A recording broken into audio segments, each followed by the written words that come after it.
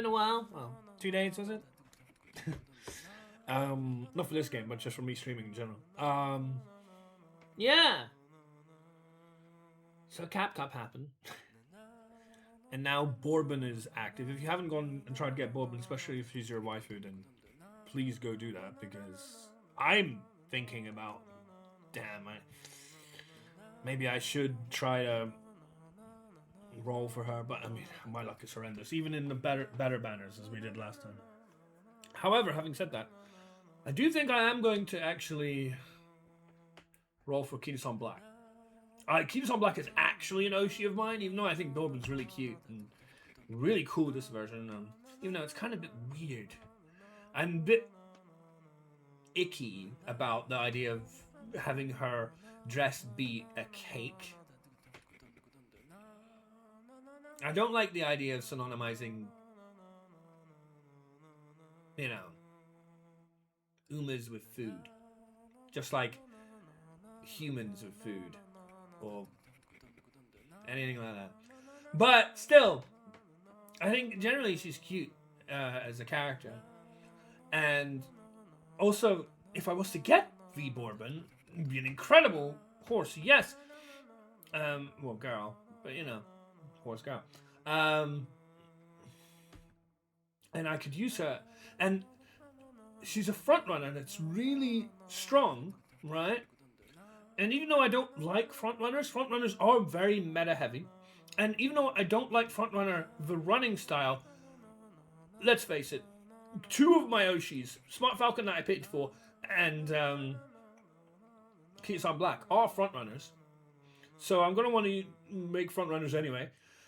Having said that, in addition to that, what am I saving up for? I'm saving up for the Swimsuit Maru and Fine Motion banner. What is that? Swimsuit Maru is a really great speed card, especially for frontrunners. So maybe I should get her because she's a frontrunner and she'd be even better with Swimsuit Maru card. That's the thing that I'm trying to save up for, alongside the Super Creek and Mr. CB card. But trying to really understand how much I can generate. Because I had only 11,000 or so after I did my pools for the 200 pools. It's a really good pool, especially Dober and Brian, really good. But I have now 19,000 already again, like a week later. So if it's gonna be that fast, well, it ups and downs between whether they give you giveaways, and they're gonna obviously give us constant stuff. There's a monthly, seemingly just free bunch of carrots that you get. You get carrots for every week of team trials. You get carrots for this, carrots for that. There's a story event currently going around. That's carrots for that. There's carrots all over the fucking place. It's really hard to know how many carrots you're gonna get in that time, and there are carrot calculators, so I really don't like using them. I would love Momin to do a video based on his assertion, or is that the right word? His estimate that he mentioned in a different video about how you build your own banner ideas and the structures going forward. And, he's talking about various good and bad cards that are coming out, like Tokatayo Speed and being bad, or no, Tokatayo Wit, the one where she's in a pilot, like a plane or something. Tokatayo Wit, I think. Anyway, regardless, about how that's a bad card. Well, of course it is, but and there's that video he did. He mentions about how he thinks a scenario can net the average player anything from 90 to 140,000. I would love him to go into detail as to what that constitutes. Why is that the value that he thinks someone can gain from a scenario like Mant, which is the whole period of Mant is in between my saving from now to those banners I'm talking about. And then if I add up and I get a higher level from 90 to 140, closer to 140, then I can get the 180 that I want. Do I have any leeway with regards to wanting to get Kinosan Black, even though she is an Oshi? So there's the Oshi pick pool, and then there's the fact that she's really strong, and she's a meta pool. So it's really kind of important that I get her. And we're going to get free pools on her anyway, I think. I think they give you 50 free pools on her. So I really think I have to push to try and get her, even if I have to fucking pity her, because my luck is shit. But that's what I'm thinking about, V Bourbon. V Bourbon's real nice. She's available now. If she's your Oshi, then you absolutely have to go get her. At least do everything you can to. And whatever you've saved up. But it's really important because bloody hell, it's a really, really good pick. Really good pick. Both parent and Ace, because she's a full package. She's like what some people like to call wheelchair, which I think is a little ableist, but you know, whatever. Can't stop other people using what words they want. But the point is, she's very self-made. She's got almost everything inside her. Remind you, my Top Gun's like that. Gold Chip's a bit like that. You know, they do exist. But like, yeah, really good parent. As well as really good Oshi, meta, and then potentially really good Oshi. And also same thing for Kids on Black. So I really have to get Kids on Black, I think. Anyway, I'm just been thinking about it. And I've been watching Hearthstone. I'm getting sucked back into Hearthstone. Haven't played that game like over a fucking year because I was just so sick of it. After they did the last changes or whatever to Brain Masseuse and Sock Puppets Liverspear, particularly Demon Hunter played cards. Those are really Demon Hunter played cards because, you know, yes, Brain Masseuse is priest, but Demon Hunter has access to that with another jab into my class.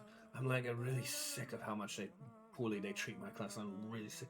Like you know, like having just had that stupid, like, even though I didn't even like the archetype, the defense crystal. Oh, we'll give a full season to shaman and warrior to mess around however they like and be as abusive as possible with the fucking crystal defense thing. But hey, Demon Hunter got a card that allows him to use it. Well, let's nerf the crystal defense in a week. In a specific way to 5 mana so that Demon Hunter can't have it. And it's just like, oh god, you're such a dick. However, if they were trying to make a way to bring me back, this set that's about to come out, this Cataclysm set and the Demon Hunter cards that have been released in it, well, spoiled in it, is a damn good effort to do that. Holy moly, is that one of the best sets I've seen for Demon Hunter in a fucking eons. I mean, my memories don't just go back months. It goes all the way back to Castle Nafria. That's the last time I think Demon Hunter had anything fun. Fucking Castle Nafria. Years ago.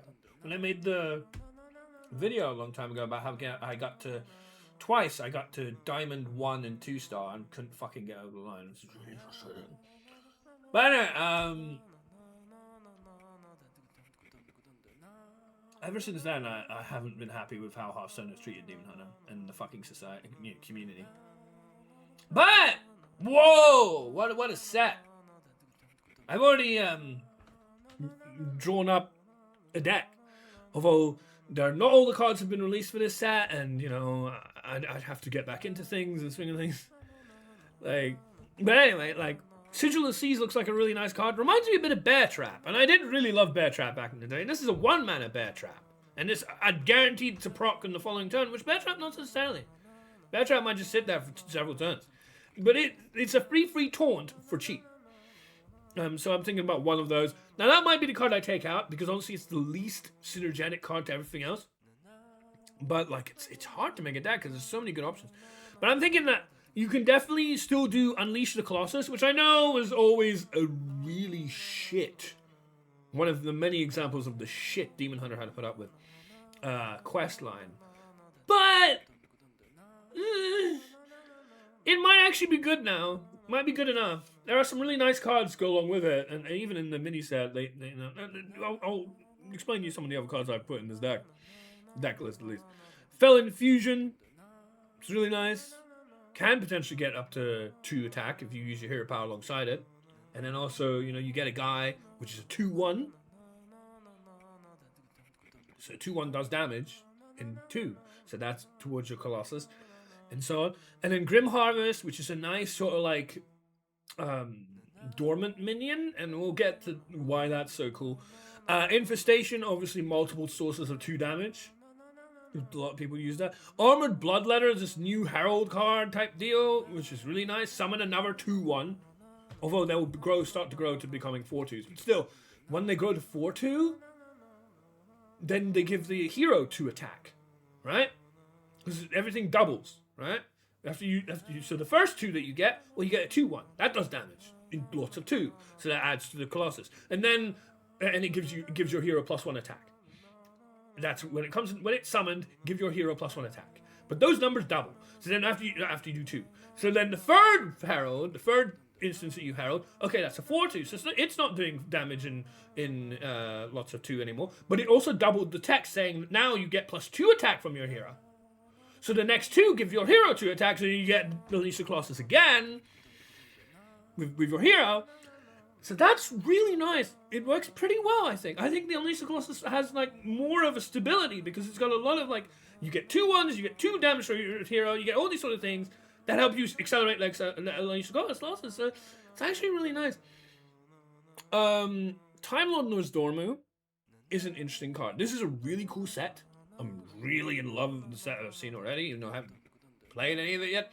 And I want to play a lot of the new cards, so I'm thinking Time Lord Nozdormu. Also, it's a dormant card, don't forget. Wyvern Slumber can do 2 damage AoE or can summon dormant minions. Again, a little bit more dormant synergy, hell yeah. Defiled Spear, I think, is loving this set, perhaps as much as I am, if it could be sentient. It's a 2/3 weapon, so hits in multiples of 2. We've Unleashed the Colossus, so if you want to do it immediately when you play it, you can get 2 sources of 2 damage. That can help towards Unleashed the Colossus, but in addition, we have a new mechanic in Herald which summons guys to give you additional attack power. And of course, the Defiled Spear says when you attack, you do also the same amount of damage to something else. So you get 2 instances of the damage, so you can now multiply that damage and really amp that up. Because, when you add the following turn, if you were to play, a Bloodletter or any other way of getting more of those heralds, now you have even more damage coming from the Defiled Spear because it's increasing that, which then doubles that. So it goes from 4 to 6. Right, you add 1, but it adds again, and then same thing if you're adding it all the way up, and it's like 6 damage times 2, and you're really kind of insane. And then Elise is nice. Summons 2/1 raptors. That's 2 sources of 2 damage, right? That's pretty cool.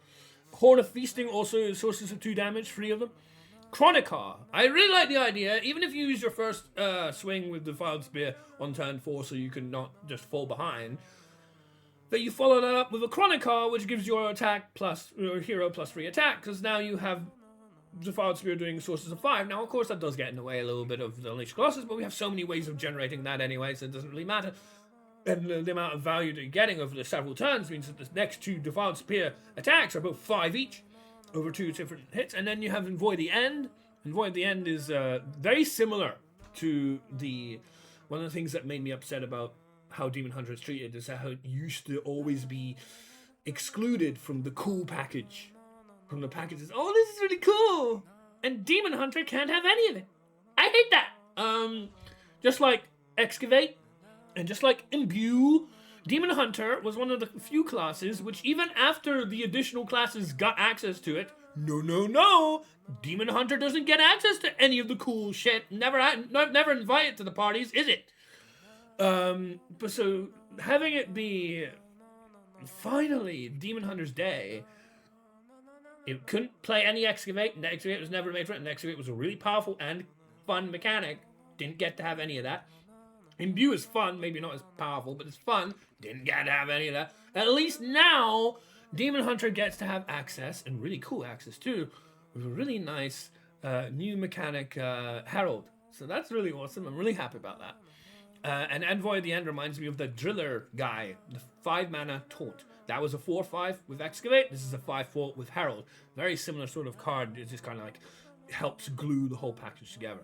Ultraxion, remember I have Elise, is my only 6-drop. And it's a Herald card.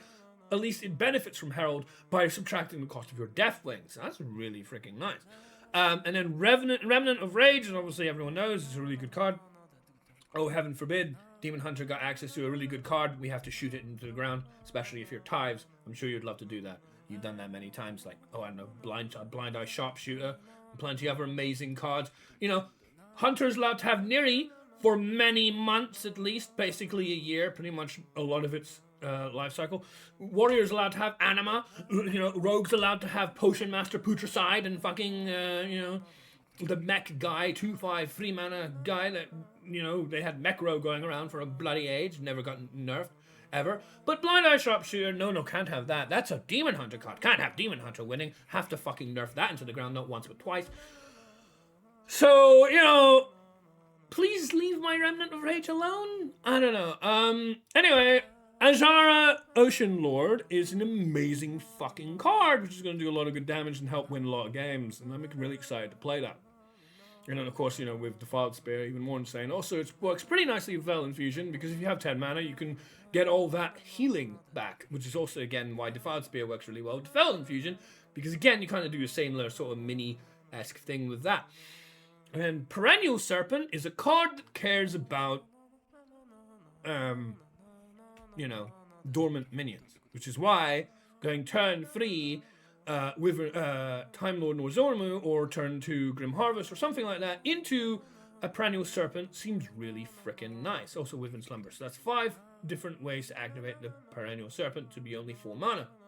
But of course, it is an 8-drop. It costs 4 mana and can be played immediately after the Nozdormu tune, but it is an 8-drop. So Grondrite is absolutely fucking amazing because it's a 9 mana card. It says its mana gets reduced by the cost of the previous card you played. No, not this turn that you've played. So even if it's turn 5, a completely separate turn to turn 4, and you used all your mana on the Perennial Serpent, which normally costs 8, you will still get an 8 mana reduction on turn 5 to play it for 1, which is absolutely fucking fantastic. And then Deathwing. So, which is also in itself an amazing card. So, I mean, like, I'm really kind of excited about Demon Hunter in the new set. And it's a new set in a new rotation, meaning it will last a full 2 years. And it's a beautifully powerful set for Demon Hunter. Like, hell fucking yes! I am quite excited. So I might get back into Hearthstone. I haven't played it for months, if not a year, but I might get back into it. Because, holy moly, that was a fantastic set of cards they spoiled. Anyway, we are trying to beat really hard levels in this game, at least 2 of them. I might spend some time on that, and I might then just say fuck it and move along with my life. Go back to the Edo Japan era and see if that level's any easier. Because at the end of the day, I would like to have at least some progress before the end of the stream, but how much of that, given how ridiculously difficult these levels are, I don't know. But yeah, let's get to it. I need to make my active window. Yeah.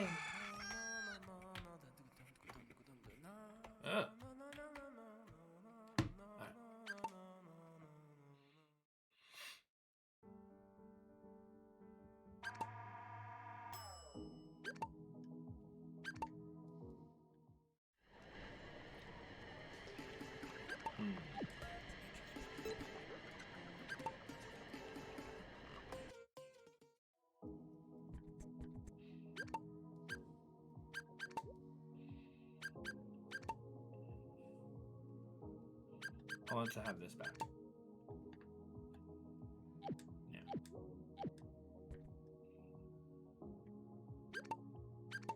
Okay. So yeah, both these levels are bloody difficult.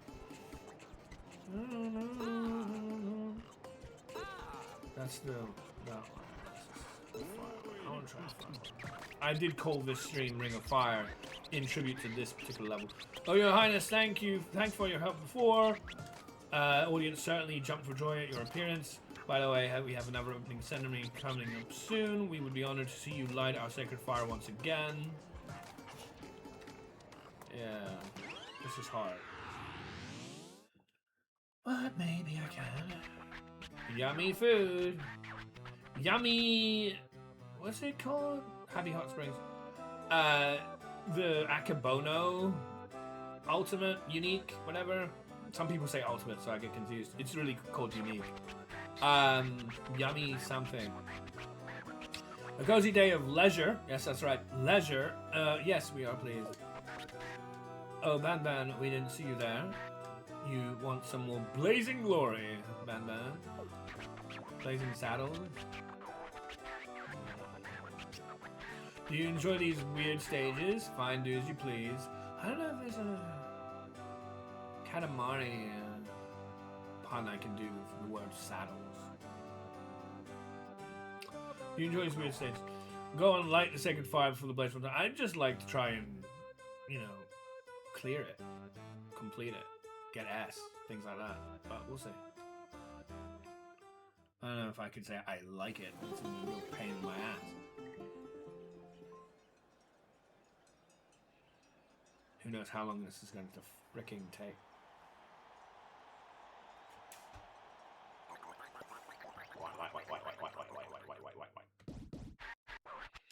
Wowies, where are we? Why are so many earthlings here? You know, we also completed top rings like this during our year. Competed, not completed. I wish I'd like to complete this level. I can complete it. But never on such a grand scale. We are so excited. Oh, it appears we must light the sacred fire to begin the game. First, please proceed here to light your flame. No taking a dip in the water. Yeah. If you imagine this much time, everyone shall jump for joy. No pressure, Bam Bam. Off you go.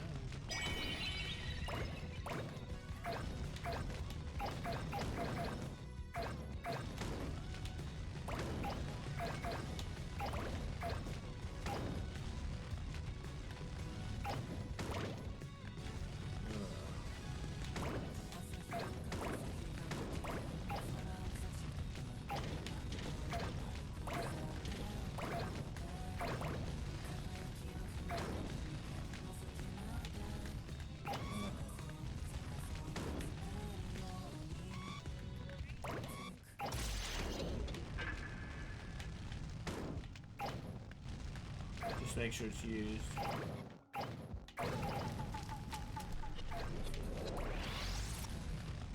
I don't have enough.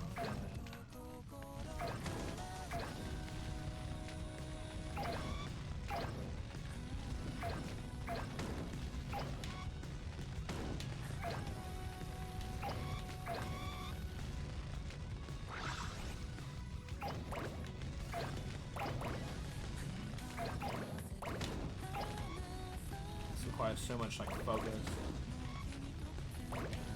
Knowing what I can. I've kind of forgotten if I ever even knew what I can take and what I can't.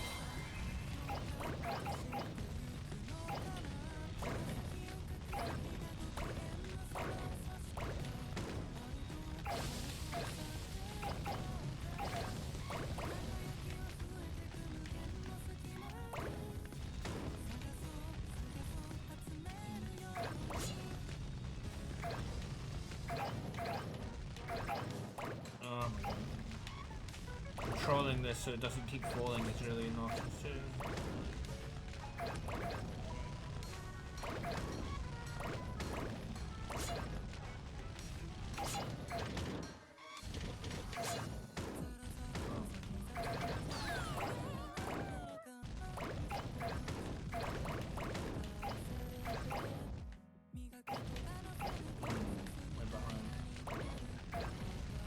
I'm behind already.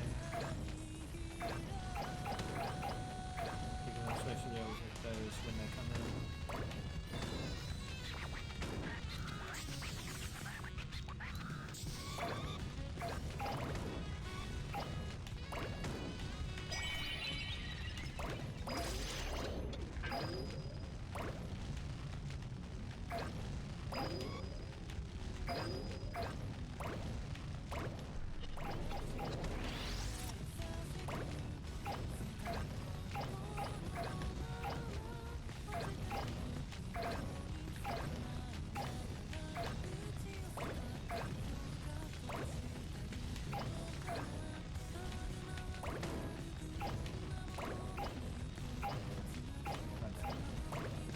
Forward button. Not ideal.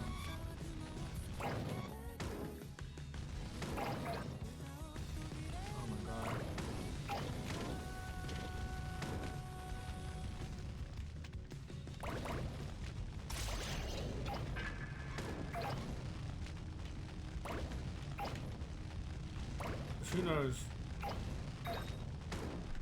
how much I need, how far I need to be. Trying to understand how far you need to be is tough. Whether I'm spending too much time trying to make sure I get everything versus not getting enough stuff and not getting big enough. That's the constant like balance you have to kind of like calculate and figure out for yourself. Because right now I have to redo this little bit and get that. Is that worth going back for? Is that worth getting? Is this worth getting? Like these seem pretty good.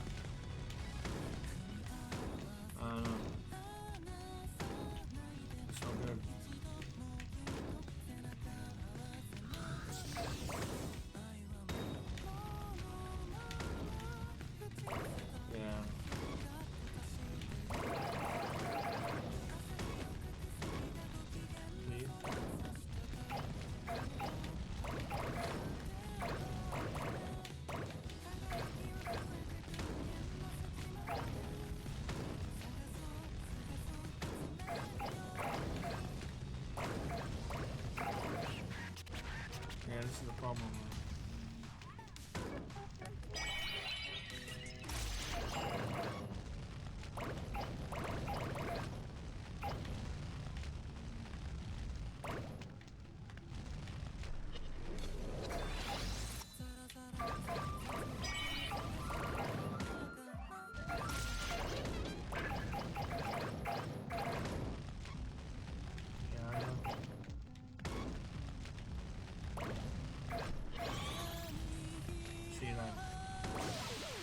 I can't go around that.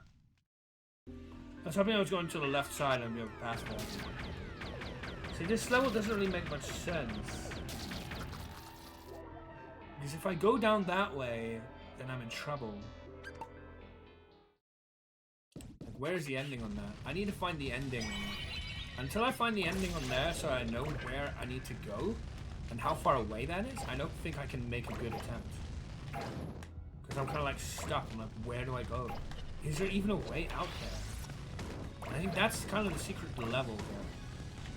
I'm just not making good choices because I don't know, you know, where the goddamn thing is.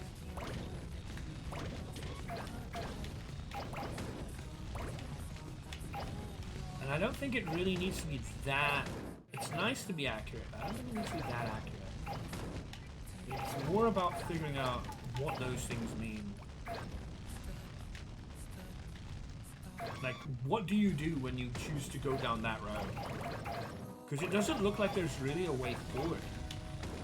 If that's the case, that's a problem. It's a huge problem. Like, clearly that has to be resolved. I have to figure out what it wants me to do there. And I haven't yet. Once I go past the part with all the toilet rolls, it's like a little area there. You know, I wasn't going down that way, and I was going down the way that was going to end. I was going to have too little, and it was like, okay, well, either I try to be more thorough with everything before it, like really thorough, like even maybe go back to beginning areas, which would be a massive waste of time, but it might give me the size I need, or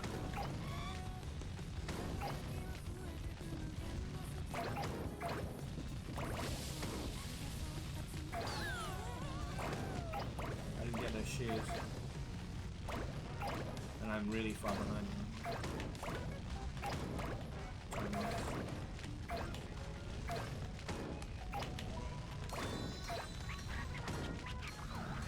Well, I say that. It hasn't gone down to 4 yet, but it's about to. Very much about to. It's kind of crazy.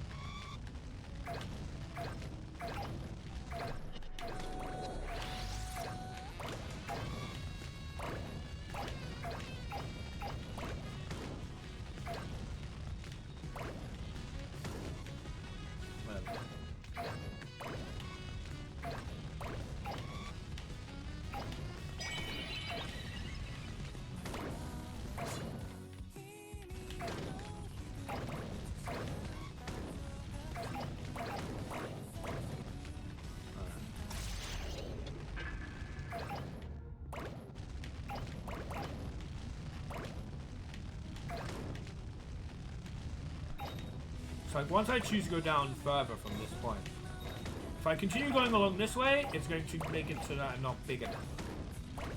But I need to figure out what happens when I choose to not go down that way. And if there's a way out, and where that is. Because I'm like lost at that point.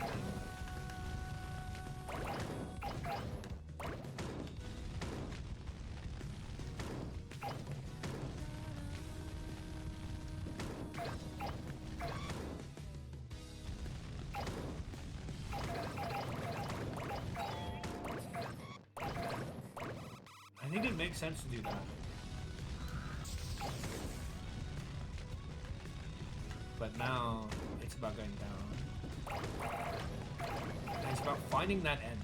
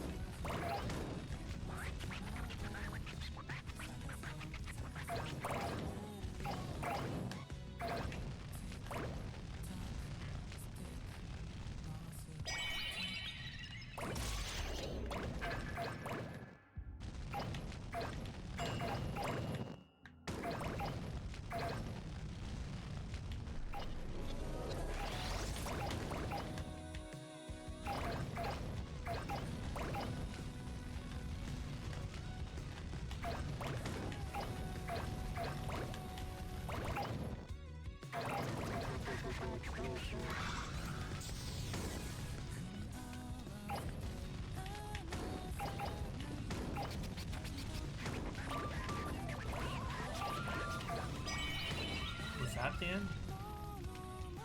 Is this viable? This is viable. This is a viable way out. That's a big deal.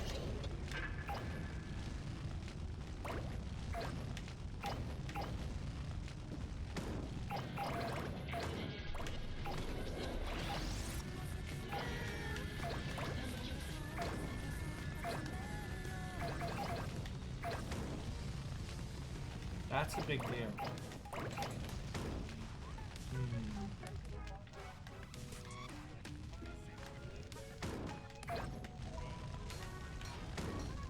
I can probably get A here.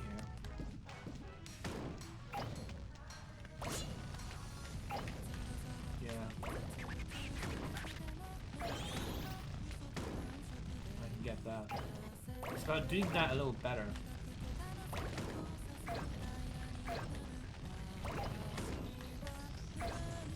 Okay, I think I understand this level better.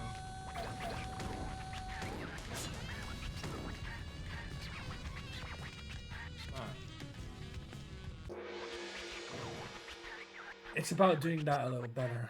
But I have to remember that route.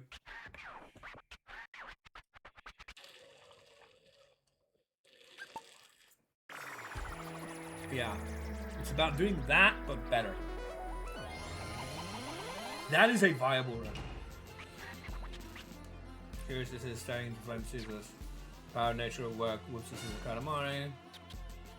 1 meter 43 centimeters, 6 millimeters. Yeah, okay, not bad. Coins or sacred fire. I really do feel like, you know, when you're stuck, it's really. Oh, actually, it should try to. It's tough, but it's almost nice to be stuck because those are your takeaway points, moments when you're like, okay, What I need to get over this is a breath of fresh air, is a rest, is a break, is, you know, a new fresh pair of eyes. And I think it is helping me do, we've already done better. I think it will help me get over the line in this level. Second class in martial, what you doing now? You're catching balls. And other things I didn't bother to get, and I could have bothered to get. Something feels weaponish. That's how we see it. Start going, man. But I only semi-remember what that path even is. But that's the path I need to be doing. What shall we do? But be a little more thorough. Guess you guessed it. We made our choice already. Sorry, I decided to send when to go.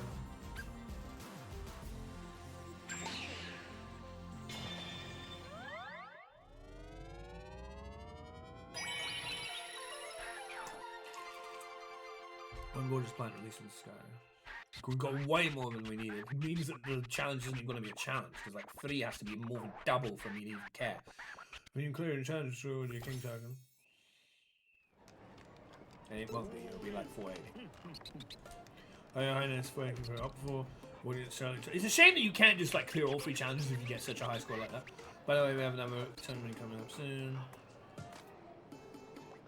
400, not even 480. I thought 240, 360, 480 would be nice and clean. Sure. So I feel a lot more comfortable at this level today than I did 3-4 days ago when I tried it previously. Yummy food, happy hot springs, and all that. Yep. Because I have a fresh pair of eyes. Breaks are really powerful for me, and I know they are. They're one of the best things I can do for myself is get breaks. Breaks really make a massive difference. Not always, but, you know, I definitely notice it.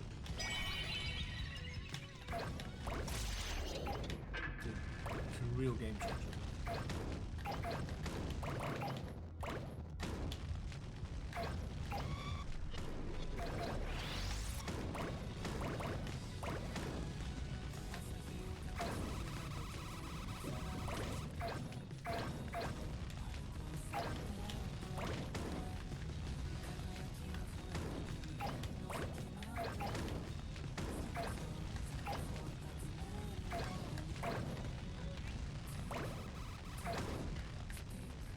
No.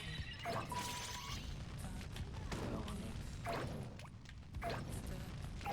trying to avoid it. That's fine. We'll probably die out before we get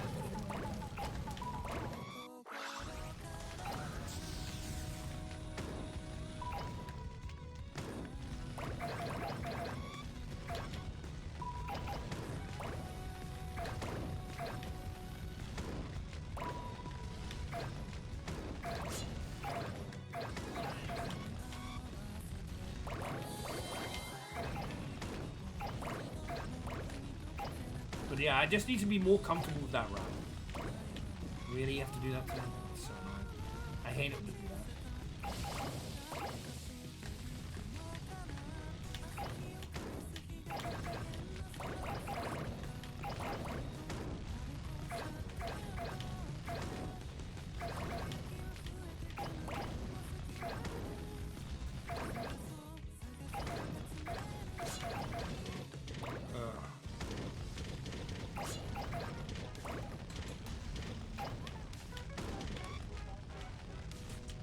God.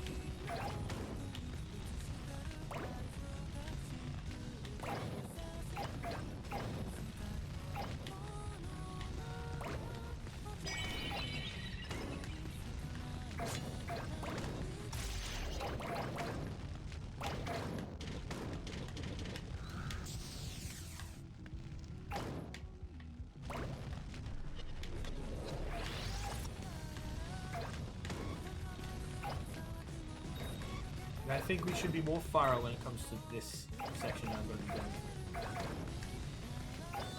Please don't trap me like that. Please let me move. I don't like being trapped.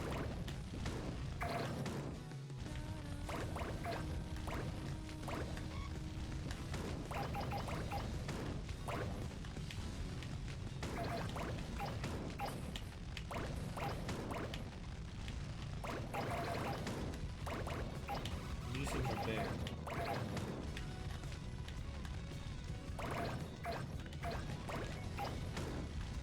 I can't. Can I? Can I drop down? Yeah, I can.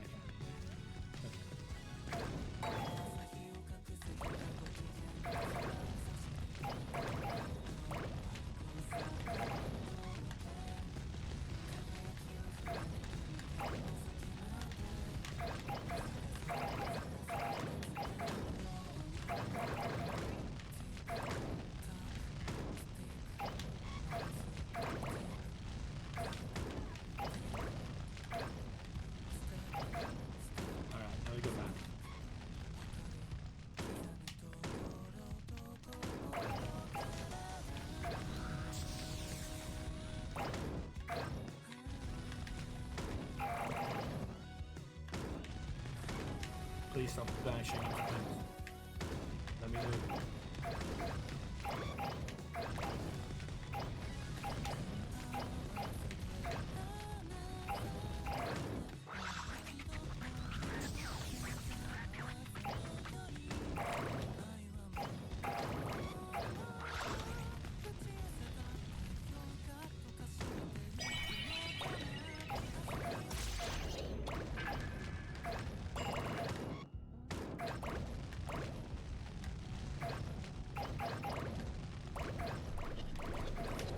I have to remember the last part, so I don't really remember that one.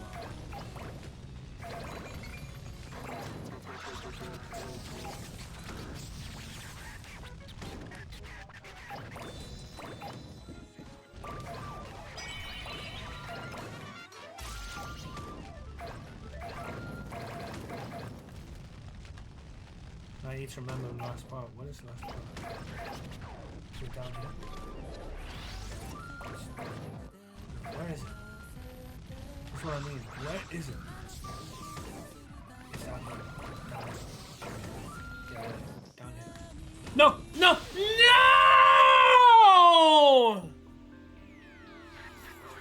No! But that is it. We got this level. We got it down. I just got fucked by that. It was exactly what I needed. Alright, we got this level. This level's fun. I believe.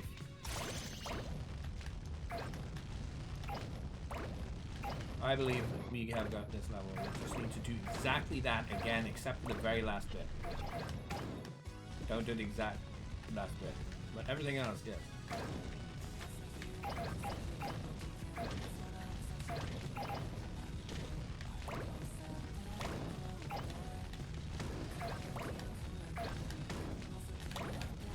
That was a really good run, though. Shame. It's fun. That's the run that can make us believe to get what we need.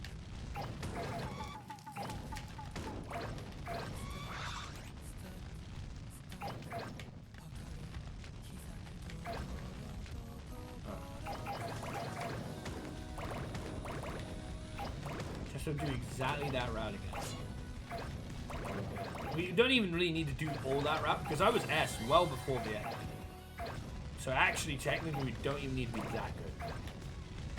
That was a really good run by the end. It's a shame. Why am I stuck? Pick it up. Go forward. Stop slowing down.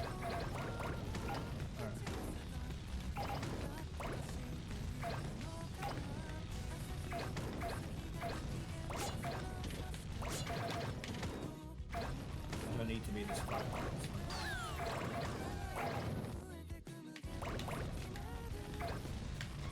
No, what am I doing?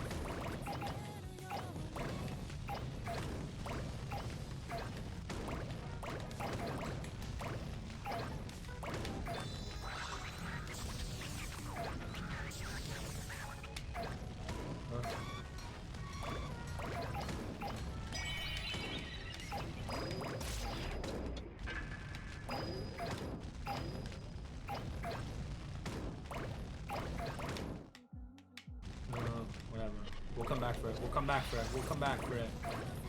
We have to come back for it anyway.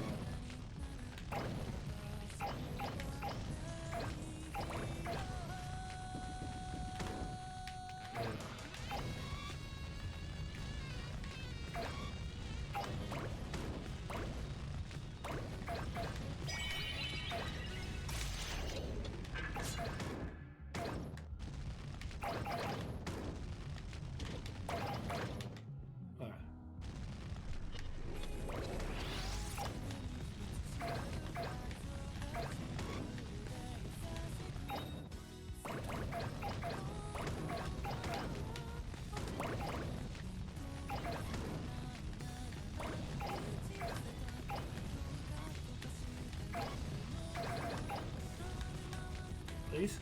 Please! What is this?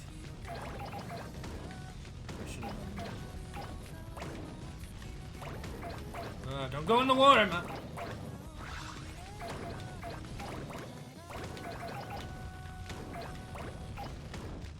I can go here. You know this.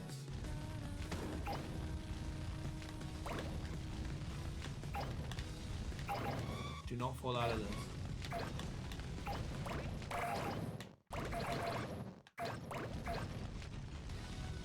Whatever.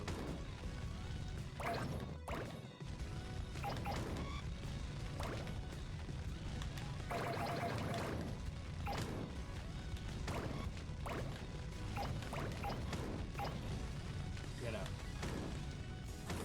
Just get out.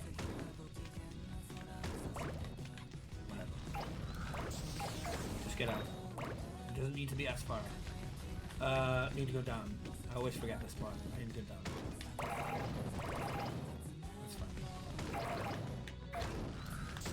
That's not bad.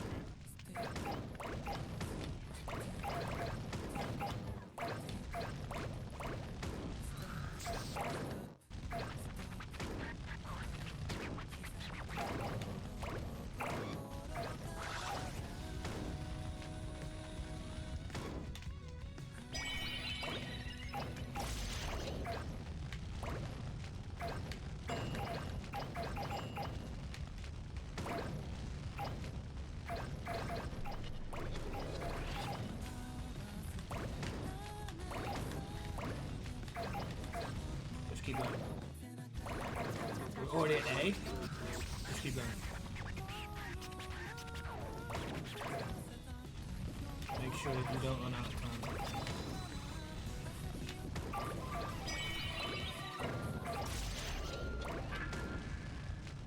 We're good already. We're good already. Where is the exit?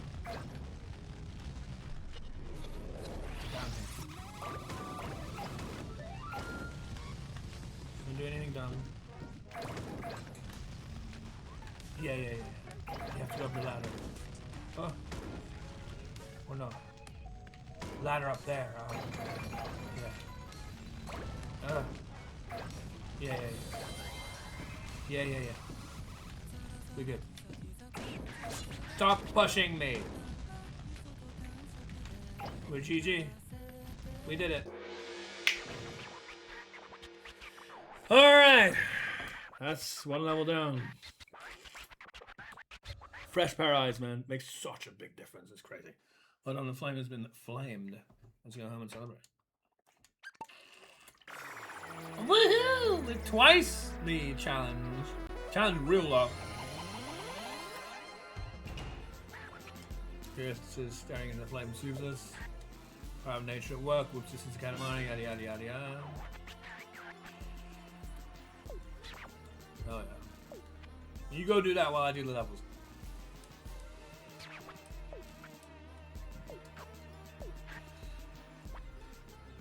Foolish. Yes, we need this one, not that one. It is done! Woohoo! So now it's back to that stupid rose-loving level. I'll put in an early ad break right now. Gorgeous planet released into the sky. Clearing the challenge reward your king token. Yay! Very good, very good. Bum, bum, bum, bum, bum, bum, bum. Yeah, woohoo! Just have to learn the route a little better. Have a fresh pair of eyes. Learn the route, but it was a little too much for me with learning everything about the route initially.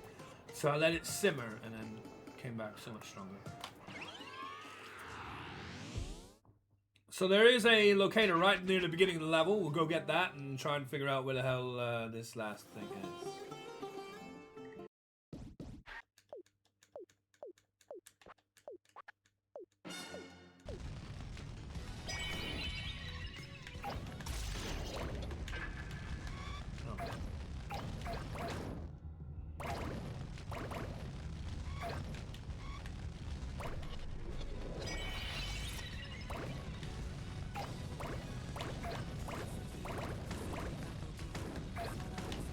Where the fuck is it?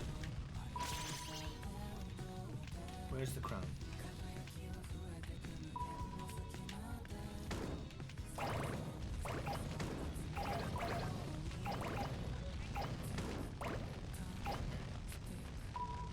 Oh, what's that?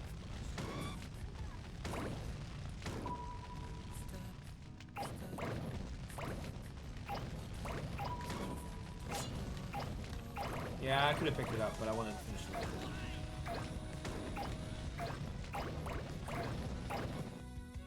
Pretty sure I know where. It's towards the latter half of the level.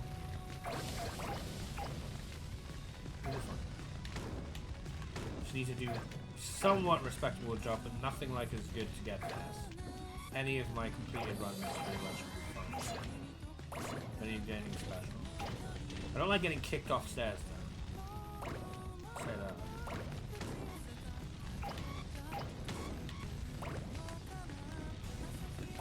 I don't like getting kicked off stairs. It's like they heard me. They're like, you don't like what? You don't like this. Yeah, I don't like that. Yeah, I don't like that. You're right. I don't like that. Stop that. Enough of that. Thanks.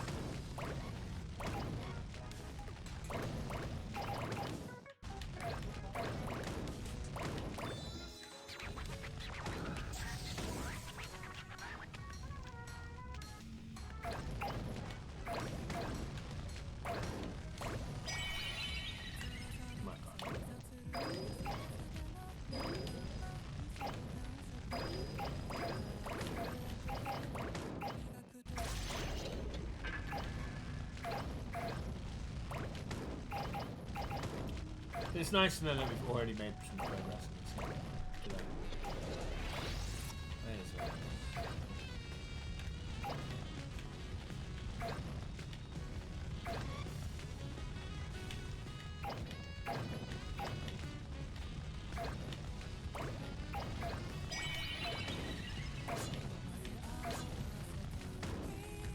Can't pick that up yet.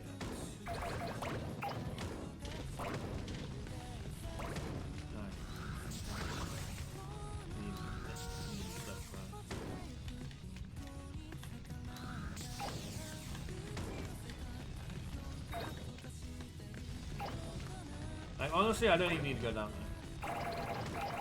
I'm big enough as it is. Like, whatever.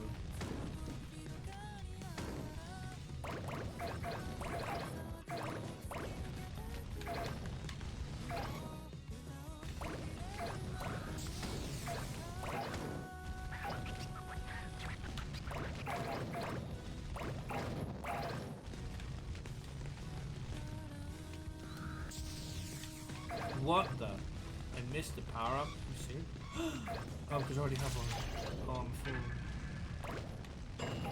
Why am I full? Ah! You're following me now.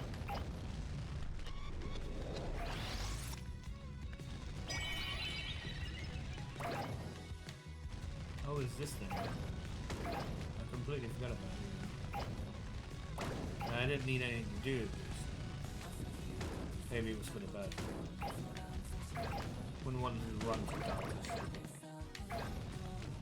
But anyway, point is, I know exactly where this thing is. I should have used this goddamn rock. Let's try it out.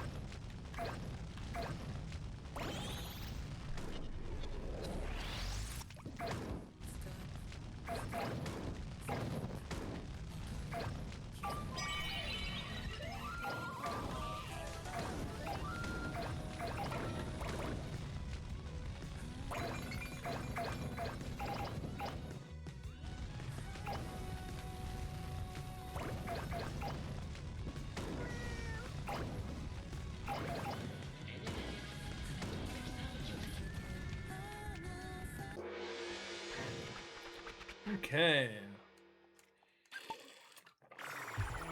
We're out. That's a level that's completely done. Challenge is included because it was really easy.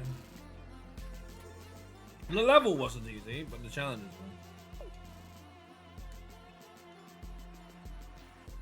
Yay!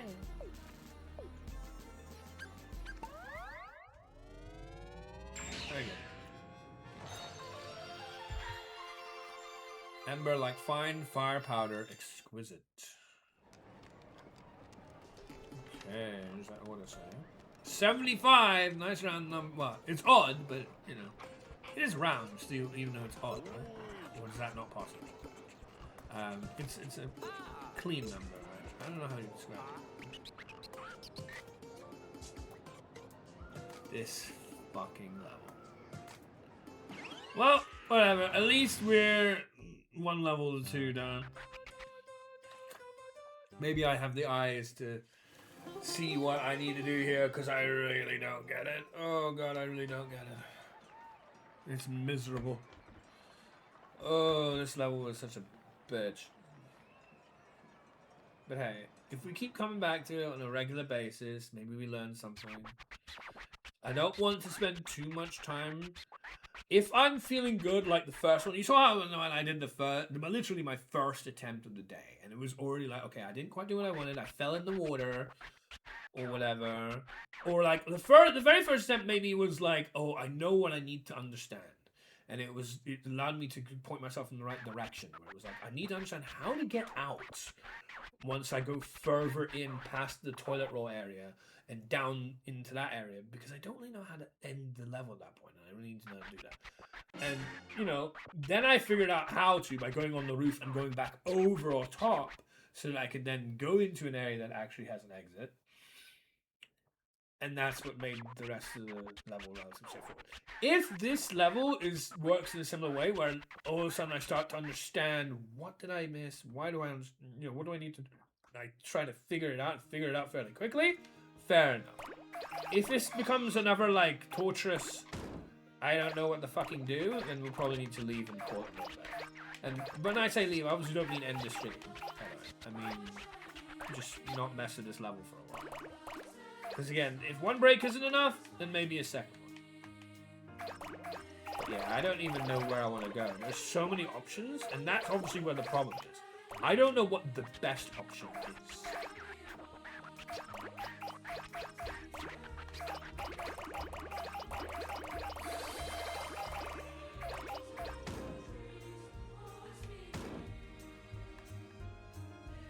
Oh. I picked up a clock and didn't realize. You're giving me a clock to start with. I don't think you were doing that last time. Does the game like realize that I hate this level?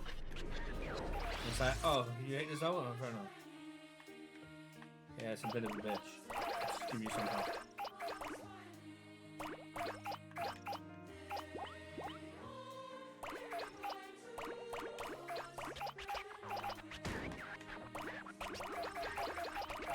It wasn't normally doing that.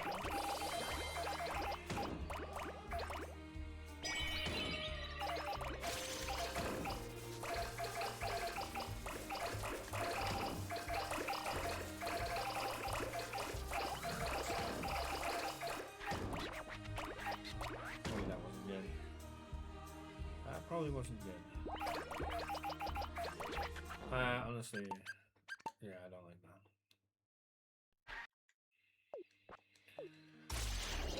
This level is such a dick.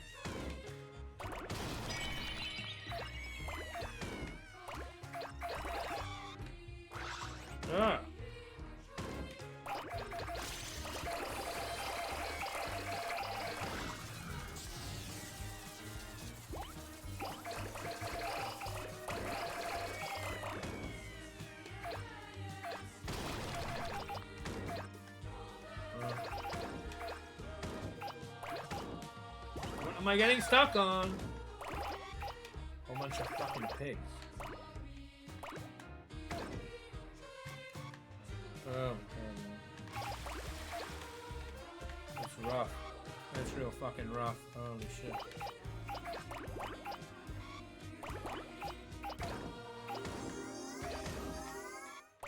What am I stuck on? Oh my god, I'm losing so much time being stuck on all sorts of random shit. Oh, it's so sad. It's not a bad level, but you know, a bad tempo. Keep getting stuck on random garbage.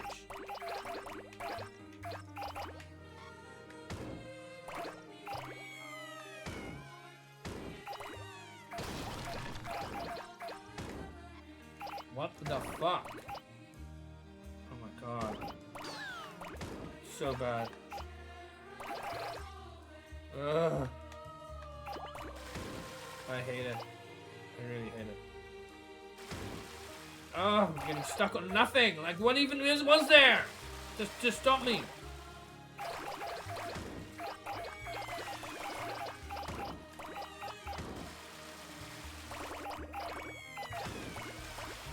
What am I stuck on? How many times do I have to ask that? Crazy. I hate being stuck on nothing for no reason over and over again. I'm losing so much time because of it. It's crazy. No. I'm like not getting any value either.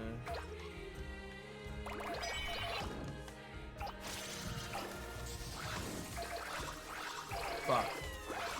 Oh, do the thing! Fuck. I got ruined. I got ruined. I got absolutely ruined, man.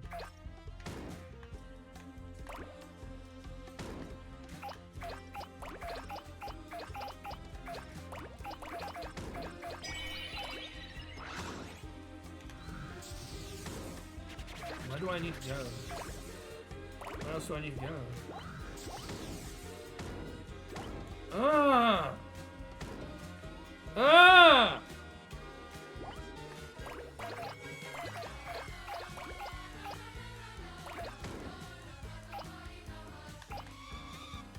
Oh, I hate this level so much.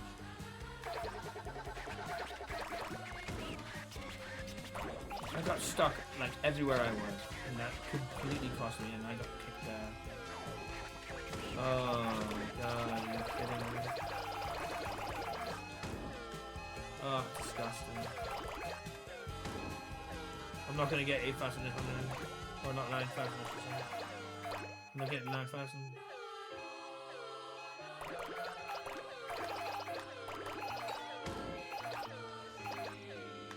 Alright, I got 9,000 now at least.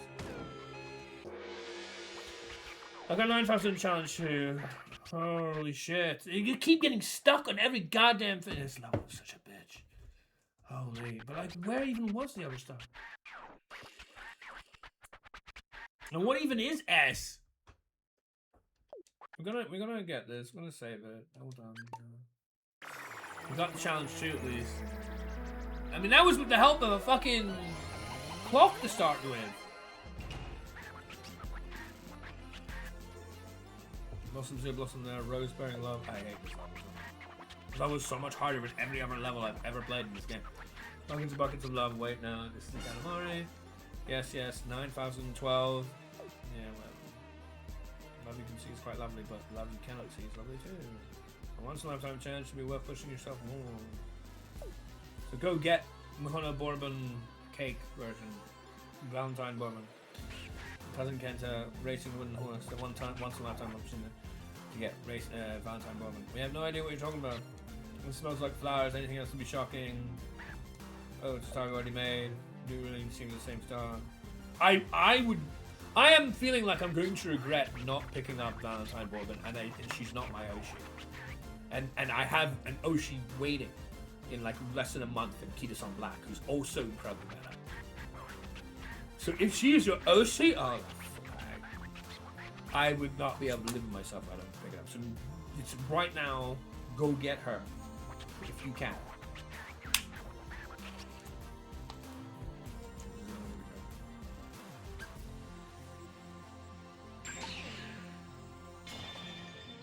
she would be absolutely dominant. She's incredibly dominant already. Everybody's fucking using her already. May your lovely fruitful Edward got her. Just like that lovely planet.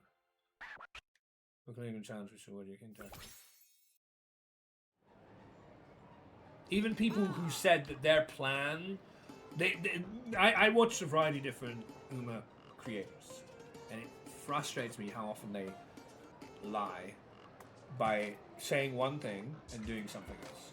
One person said that they weren't gonna pull on Mohana Bourbon in their video, and then lo and behold, they have their chat paying them to do it, but then they go pull on Mohana Bourbon.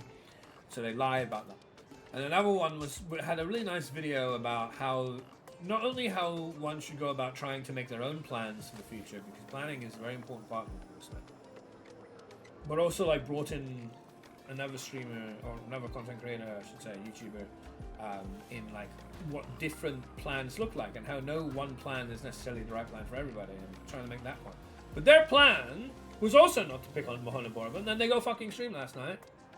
Although what they're doing? Big fucking,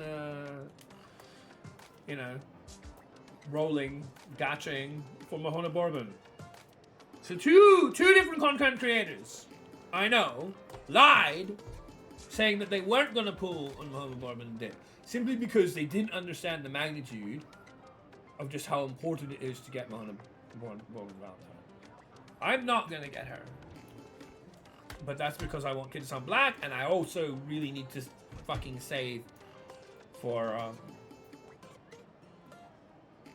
the Fine Motion and some Sugmaru banner, as well as the Super Creek banner with Mr. CB. I'm a bit sad about how low Mr. CB is in terms of power level. It seems that according to Pecan's, I think it's Pecan's card chart, frickin' Mr. CB isn't even as high as Agnes Tachyon with SR. And SR is stronger than her, then she's a dead card. Although she has like end closer ability. It concerns me. Maybe that guide is just garbage and wrong, but I mean, how is Mr. CB lower than Agnes Tachyon with, which is an SR?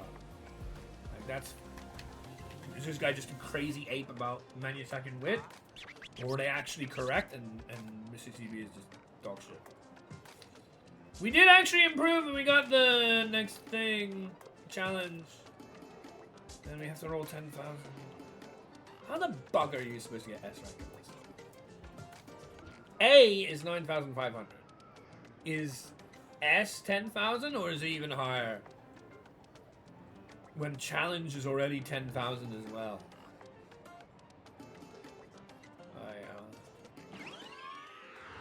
It would be nice to get A. You know, I did lose a lot of time, to be fair.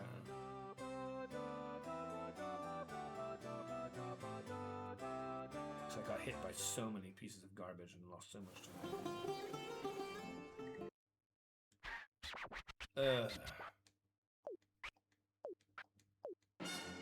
We start with a fucking...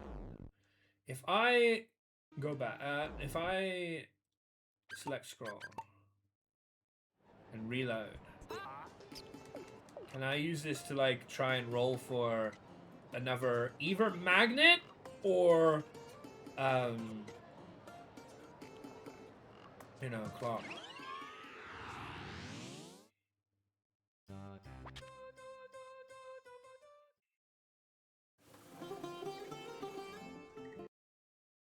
No.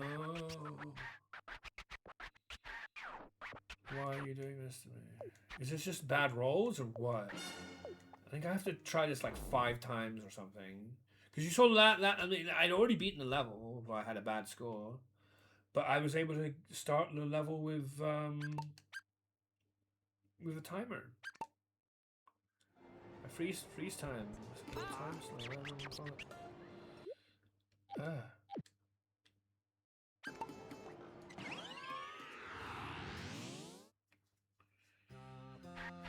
So yeah, V Bourbon is extremely important. Oh my god, that's 3 times in a row. Is it already seeded? Do I have to like beat the level again in order to potentially get something better than a fucking locator?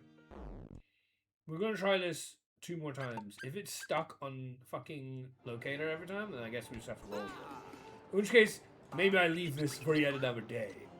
Because this level is miserable. This level is so stupidly hard compared to like every other level in the game. Because like the other level that I'm stuck on, I'm not stuck on the level. I don't know where the fucking cousins are. I don't know why. It doesn't make any sense. This level is misery. Yeah, it looks like I'm only going to get locator. Which is awful. I did do well with, you know, somewhat well with the clock. Fuck me. This level's misery. We do one more roll. We then do one more attempt completed. And we try and go into it again, seeing if we get a better item. If that's how it works. Is it like rewarding completed attempts? So each completed attempt that you do, you can then potentially get a better item than this? Is that how it works? Because that's what caused the change last time. Because I, presumably, because I completed the... Because I did take a couple of goes on the clock before I eventually had a completed run. Oh, this is miserable.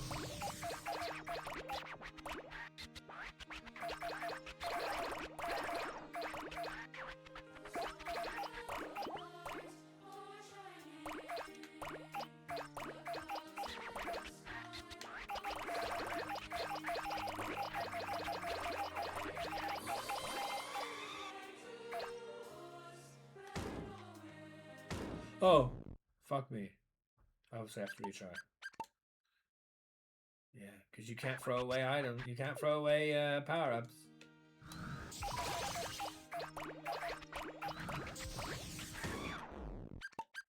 I don't know where that goddamn peacock is. It's different every time. I feel like running this early part though is correct. That fucking peacock screwed me again.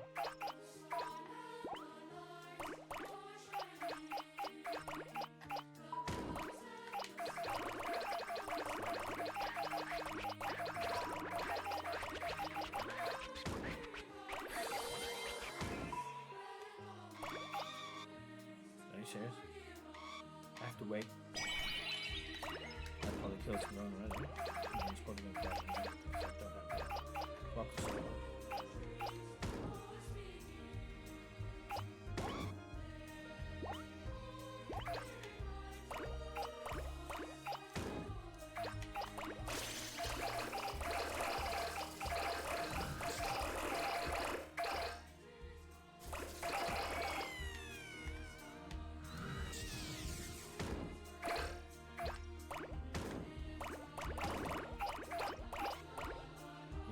See, that's kind of essential, isn't it? Yeah, that is essential, isn't it?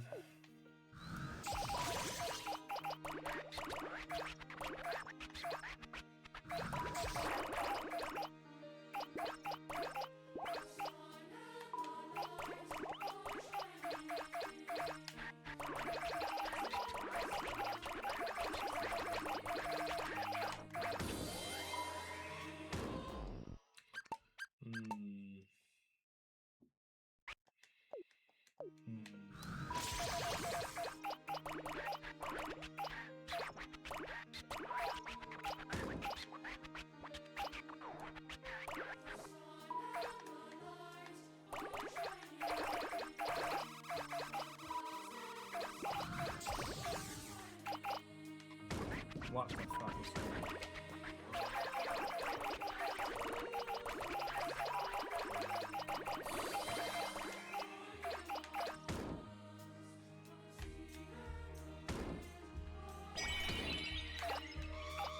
I didn't want to fall that far.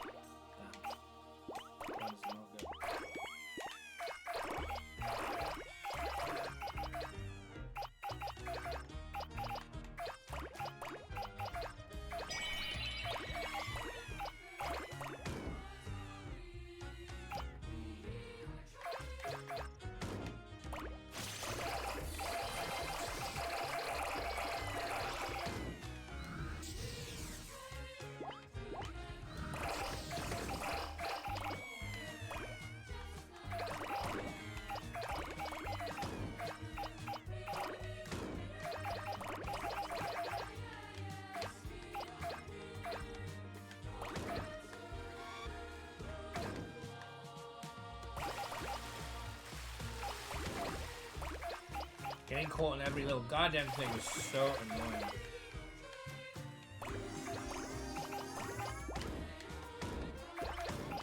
Getting caught in every goddamn little thing in this goddamn section is so annoying.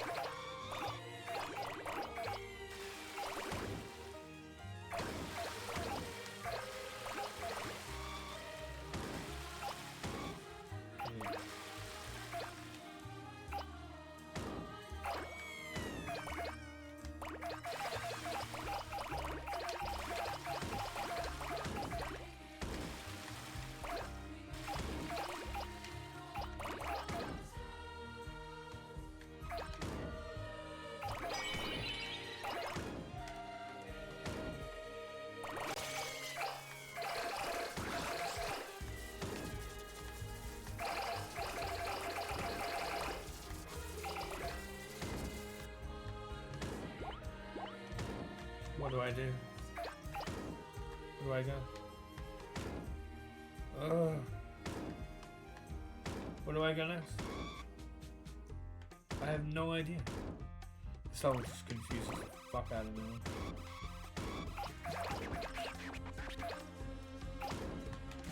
I do not understand this level.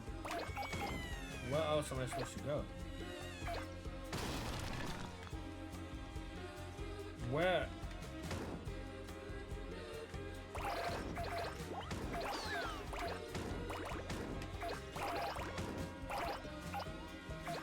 There's supposed to be somewhere I'm supposed to go?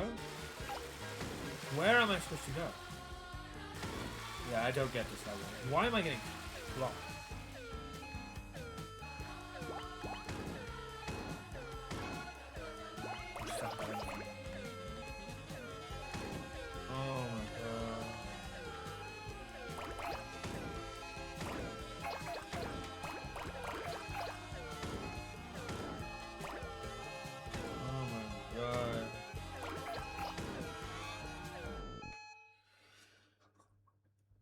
$9,370, which is not enough. Or 40.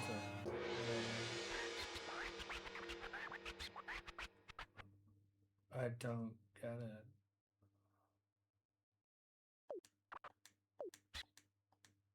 Nope. Although, to be fair, I should have just...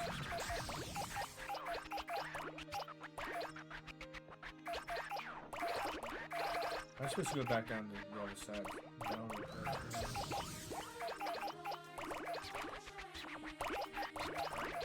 that's what I was supposed to do.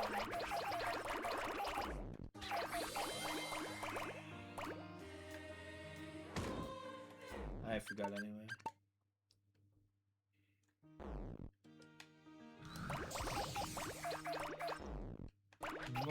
Why do you do this to me?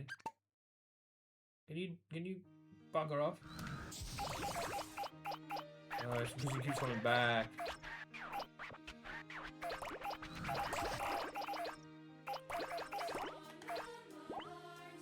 I hate that.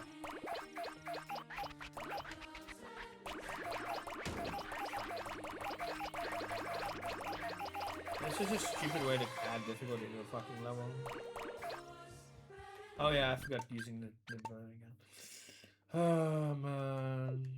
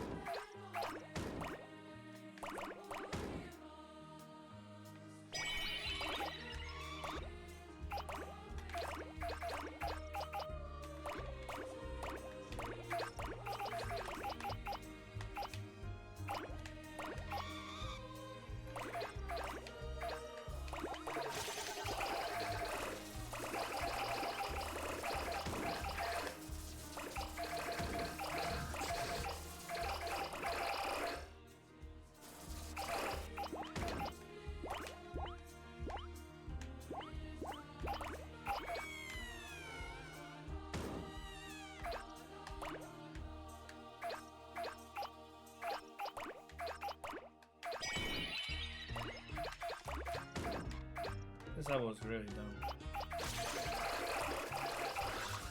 Fuck. I got screwed. The camera fucked me.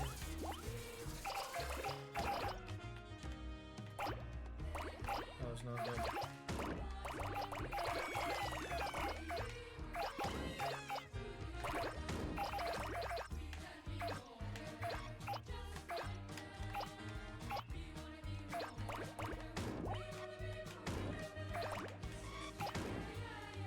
Fucking block. Ugh.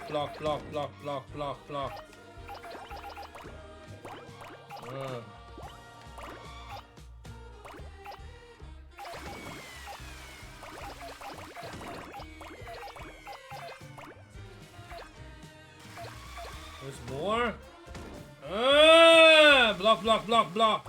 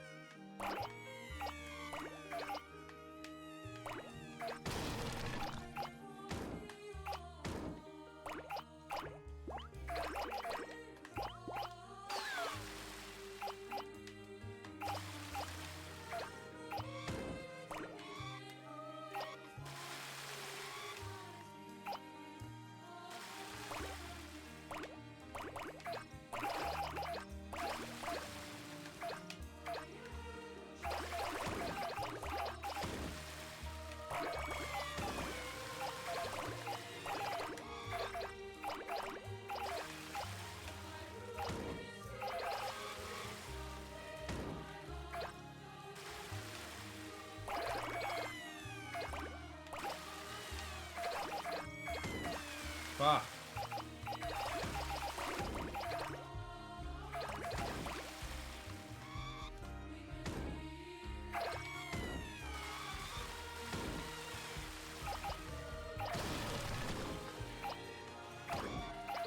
This level is miserable. Swear to God.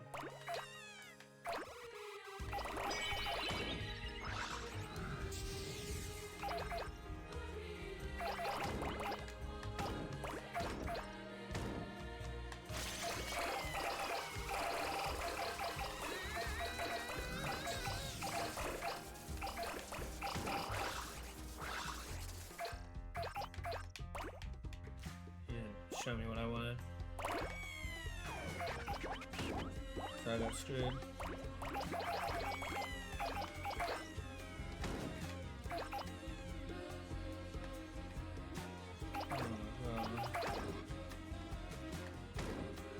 Oh my god. It's bad again. I don't get it. I don't get it. I don't get this fucking level.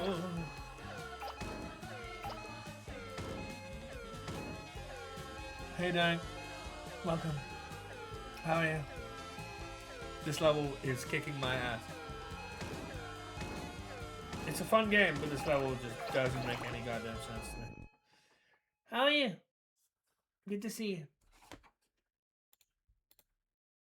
How have you been? How was Look Outside? I mean, I did watch a little bit of it. Yeah, I really enjoy Katamari, and I had a good fire level earlier today, which was another level I was stuck on. I'm actually really keen to try and like you want to see more Look Outside. I kind of want to try and get 100% in this game. But bloody hell, this level just doesn't make any sense. It's all about routing and understanding where you need to go and when and how. And I think I really do need to use a timely magnet to just mop up the entirety of, you know, trying to think different routes. The entirety of the amphitheater crowd. And even then, it's like a bit rough. It's just been tough. Nope, and when I first tried today, it gave me clock Clock is a much better useful item than this locator. It actually stops time. Magnet's also a really big one, which you saw the magnet in action. What's my current percentage? I can definitely take a moment to show you what I've completed. Percentage, I don't know what that is.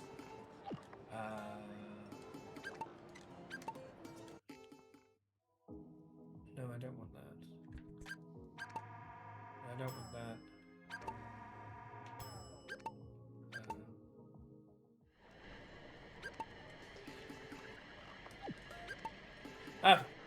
So, the game gives you a couple of levels, just throws you straight in the deep end into a couple of levels, which are based around Edo Japan levels.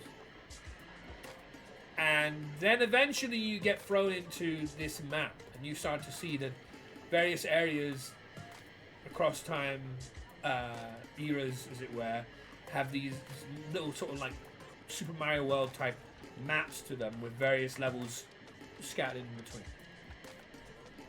The main map, the map that you first see, is the Edo Japan one, and it's the biggest one. You can see I still have quite a few levels that haven't even been unlocked to me for whatever reason. Progression, story, whatever. I haven't done. And also the newest one, which I will inevitably go back to. I've never seen this one before, so going back doesn't make much sense. But going to. Once I'm sick of trying to figure out this one level I'm particularly stuck on. But as you can see, each level, much like Neon White, you've seen me play a little bit of Neon White, although I didn't show you the presents whenever I've done the most recent ones. It has a very Moorish collection system, reward system, and I really enjoy games that have that kind of thing. In Neon White, for instance, when you do a level, you're new to the level, it's brand new, it's a brand new map, you're looking to try and route best you can. Similarly to this, you're trying to look to route best you can in both games and figure out where everything is, except they have individual objectives. In Neon White, you often have to shoot the demons and have to kill all of them remaining. But that's not as many objectives as necessarily here, where you have crowns, or you have presents, or you have cousins, where you have challenges, and of course where you have the individual get your Katamari big with X items, whatever it may be, and those vary wildly as well. So it's very nice, sort of like it's both replayability and learning, but also refresh. Every single time there's like something new. It's like, oh, you need to collect these kind of creatures. Oh, you need to collect things that are only expensive. And you only get a certain amount of things to pick from. Sometimes you have to make the Katamari big. Sometimes you have to make Katamari like really big. And sometimes you have to make Katamari big, but it's nowhere near as bad, but you only have a certain amount of time, and the time is diminishing down your grade. So, like if you hit it a certain period of time, you get S, but if you take a little longer, you get lesser grade, lesser grade, lesser grade, lesser grade.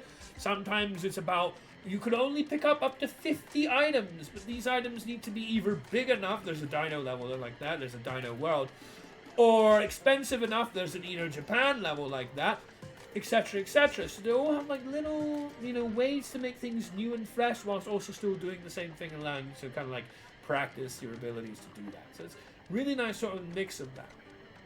So this level has a whole bunch of stuff. As you can see, I've collected all crowns on the levels that I have never done this level. The levels that I've done in this world, I have collected everything. I've collected 3 crowns, the present, the cousin, and you can play as the cousins. They're NPCs that you get to play as. I'm actually not playing as the original guy. I'm playing as the donut, Ban, who's cute. And there's challenges, and of course there's the level that is lots of food, get big, whatever. All the things here, all the things here, all the things here. This level confuses the shit out of me, but not the level. I have got S grade in all these levels. That's the main level objective, getting S, which is the thing that I'm struggling on so much with this current level that you just saw me play. I've got S in each of these, even though they don't show them. This is a little primitive, this list, because it doesn't show the challenges, and it doesn't show the grade that you got for the level. I don't know why. There's space for that, especially the grade on the left of the crowns, but whatever, they don't show it. But there are 2 cousins here that I didn't manage to get. I'll try to figure it out, but I don't really understand where they are. And then this one, only 50. This is the limited one, appraisal, where you need to get expensive items only, and then you basically, it's trial and error a little bit, because you have to kind of like figure out, oh, I picked up this thing, it only cost me this much. I picked up this thing, wow, it's really expensive, I need to make sure that's part of my path. And gradually make a better path with things that are more expensive so you have a higher volume. Things like that, and then tidy up, blah blah blah blah blah blah blah. This one has a lot of levels, and most of them that I have played, I have basically 100% completed. Maybe not all the challenges, but pretty much that. There are still loads more levels in the main area. The other areas, which are about 10 of them, the second area you unlock is this one. They kind of do it in a random distribution, given like this is like 4 from the end, and this is 3rd from the end. But this is the second one. This is the American place. Far smaller. Far smaller. So you can see I have basically everything in this area. There's only 4 levels, as opposed to like 20 or 30. But, you know. The 3rd area was given was this. Was the dino area. That only has 3 levels. Then I managed to find this level, and I completed this as well. There's 5 levels here. And now we're trying to get the goddamn lots of roses. Hurry roses I have been able to complete. S rank. Got S rank now in the other 2 as well. But lots of roses is causing me a lot of problems. So there is a lot of game in this game. And I'm really enjoying it. Like I say, I draw comparisons to Neon White. I find myself enjoying the same sort of things as Neon White. Because Neon White, you know, like you unlock a new level and you try to get as best time you can. You explore it, whatever. Then once you get a rank, it's usually bronze maybe, unless you're just good. And then you get access to the present. The present in each level, there's a present like every story level. Almost every story level. There's like 96 story levels. So it's quite a lot.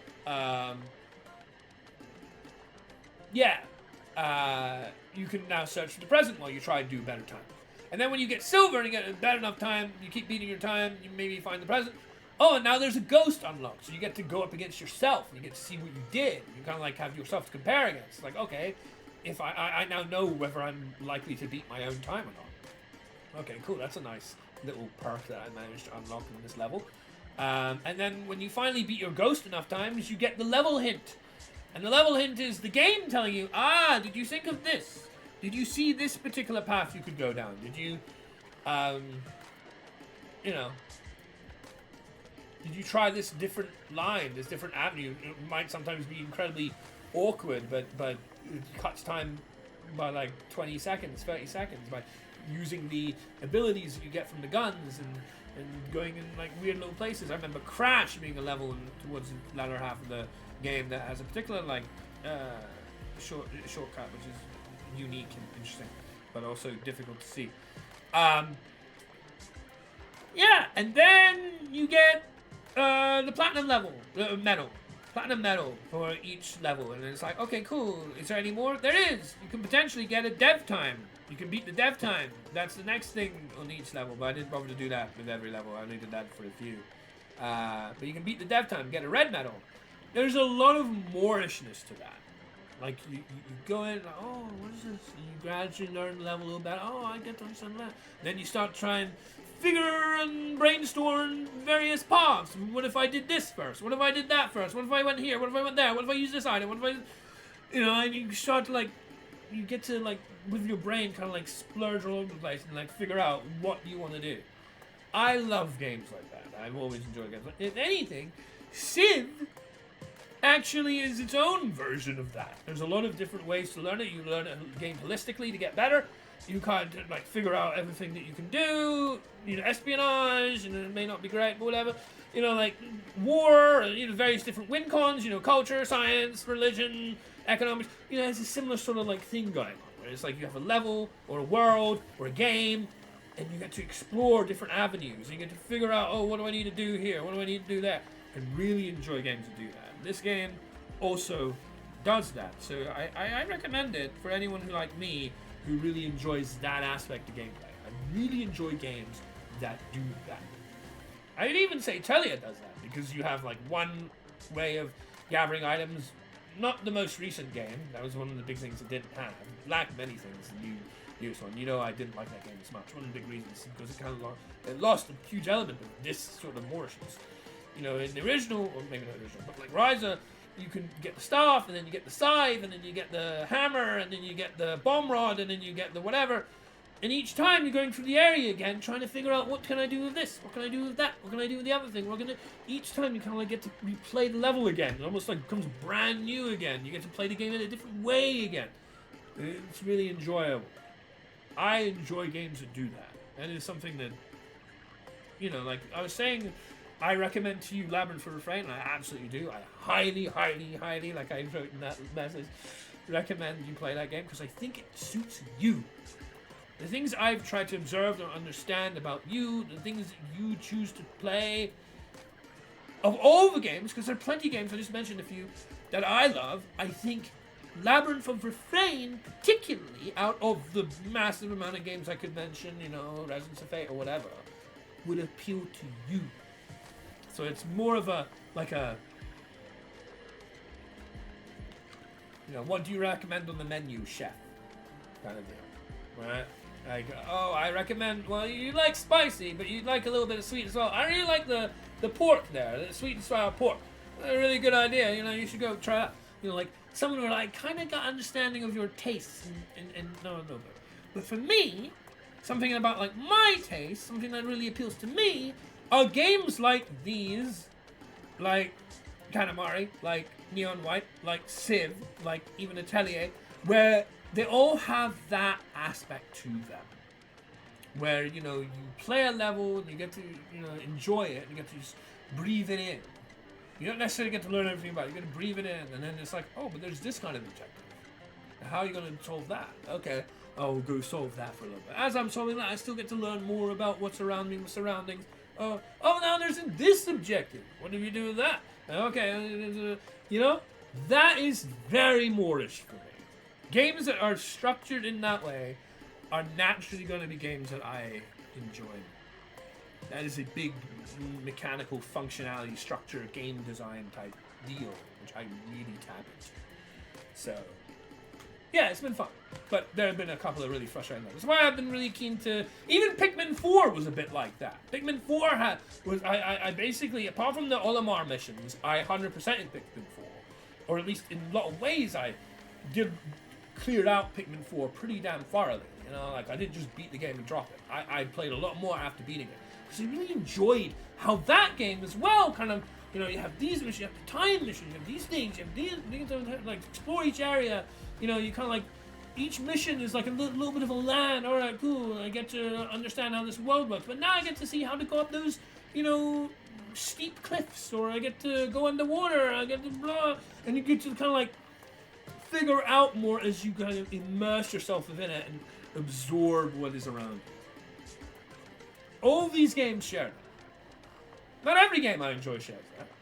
But all these games share that. And I really tap into it. So that's why this game has been... rather fun for me, is because I really, really like that.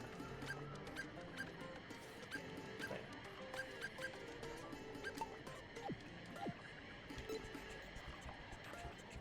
But this level has been an absolute bitch. I hate it because it's so difficult. This level has been extremely difficult compared to like everything I've been able to do.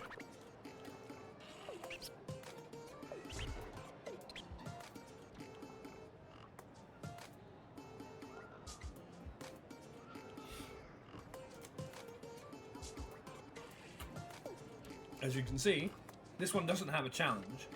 Most of them do. But I did manage to get S, and the cousin, and the 3 crowns, because I was able to do this level within 2 minutes.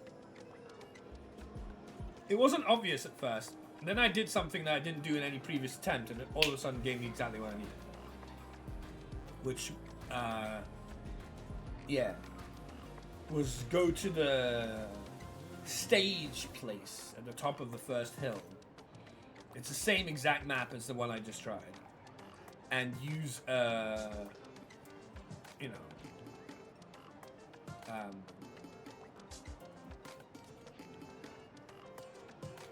magnet there, because where you choose to use your magnets can vary greatly on how well you do.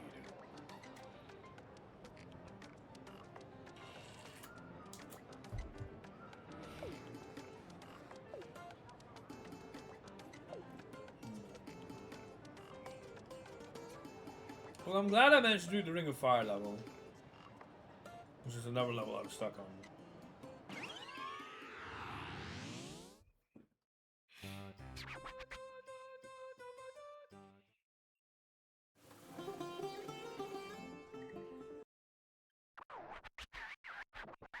But like, I'm already trying to brainstorm ideas to make it work. Because I am very much a deck builder at heart. I love being allowed to use that generic skill in basically everything I do.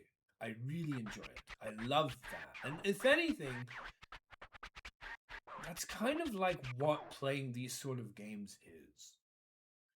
Especially the ones that require you to route. You are routing and deck building is two sides of the same coin.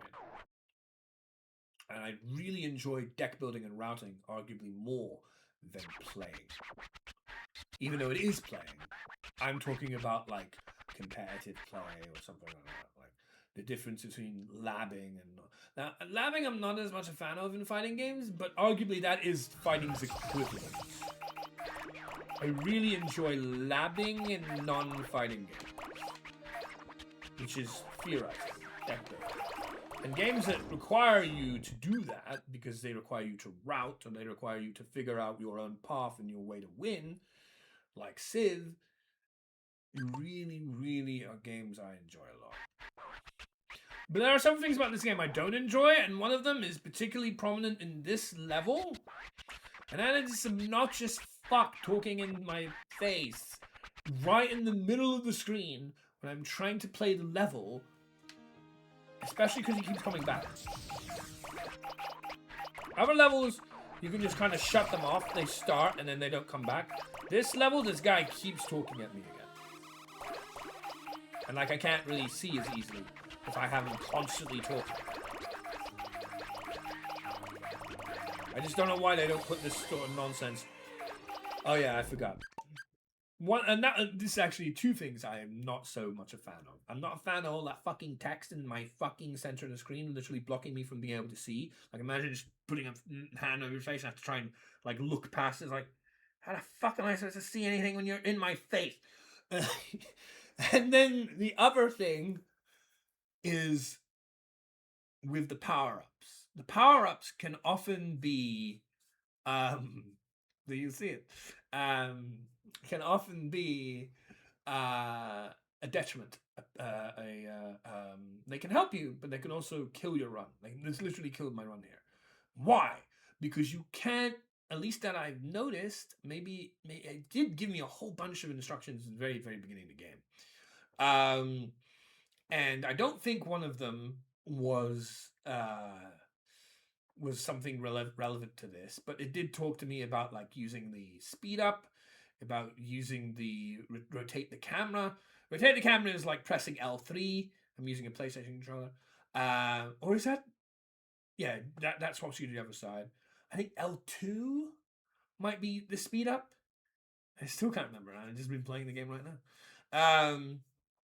But yeah, I don't think it does is talk about like removing the text, which is options menu if you haven't started the level yet. But once you haven't started the level, options menu simply brings up this menu, which doesn't help. So I don't know how to kill off the text manually in a way, apart from ones that only do it at the beginning. This level does it recurrently, so that's what was annoying. But also the power up thing. Sorry, my dyspraxic brain's going all over the place. I do apologize. This is what it's like to have dyspraxia. Dyspraxia sucks. Anyway, the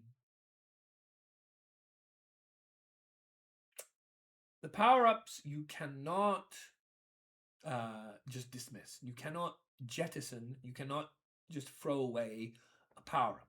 You must use it. Each power up has the same timer that lasts for the same period of time, usually. Pretty sure. And you cannot pick up a second before the first one is used. You only have the inventory space for one, and you have to use it before you can use another. That becomes very irritating, because right now, if I was to show you, I'm planning to get this power. And I don't think The power-ups are symbolized by this rainbow-colored thing, and that's a magnet. Magnets are pretty nice. A lot more useful than this goddamn locator. Which is useful when you're trying to find all the other things, like the crowns and the cousins and all that. The locator's good. When I'm just trying to beat the level, it's practically useless. I cannot discard this. But they do say Prince Dash, Prince Turn, Prince View. That's L3, R3, Prince Turn, Prince Dash, right? Katamari View, whatever. You know? But what I can't freaking do, right, is discard the power, the R2. The only way I can discard the power up, and it gets thrown onto me. Like, I don't get to choose. There's no, like, pre-mission equipped loadout, because otherwise I would be picking locator, like I said, where you can kind of, like, preset what power up you want to go into a level with in the start.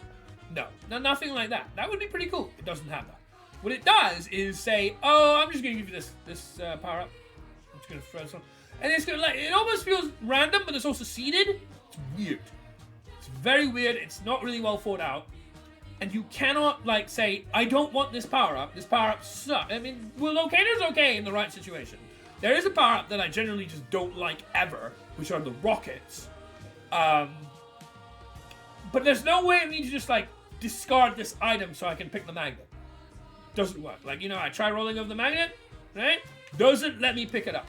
Okay? The only way I can get the magnet when I'm here is if at the very beginning of the level, I did this. Now the timer's going. Obviously, when that timer empties, I will no longer have this obnoxious power-up. I have to wait this fucking long, though, so I have to make sure that I have enough time doing other things first. Which, you know, getting to here is pretty quick, so I might actually have to just be a little more meticulous about earlier areas so that I can wait enough time, you know, time is of the essence, in order to then pick up the magnet. That's pretty fucking bad game design. When I've already suggested other options. Give me a manual preload out setting so that I can choose which item I want to go into level with, if we have to go in with one. If you know, let me just discard the item so then I can pick it up. So there are some really annoying things about the game. Things that I think are just like, are you fucking kidding me? Why do you have this massive text box in my face? And why are you forcing me to use this power up? That is bad. But generally speaking, I do like the game a lot. And like you saw from how much I've completed in each level, that I've been, you know, playing each level pretty thoroughly because I do like the idea of playing. But I'm forced to have this item. I have to use this goddamn item. So I have to do it now. So then, when I get there again,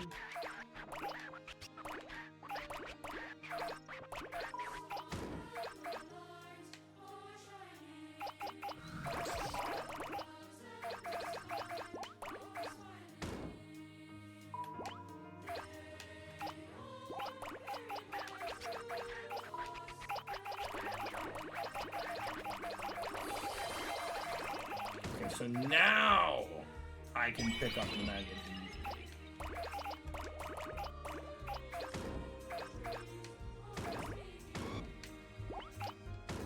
Also, you have no idea sometimes what you're going to like be stopped by. There are a lot of times when there's like invisible or very small things that are stopping your movement, and it's like, what the fuck? And also, cutscenes like this pose real issues.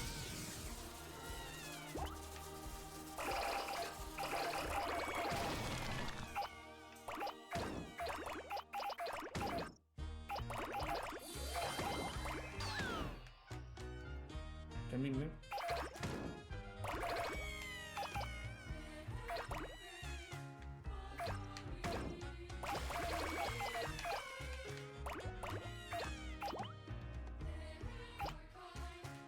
This level is really obnoxious. I'm trying to get... I don't even know how much I need. I can only roses count. This is a level where you must pick up roses.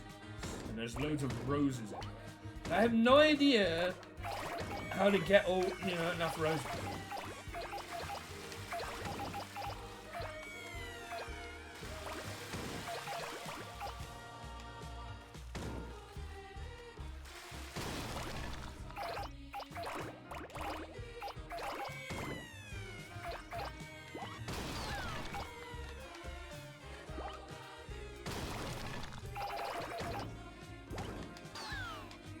sometimes you get stuck.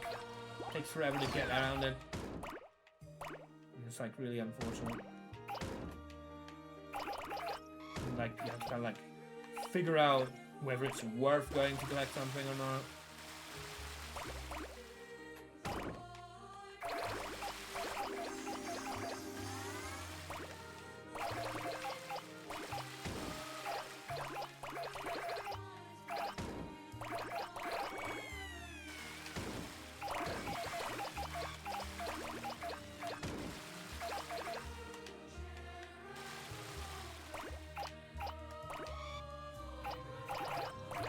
I'm gonna need possibly in excess of 10,000, which is just insane. I just don't know how you expect me to get it.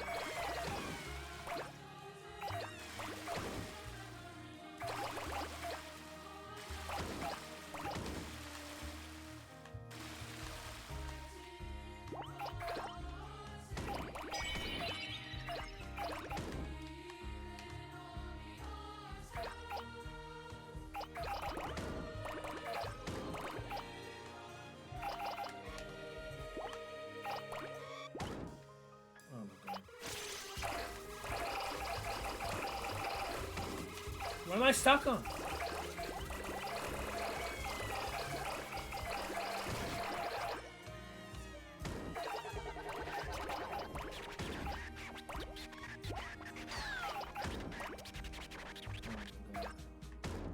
Where was the other one?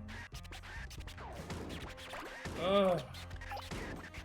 Why am I? I constantly get kicked back. Bash, bash, bash, bash, bash. Awful.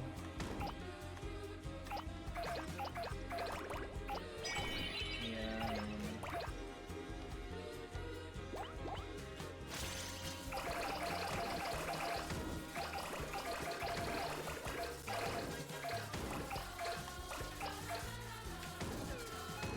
Yeah, I can do it. Awful. Nowhere near. Kidding me?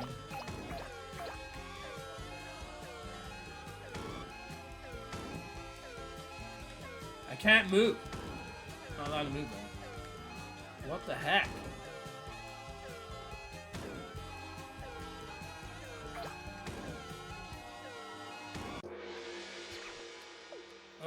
This level is such a misery. I'm done. I don't want to play this level anymore. We'll come back another day.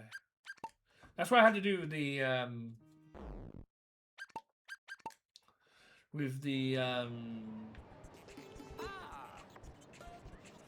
this level, this fire level. I completed. This is the first thing I did today.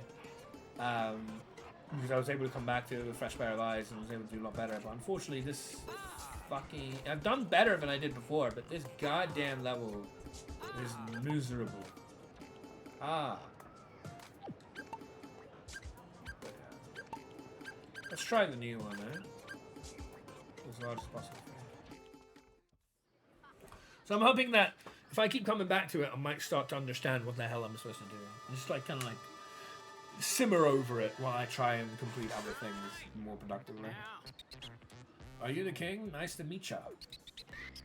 I know this is sudden, but would ya want to join? Also, another thing I don't like. These text boxes are automatic.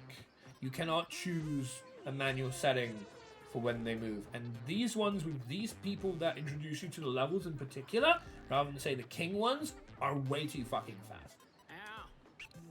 You can like click beforehand and like speed it up. Like I can just do this immediately. I know this is sudden, but would you join our festival? If your highness came, these streets would go crazy. We got takoyaki, shaved ice, and even candy apples. You won't regret it. Want to join our festival? So like I can make it faster like this. I can do that, right? If I've already read it all and I'm trying to go fast. But I can't slow it down. It will go on its own accord, and I often have to like back out and reread it. That's also annoying. Because there's no like manual way of going through that. But yeah.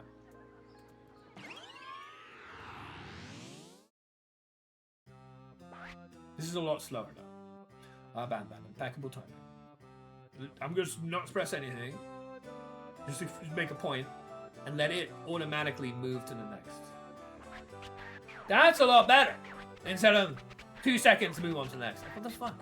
Why they thought give an appropriate amount of time for this, but make it like no time at all for the other. We are excessively large, somewhat intimidating even. Like, I even got to read that after I was done with the explanation previously. Because these are a nice period of time. But for some reason they gave like, oh, you read this? You want to read this? You want to read my notebook? You want to read it? You sure you don't want to read it? You want to read it? Like, what the hell is that?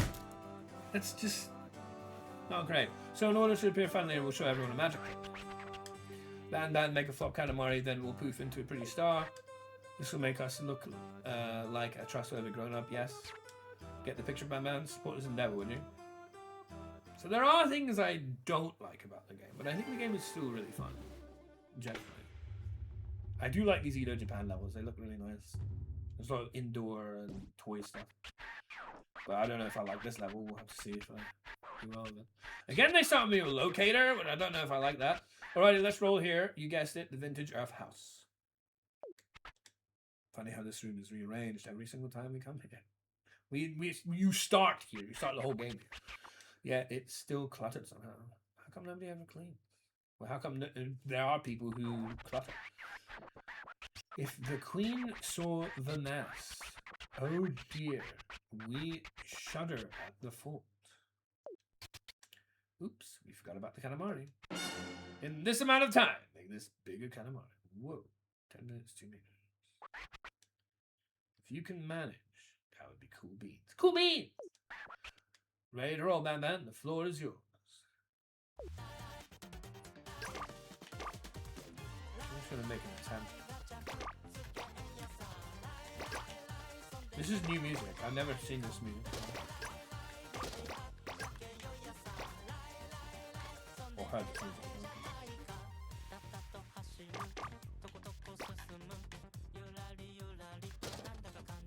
And of course, yeah. Because of the thing. So we just went through that initial like several messages. I'm now going to retry the level and show what I can do when hopefully there isn't more in the level, which then makes it a lot easier for those with the stupid text box in the middle of my face instead of down in a corner somewhere. Like, if the game should be able to tell whether you're in the level or not, and at that point it should drag the text like, you know, like a animated sort of like movement into like a nice little neat box out of the way in like a corner or something. Like it's in the center, okay, at the beginning of the level, fine. But if it starts seeing you move, it's like, okay, we're gonna go down here. You know, why can't they do that? And it's just out the way. You don't have to be. What am I doing? But this time, since let's assume this is a level that doesn't have ones that keep bloody popping up like the other one, I'm going to show you, instead of reading all of those messages, what I am allowed to do. And also, it's random where your start location is. That's for every level, though the randomness might be a lot less distinct. The previous level, the randomness is simply left or right leg. So right now, he's still doing things. It's kind of my... Oh, these are new words, aren't they?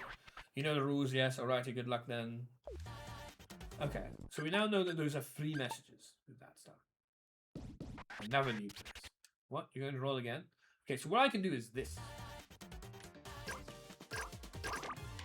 So as you saw there, I immediately just turn him on. If he comes back, I won't be allowed to do that.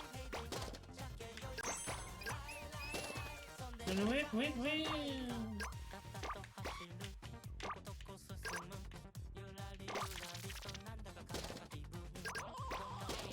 Oh!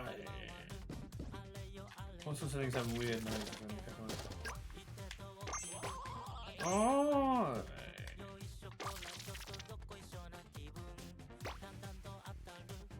What am I supposed to do?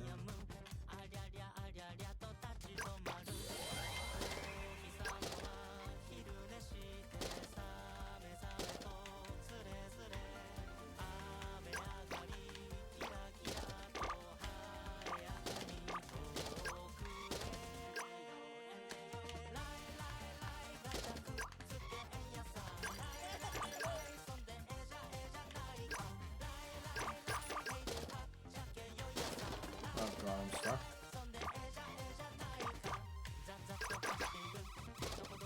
Oh yeah. I forgot again.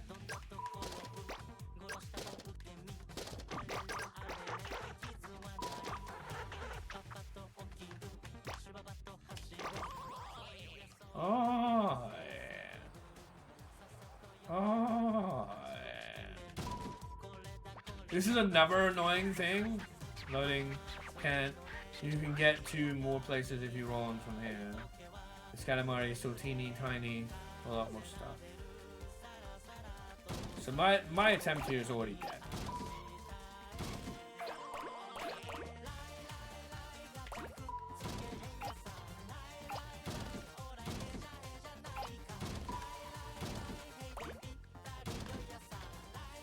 Because I need to go back and get that before I can go. Another thing that I don't like, that I think could be improved about this game. There's a few. Not gonna lie. For a game I still enjoy, there is a few things this could do better. It's very difficult to tell, especially when you start, what you're allowed to pick up and what you aren't. Not everything of equal size, or what seemingly looks like equal size, is pickable at the same time. So it becomes very obnoxious when you keep bashing into stuff, losing time, losing momentum. Because you wanted to, you know, pick up something that you thought you could pick up. But actually, like this gourd, I can't pick up that yet. It didn't seem like I couldn't pick that up. I thought maybe I could have. And you kind of like have to take a guessing game with every single goddamn item for when you're allowed to pick it up. And it's not as, it's even less clear cut. Because it's not like, you hear that sound? That means leveled up.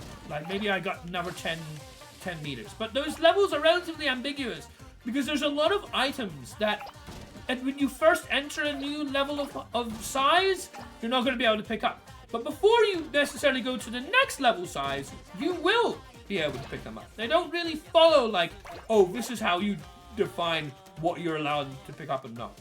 It's not that clear cut. Whereby, okay, there's X group items in this rank. And then there's Y group items in this rank. No, a lot of them are just, oh, well, you know, it's not quite that, but it's not quite this. You can get it now. But you couldn't get it when you were like 2 meters before, in the same group before it leveled you up. So how the hell are you supposed to know what you're allowed to pick up when? And if you're not picking stuff up, you're losing huge amounts of time. So it's really kind of ass in that way. I think the game's great, but I think they could improve it in a lot of ways. You know, there's a lot of things that, yeah, not as good as I'd have liked it to be.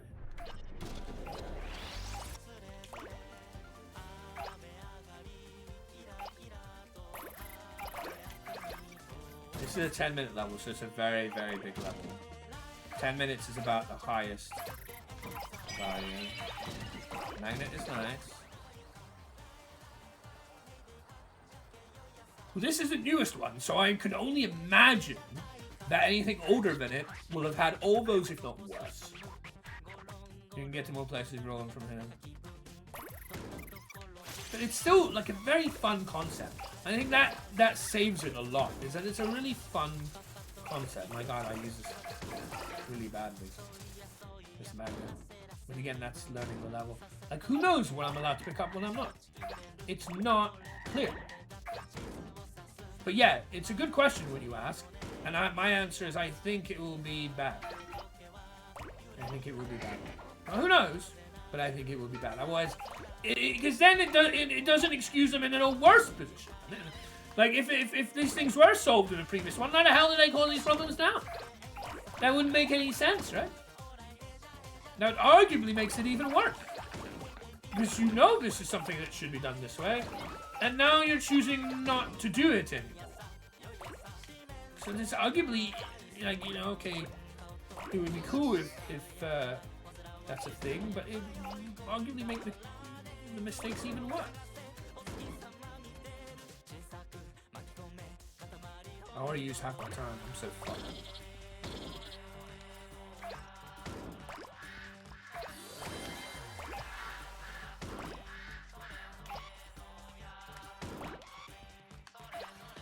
untitled Goose Game, except it is titled. It's titled Katamari.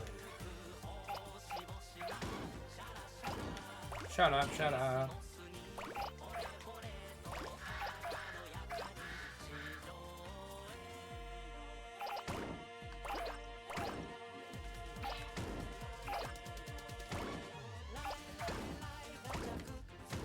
Also, what's really annoying, you can't climb up on things if you aren't facing them directly. Like, you can climb up on something if you are, if it's in front of you, and you press forward and you try to climb. But if it's to your left or to your right and you try to climb it, it won't climb. Why they thought that was a good idea, I don't know.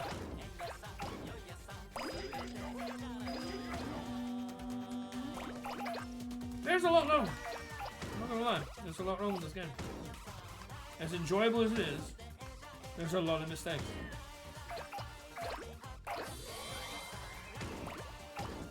There's a lot of things they could have done better. Also, how am I supposed to know that I can walk through that particular thing? I can't go through those cages, but I can go through that other. How does that make any sense? See, I can't climb up that unless I turn, which, you know, is awkward. I can't just go left and be like, what the fuck? Oh my god. I can't pick that up.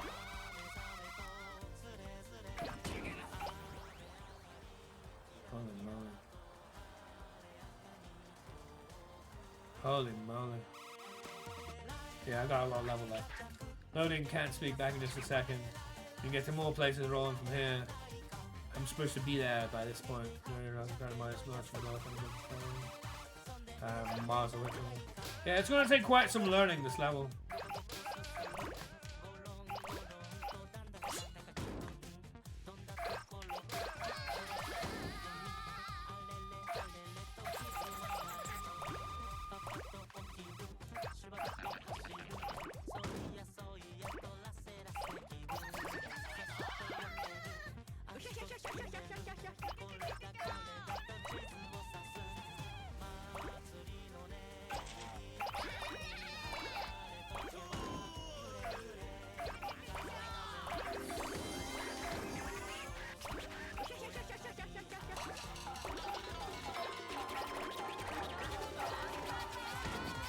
Well, I mean,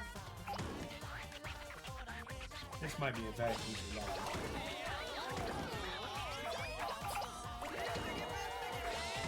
I'm already at B, and I have another clock to work with. That's kind of crazy.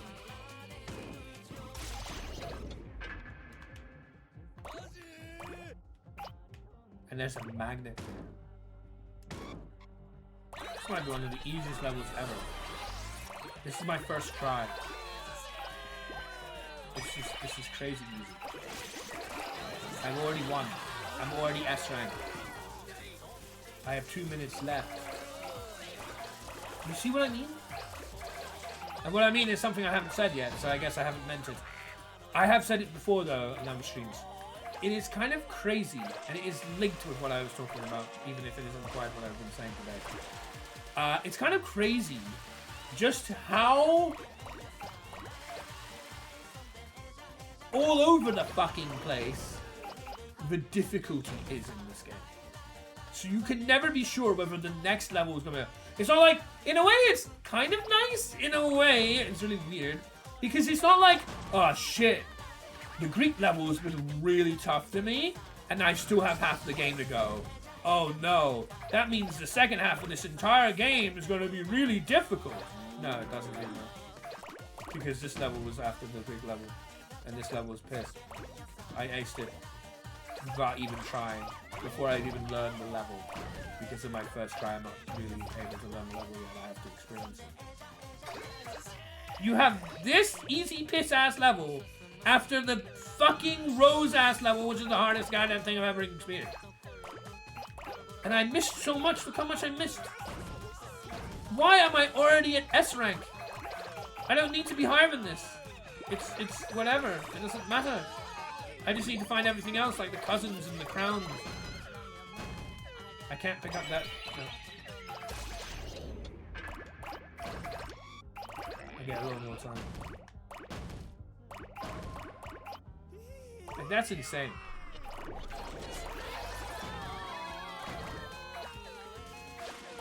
That's absolutely insane. I'm kind of stuck. Isn't that crazy? This level is after that Rose level. I know you haven't seen many attempts on my Rose level, but my god, that is like at least the second day that I'm stuck on that fucking level. And it may be several days till I even ever figure out how to beat it. And then this is a first try. And it wasn't even hard. I'm over 1 meter 30 over. I'm already like 50% over on beating it. On getting S. Which is the beating the level. Everything else is kind of periphery. So who knows what's gonna happen? You know, I mean, I guess most games are progressive difficulty, and I have said before how I really don't like how the hardest hurdle at the end is the final boss, and how it's often like multiple stages and bullshit. And it maybe, you know, like there are some positives to come out of a game that doesn't follow this, but this one certainly does not. It is not progressive in the slightest. It's just whatever the fuck. Who knows? Like, that's the middle of the game. Because, like, you saw the different areas, right? So that's the middle of the game, the Greek levels, and they've been by far the hardest levels that I've had to go up to. There have been a couple of levels that are really obnoxious and hard. There was one level that made me think it was either broken. I still question. Or it made me think my controller wasn't working. There's a really fucking weird-ass level that I want to show you. There's some really strange choices in this game. But it's a lot of fun, and I really love the premise of it. I think that's what sold the series for as long as it had. Even though it's maybe on its last legs a little bit. But, you know, like, the fact that there have been so many Katamari games and it was such a, like, initially big success is because the general core of the game, the concept is very fun. I think that really sells this game. It's so unique, it's so original, it's so different. You're not just combat like every other game in the world. It's got its own thing. Very unique and very fun, very Moorish. That makes it a pretty cool game. But my god, I feel like the people who made it had a really cool idea and didn't really know how to make it polished. They don't understand polish particularly well.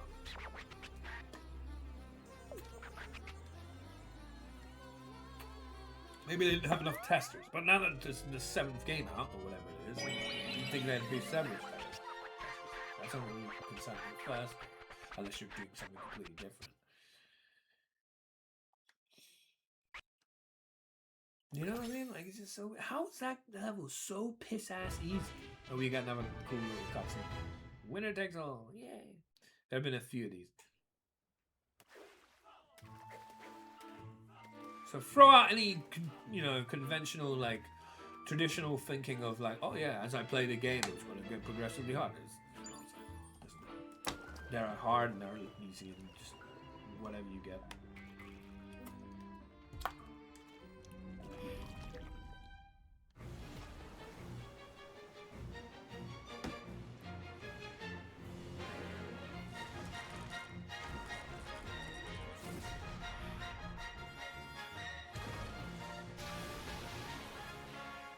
And I mentioned it to Kane, someone who has played the series, and he was like, well, I'm not surprised, given his experience. So clearly that's a running trend.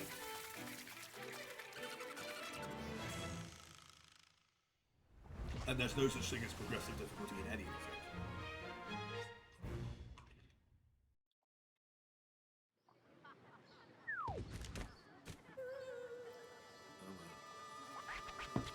We have fuel not. We have not. What, man? We're distracted us. Can you see we're busy plucking these flower petals? We have fuel not. Oh. She loves me, she loves me not. We have fuel. The flower petals have spoken, this prince is fully fueled. This means we can go to the next region. That means we're almost ready to journey on to another era. You know the drill, Ban. Keep those Katamaris rolling. Or maybe we almost. Ija, new BGM unlocked, because I never heard that before. Highness, thanks for helping us out. So now we can go back to the level, relive it, enjoy it maybe, if we enjoyed it, and do something else within it, you know? Like, this is like, okay, I got the platinum medal in the neon white level, now I'm gonna go find the present. Now I'm gonna, which there are literally all presents in these levels. I'm gonna go find, you know, whatever it is. And this one has arguably more things to find than a neon white level. They both have that beautiful Morrishness I really enjoy. That, you know, like, if you were to think of games that you love, Dang, and you're like, oh, which one should I recommend as Adrenaline? And this is something I wanted you to take away with you. Because that's a very... It's not guaranteed by any means, but it's a very good indicator. Yeah, you might like this. And you can see it in a bunch of the different titles that I mentioned. Band, Impeccable Timing. It's kind of like how I look at a lot of things. Like, my journey with Pokemon is one where I thought that my favorite type, at least when I first started playing, was water. I like Squirtle, I certainly like Mudkip, you know, whatever. I like the idea of liking water types, sure. Actually, you know, also like, the Pokemon picture behind me isn't water type, but it's grass and fighting. Maybe grass and fighting are like towards the top of my liking. You know what I ended up finding? I actually veer more to dark types than anything. And I wasn't intending to like dark types more than anything, but actually dark types I tend to like more than most. I really like Houndoom, I really like Skuntank, I really like, you know, there are others, I just can't remember. But yeah, I definitely came to the understanding that, Scrafty, that I ended up actually looking back and going, oh, actually, to be fair, I actually like dark types. And that's kind of how I see what I'm saying about this, the whole like game aspect with the, I actually really like games that do this. Because that wasn't something I intended going in, going, yes, it's gotta have this. I didn't think that to begin with. I looked and went, hey, Neon White, how come I like Neon White so much? How come I like Civ so much? How come I like all these different games so much? Kind of all over the place. But they all have this. Yeah. I really like this. That's kind of reflective. Like the whole idea of I like a game that gives me that Moorishness, that allows me to enjoy it again in a different way, that allows me to like explore immersively and then kind of pick up different details and then start to have different objectives to. And it's similar to like why I liked 3D platformers when I grew up so much. 3D platforming was arguably my favorite genre when I was a kid. I didn't give a fuck about JRPGs. I thought they were just Final Fantasy and series that I didn't like. My impressions as an impressionable young kid was that I hated JRPGs. I only realized I had JRPGs later because I realized they weren't just fucking Final Fantasy or Dragon Quest or series I didn't like. And yeah, like a lot of things have been like reflective over my time. Like, I'm an old man. I'm getting on a bit, but you know, like I've been very reflective in like various things, and one of the things I reflected on is why do I like these what seemingly on the outset look like very different games? Because they all share this either routing, because a lot of Civ is kind of routing. It's a different kind of routing. You have to figure out your win objective ahead of time, especially anything before 7, because 7 trying to change the formula quite a bit and wasn't as successful, because I'm not the only one who thinks this way, probably. And then you kind of like piece together a map that allows you to figure out from turn 1 to turn 150 how you intend to get through all of this. And then, you know, each one might be different, so you get to relive that enjoyment. You don't just build one map, you build many maps. And I don't mean maps like, you know, Oceania or something. I mean like the map of your build that allows you to journey your game from the beginning to the end. You know, like how I used to win diplomacy games. I kind of refined it to an art. And guess what also does this a lot? Guess what also does this a lot? I think about it. Guess what also does this a lot? Where you have the recursion going on and like refining and trying to make a better map and a better road of, I don't know, 3 years in Twinkle series. Again and again. Uma Musume, right? It has that same, like, when I look at Star Savior, I'm like, oh, I might love it because of the Uma Musume aspect. When you saw it, you were like, oh, I like the Honkai Star Rail, fighting about it. I don't give a fuck about the fighting. I think combat is a really degenerate way of making games. Where everyone, well, most people kind of is like, well, it's got to have combat in it. No, it doesn't. There's so many amazing games that don't have any combat in them. But they can. I'm not saying it's a bad thing. Shouldn't be a crutch for every developer to be like, well, how do I do anything? I guess I just make something that This is a different level, actually. This is the one where the time is the essence, and it's got to go down to A and to B and so on, instead of the other thing. But still, whatever. Right? Where I look at it and go, it has that same Moorish, maybe, if it's done well, map aspect, whereby I can find a path each time that might be enjoyable. And then you might think, well, then why don't you like Slay the Spire as much? I did try Slay the Spire. Yeah, I don't know why I didn't like it as much. Because maybe not everything is a hit. Maybe even within like trying to understand what I like about games, doesn't mean, like I say, it's going to hit every time. Slay the Spire is one of those that maybe didn't quite hit, even though I did play it for a bit. And even Against the Storm. But it definitely is there.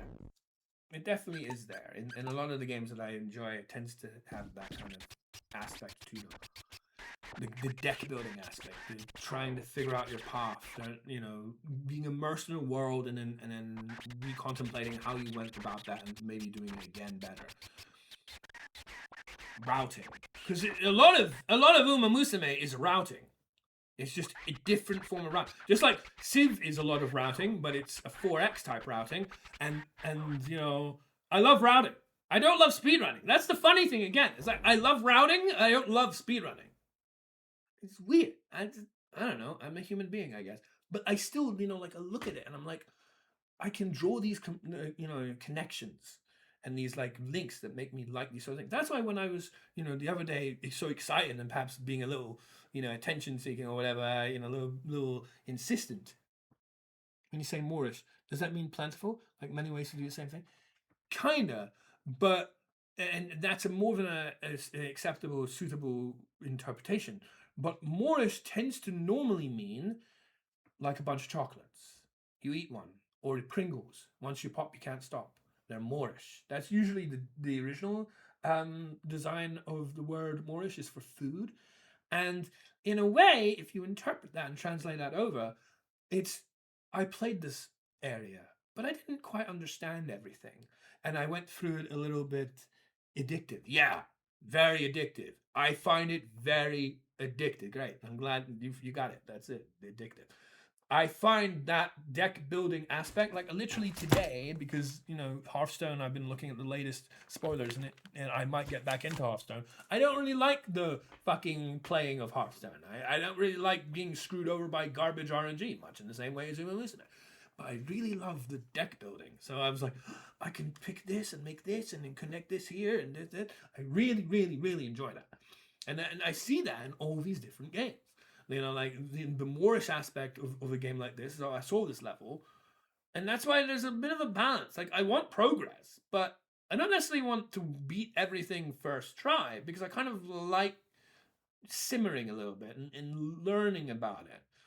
But I definitely want to make progress. It's a bit of a hard balance to, you know, maintain. But yeah, that's what that's about. This is the rocket power-up that I don't like.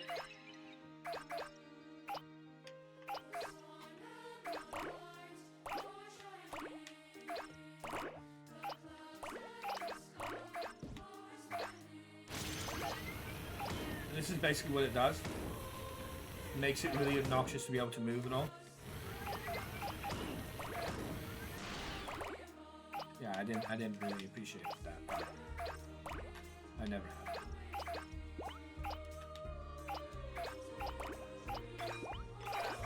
If I can find a magnet somewhat early on though, that might be better.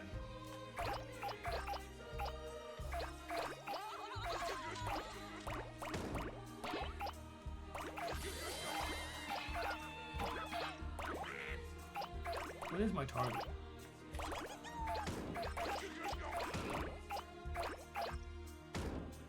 What do you want me to make? Where is the guard?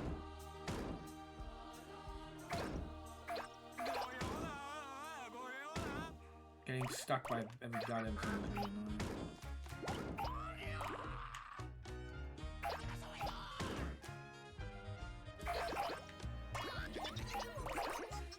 Well, I lost. That's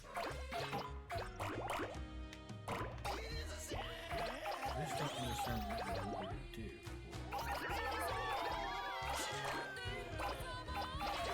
How big do you want me to make this? Getting stuck on every other thing. Oh my god. Ugh! It's like a pit of death. 3. Another thing that perhaps I don't really appreciate as much in this game, right? I'll show you, because this is not really that much to save. If you don't press all done, go to the space screen where the king rants on about the level or what you found and oh, this is not a big enough Katamari, you should do better, or whatever it may be. If you don't go to all done and you go one more time, it doesn't save that you got that crown. It doesn't save that you got C grade. You start from scratch. You start from nothing again. It doesn't save each attempt if you don't commit the attempt and just submit it, basically. If you don't press the submit button, which is basically what this is, you don't get to keep it. It's just like, why? Why you make me do that again? I think that's silly. But it's not as detrimental as some of the other things that actively make the levels harder or worse to play. But it's just, it's obnoxious. If I really want to save the crown, I have to go out of my way, spend 10 minutes going through that cutscene, skip, get out of the level, go back into the level, ask the guy to give me the level again, press the level. It's unnecessary. I don't know why they don't just say, oh, well, you got the crown, don't need to get it again. Whatever.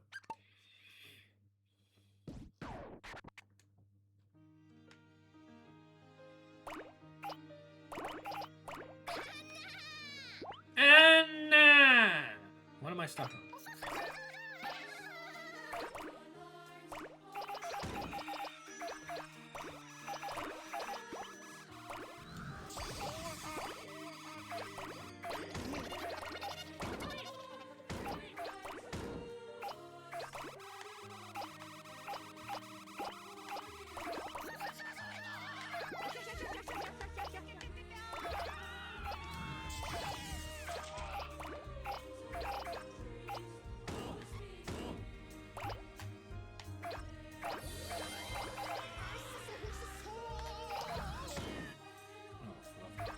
I don't know what I got stuck on.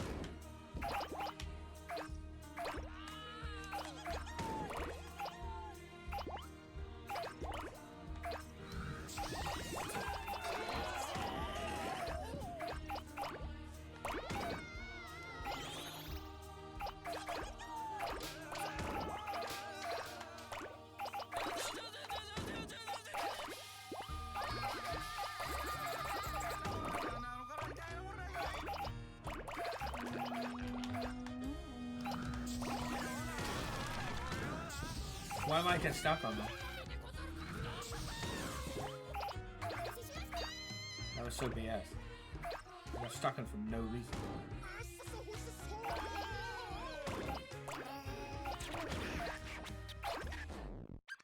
Whatever. Try again. Ah. Can't do that.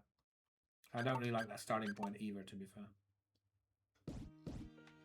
But there, here we are again. I don't like the starting point because I really don't want that power up.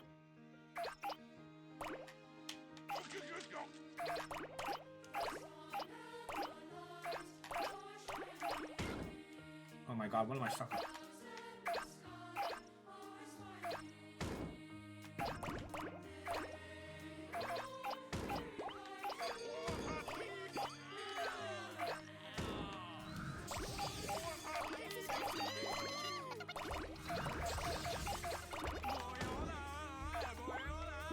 Goyola, Goyola,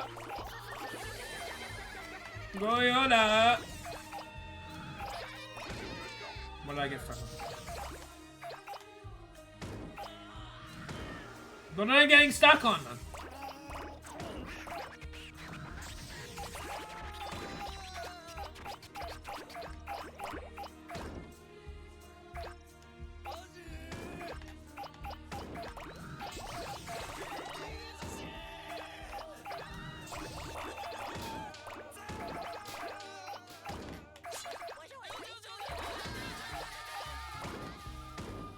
What am I getting stuck on? What am I getting stuck on?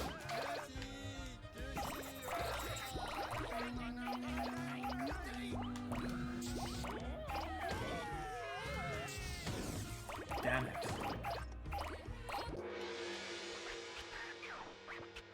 2 seconds, motherfucker. One more time.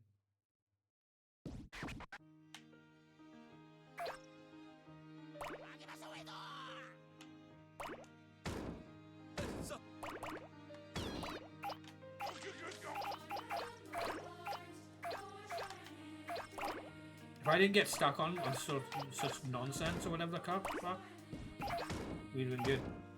It was only 2 seconds. That's really irritating.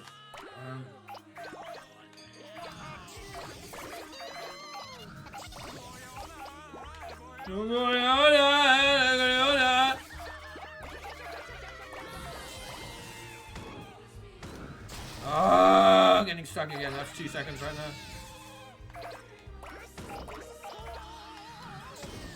What am I getting stuck on? What am I stuck on? What the hell am I stuck on? Is this gonna kill the run? The run is dead. This stupid crap.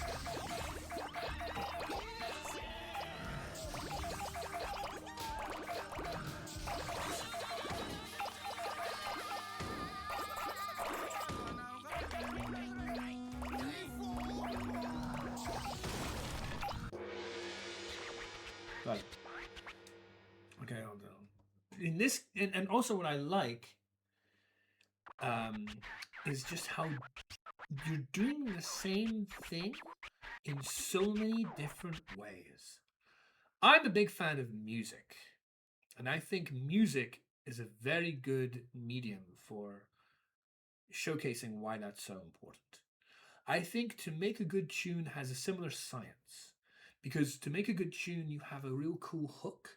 You got a nice sort of like general rhythm to it, and then you add decorations and lefts and sways and rights and all these sort of things that give it more color, maybe a little bit of bridge, you know, go from one verse to the next verse. But the second verse has a little bit of a keynote change, so now it's a little more intense or a little more, you know, you kind of like build. You grow, you evolve it, you nourish it. You almost like, you know, like a clay sort of machine, like kind of like gradually build it up. You know, like it's the same object, but you're getting it to be bigger, or you're getting it to be louder. You're getting it to, maybe not purely louder, because that's its own loudness problem. It's science about all about that separately. But like, you know, you add a little color to it, a little shade, or a little spacing, a little, you know, you do different things with it, but it's ultimately still the same. Tunes that I call the Born Slippy effect, that just completely abandon the whole like work, like toss it over aside, throw it in the garbage, and then have something completely different, I think I generally dislike. I find to be obnoxious. And Born Slippy, the Train Spotting song, Born Slippy, is why I call it the Born Slippy effect. Is a classic example of that, because it starts like a nice, cool, sort of like tranquil. You can listen to it, like I said, the details, sort of like, you know, chill out music. And I love chill out, and it's like nice and soft. And then it starts going. And there's a big white thing, and a big white thing, and a big white thing, and it's just like, what did you do? Where did the tune go? Why have you ruined this beautiful thing you had for this rubbish? And it's just like, that is the antithesis of what a game like this does, or the games that I enjoy, whereby they have this general concept, and now you do something that's a little bit quicker. Okay, now you need to be less precise than normal, which is a general Katamari, because you have less time to work with. But if you go on a slightly different strategy, whereby you're a little more, you know, just pushing the hell to the metal, getting the speed up, like kind of repetitively, especially once you get a little more size, maybe not right at the starting gate, but after you like a lap or two in, you know, then you can, like, you know, like you saw, like I kept trying to use the speed up to like get faster and faster and faster, because you're trying to beat the time. But if it's like a level where it's like the dino level, or the expensive level, or something else where it's like you get only to pick up 50 items, every single small item that you can pick that is worthless or whatever, or is not a dino, or isn't big enough for you, is like a bomb. is like a mine. Like you're surrounded in a minefield, whereby you have to carefully maneuver your way in and around all the small shitty items so that you don't get 50 stuck to you before you've grown any size. And you particularly aim for the right items that allow you to grow, you know, more efficiently within the small constraint that you have. But it's a different way of doing the same thing. It has that similar sort of like, oh, well, we have a general tune, in this case, rolling a Katamari, and now we're going to speed up the tempo a little bit, or we're going to add a little heavier notes here, or we're not going to completely decimate the whole thing and completely ruin it halfway in, but we are going to, you know, add a little bit of color here, a little bit of gradient there, a little bit of, and you get to enjoy the game in so many different ways that allows a far more like holistic experience than just doing the same thing again every time. And for me, that's a big draw. Again, you see the games that I enjoy, and you will see that more. Like, look at Civ. Civ is bloody massive. It's usually quite daunting for anybody going to a game like that. It's a 4X. And not only is it 4X, every other 4X that I think is inferior. Why? A big reason. They all devolve into war. Stellaris, whatever, Molaris, you know. It's ultimately just survive the fucking final outbreak, which is war, or defeat every other, you know, empire in the game before then, which is war, and it's just war. I don't fucking care for war. I can do my war game. Sure, war is fun sometimes, but it's not the only thing that I want to do every goddamn game. I don't want to have every game basically be the same fucking trend, which is unfortunately something that Civ 7 kind of failed to see, because what they did was turn it into legacy paths that you really have to go get, and now every game is kind of the same and it's not organic. Basically, the previous Civs were organic. That's the word I like to use, rather than the, you know, same fucking track every goddamn time, and became relatively boring, tedious, and mind-numbing, and eventually I stopped. You know, and the good games allow that sort of like, you know, okay, this level wasn't really like the last level. Even though you're rolling a Katamari, you had to do different things. You had to worry about you had to have different priorities in check. You need to be more faster, whatever. You know, it always like a little bit of, that is really important to making a game that I enjoy. You know, there are definitely things about this game that I really like, and I see in other games I like. And that's why, you know, going to get the present is a little bit different. Going to get the cousin is kind of the same, but a little bit different to the regular mode. Going to get this, going to get that. It's a little bit different, but it's still around the same concept.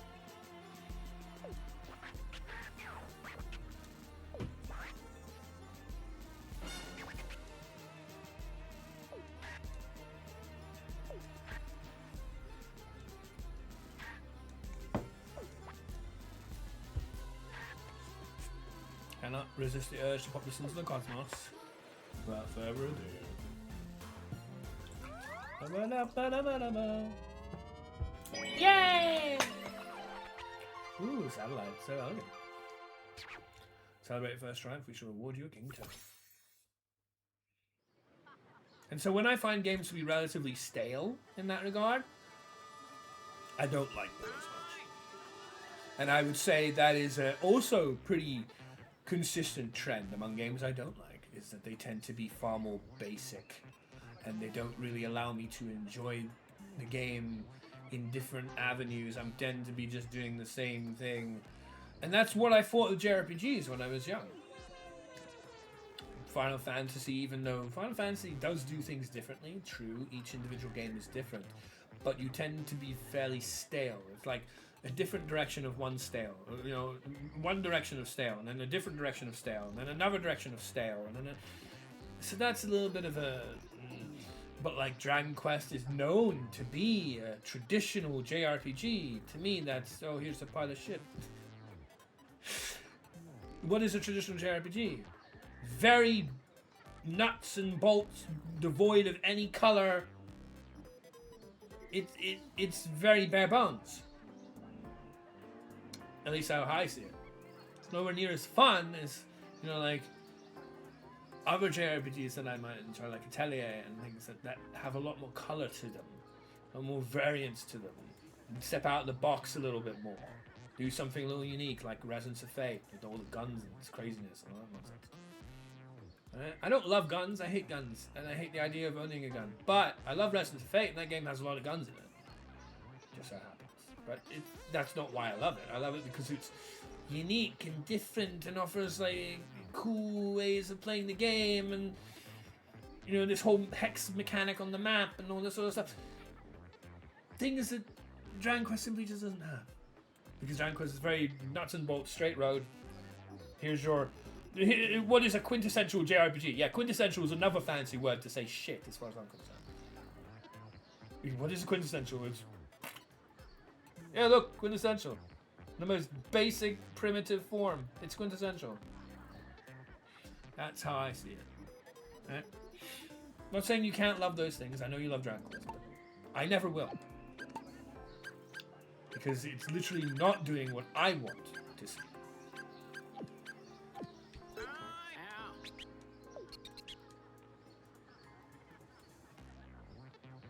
I like taking a mold, an idea. What the fuck? No challenge, stars created, none, time, none. I don't want to just eternally do this. But that is a different way to play the game. That's good news.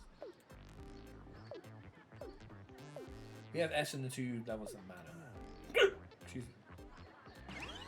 Like the challenges are another thing. They're a different way of going about it again. And that's why, you know, it made sense to me as a kid that I loved 3D platformers. 3D platformers were my favorite genre, not JRPGs.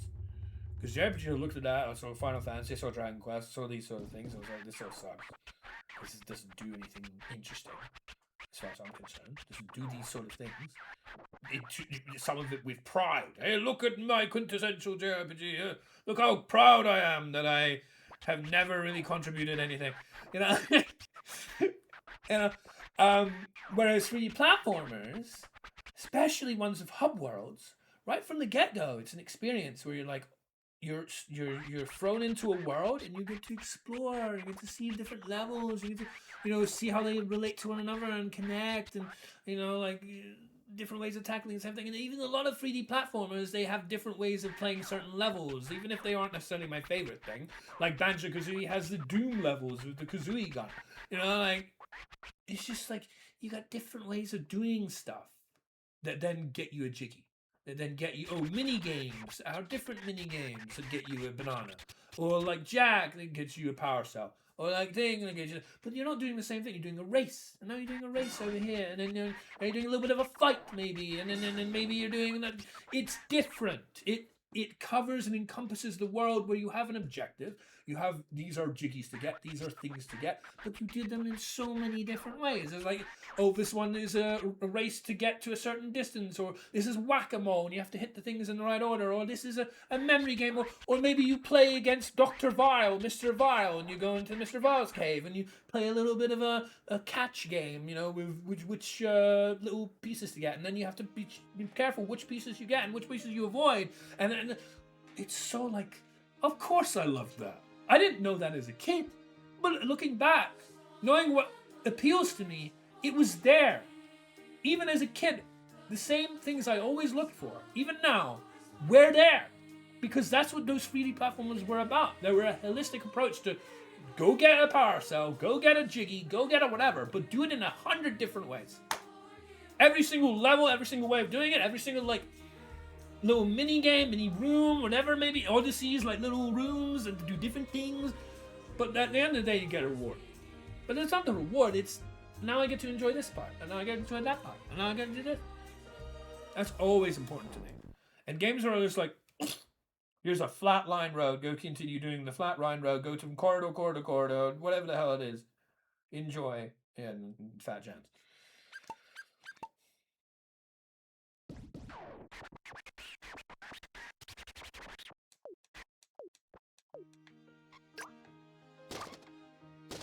No, I didn't mean to fall off.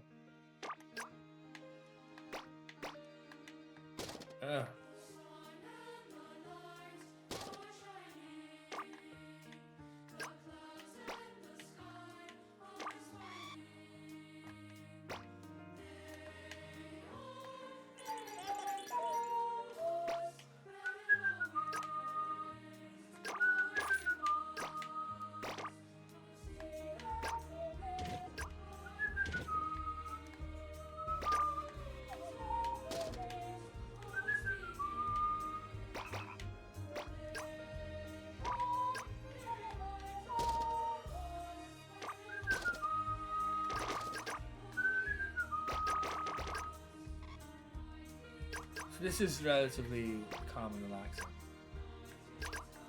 Just going through and eventually picking up a locator so I can find where stuff I missed is.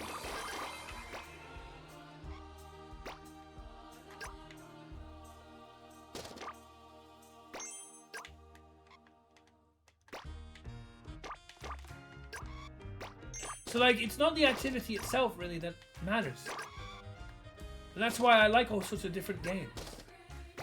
Because it's really not the activity that matters. I'm like, why do I like 3D platformers? There's also racing games, there's also fighting games, there's also JRPGs, there's also... Like, this doesn't make any sense. It makes sense because that's not what matters. What matters is how they did it. How are you racing? What kind of racing is it? Is it Diddy Kong Racing? Are you going to get little items over here and over there? Are you trying to make bitter routes? Are you trying to, you know, was it neon white? You know, is it something that's a little more enjoyable? Like, because Diddy Kong Racing was enjoyable in mine back when I was a kid, because it too was like, now you get to play as, you know, ships. Now you get to play as planes. Now you get to play as cars. Now you get these different kind of races with the team trials, or, you know, TT races. And now you get the doors, and then you get the mini games that you do, and then you get the... That's important. That's really important. And it really doesn't matter what the thing I'm doing is, as long as that is there. What the fuck happened? I just got kicked off. Whatever.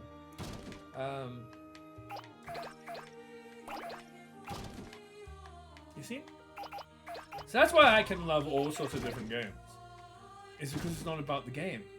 For other people, it might be, okay, I only really like JRPGs because what a JRPG quintessentially is what I like. And that needs to be the thing that I prioritize. I can understand that, but that's not me.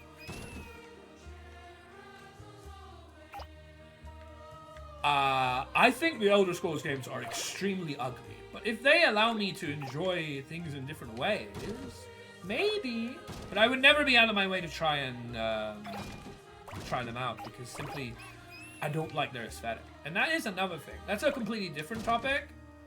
So, you know, like, maybe I've denied myself the opportunity to enjoy a series that maybe might offer me the kind of things I actually could enjoy. Because I you know, like, there's a bit of a sandbox type element to that. And there's not like necessarily sandbox games is what I'm looking for. Because, I mean, how many sandbox games do I really play? A lot of the games I'm even suggesting aren't necessarily sandbox. I don't know if I think I like actual... I see, it's nuanced. It's a little bit difficult. I don't think I actually like traditionally sandbox games. But I do like games that allow themselves to offer a variety of different ways of playing. So it makes it a little more difficult. Maybe. But the reason why I've never played an Elder Scrolls game is because I think they're ugly as shit. Like, more than anything. Yeah, no, for sure. I definitely see where you're coming from. But like I say, it's that realistic-esque, but even ugly realistic, kind of like elite, same like the characters that you look at in that game look like the same design as the characters in the original Elite games. And it just generally was a combination of realism that I'm not about, because I do really love anime, right? Don't forget, I do really love anime. And so the art style is kind of a big no-no, but also the, yeah, no, it's possible. Like, again, if I like these sort of games that allow me to do different things and such, how come I don't love GTA? And how come I don't love Yakuza? And how come I don't love... There are definitely games out there that could fit that mold that I still just never bothered with. And maybe I would enjoy it more if I was in it, but I never wanted to be in it to begin with, right? Because there's always that as well. There's always games that you think you wouldn't enjoy, then you play them and you're like, oh, wow. But you have to be willing to make that first step to even try them. And if it's never been something that you've ever wanted to try, how are you supposed to know if you're ever going to like it or not? And that is kind of where Elder Scrolls is with me. Because it would never be on the outset a game where I'm like, oh yeah, I love the art style, or I love the idea of living as a fucking medieval warrior, dwarf, whatever, you know. I generally speaking don't really like medieval. I think we've had that discussion as well at some point. I think it was about like Unicorn Overlord versus Fighting Sentinels. Not that I love sci-fi particularly. So, unfortunately, there have been other aspects to Elder Scrolls. I think if they made a game that was like Elder Scrolls, but had an anime aesthetic, like had the world of Atelier or Uma Musume, then quite possibly I could enjoy it. But even then, it's more of an action-y game.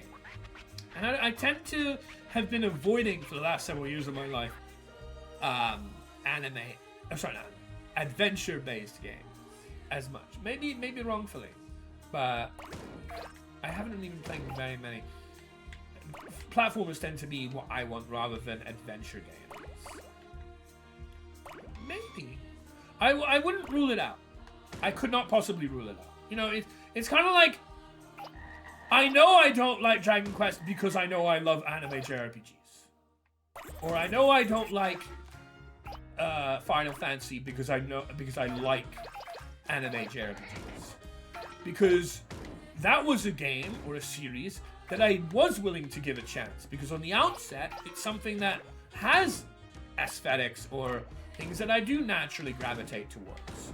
So I can talk about that. But I can't tell you, really, apart from maybe just the general aspects of like shooters like Doom or whatever, whether I would enjoy playing Doom or Resident Evil. I don't like horror.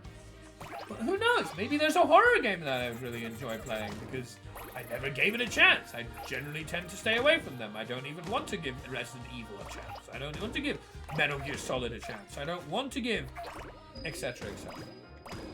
So that's all I can say about Elder Scrolls. It was never a game I wanted to really give a chance. Because on the outset, it never seemed like something I would enjoy for other aspects, perhaps. And maybe it would have sufficed as a game. Like I say, I actually own Yakuza 0, never bothered to play it. And I have no intention to. Because even that is like, I've seen enough of it where I have enjoyed watching other people play it. And it's a game that definitely has 100 different ways to play. You know, the toy kart racing, or baseball, or whatever it is. There's 100 different things you can do.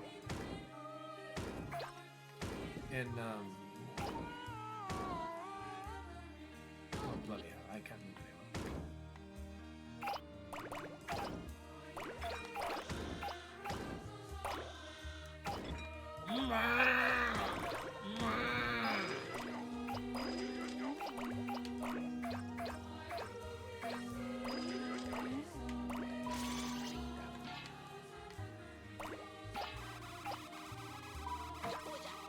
Really?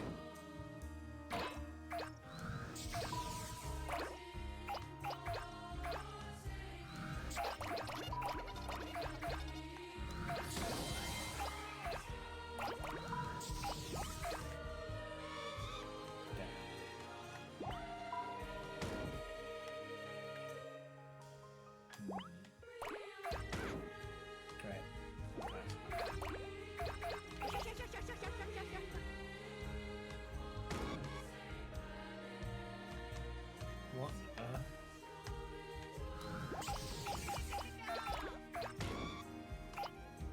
Yeah, I'm failing this one. Oh my god. Quit. And I think the reason why is because I was getting too embroiled. Because I want to complete the challenge, which is get 800 things. But the best way to get 800 things isn't to go after every single thing, especially in multiple things. It's to actually just get yourself really big really quickly. And then sweep up everything like together. That's far more effective, and that's what I keep forgetting. Like this game is very punishing for those who kind of are perfectionists. You have to like drop your. I'm not that I am. But I imagine there are, people that it would affect worse than me. In that you really have to pick your battles in this game, which again is why I wish it would give me a better indicator, which I have ideas how it could be easily done. As to what I can pick up, what I can't.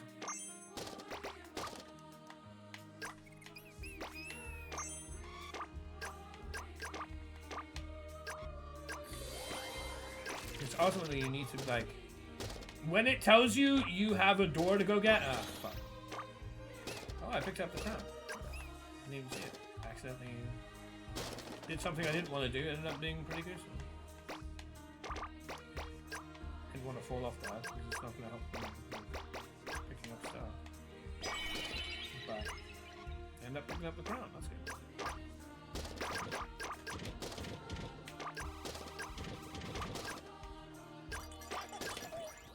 So now it tells me that I need to head out. I need to be trying to head out directly as much as possible.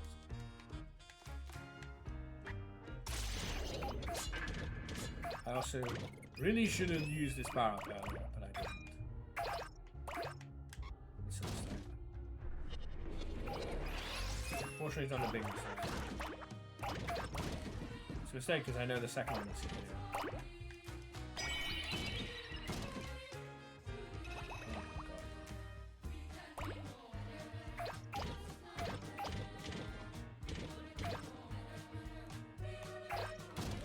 Like, I think this game's a lot of fun. Don't get me wrong. But definitely have my critiques on it. And if they just had like a grayish hue. Like, you see how everything is full of color? Imagine if there was a different way of looking at this, whereby all the items you can't pick up yet are grayscale. And then once you're allowed to pick them up, they become colorful again. Almost like an Akami type deal. That's too early. You know, you can much more easily and quickly like judge where you can and cannot go if you could like just have everything be in grayscale. Just the items, not the world, but the items that you can't pick up. And then it would like light up the world. You could like see yourself lighting up the world as you go. I think that would be a really nice way of giving very clear instructions to the player what they're allowed to do, what they're not allowed to do. I messed up.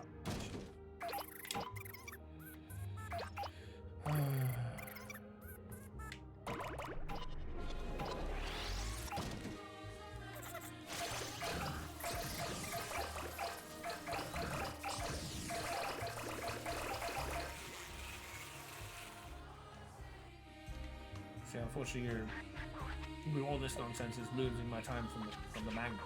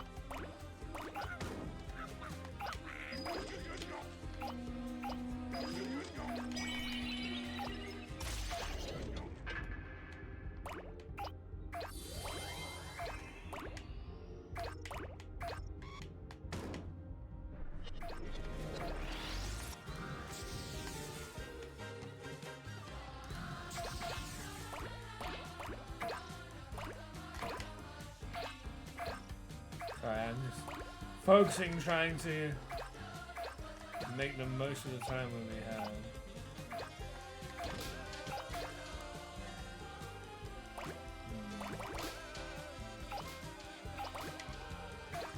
I also really like the music. Even this track is pretty good.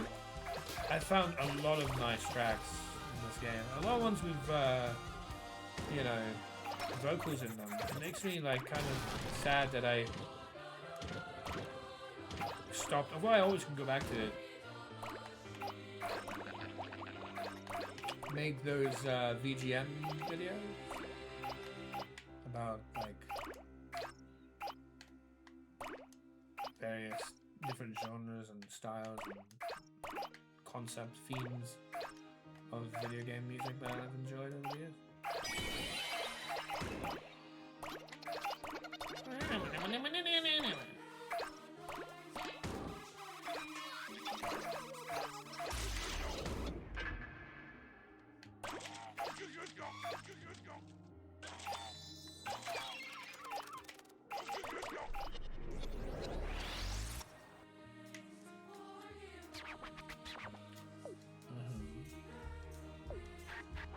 Again, I should really not be going where I'm going, then I should be going there.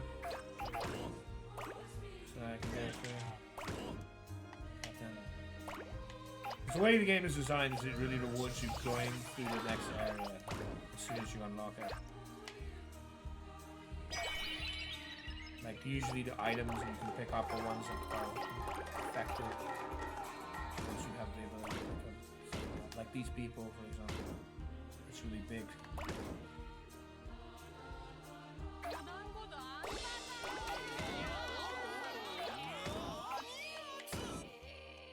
So you really need to be looking out to try and pick up and go to the next area as soon as possible.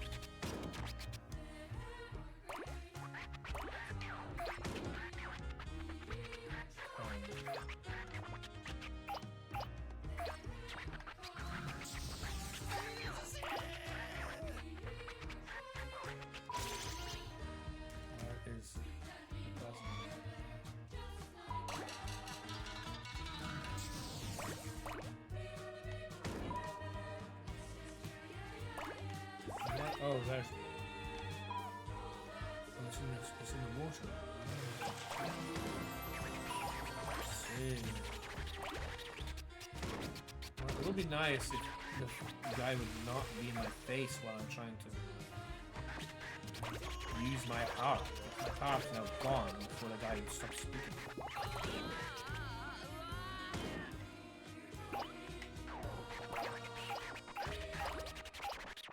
Now I need another location. Try to lucky someone.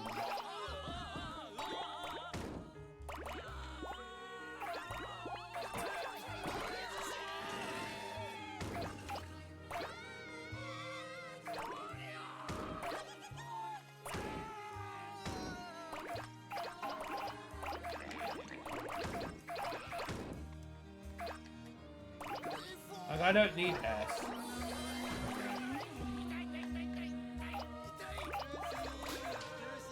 I'm just trying to find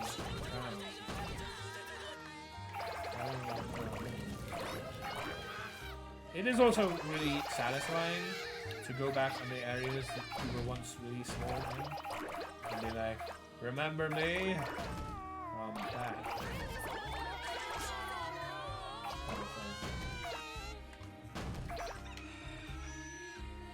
Oh my god, I'm so stuck in this fucking area though.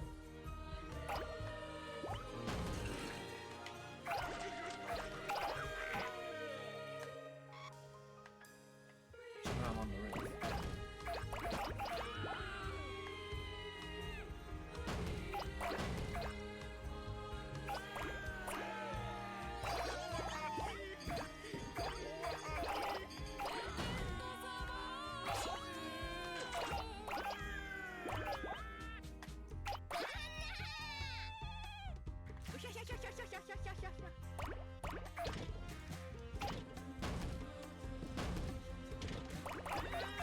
Of course, a big man.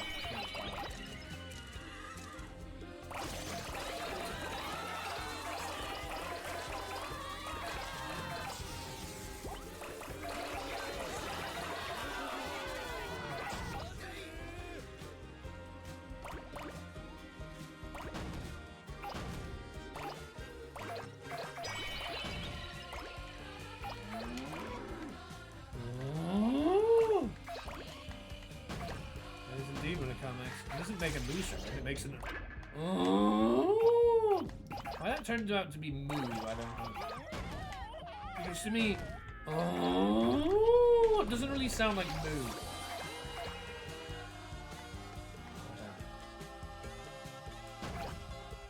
Where the fuck is it? I just don't know where this I don't know where this crown is.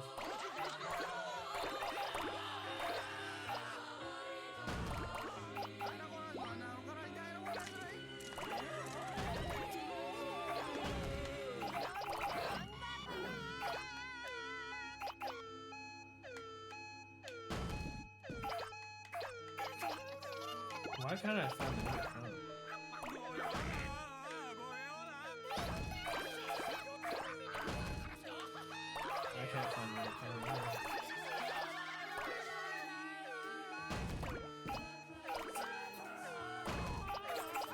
We're good.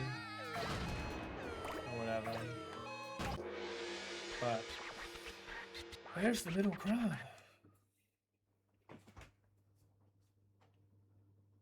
Yeah. Sorry about Friday to give a star like this. 2,000. The challenge is 800, and I get like almost 2.5.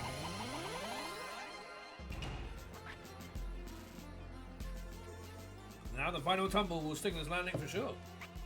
The moment we've all been waiting for is finally here. But before we continue, we must evaluate the Katamari. What? 5 meters, 23 centimeters. Oh, see bad we underestimated you. Took a David Katamari, rolled into Goliath.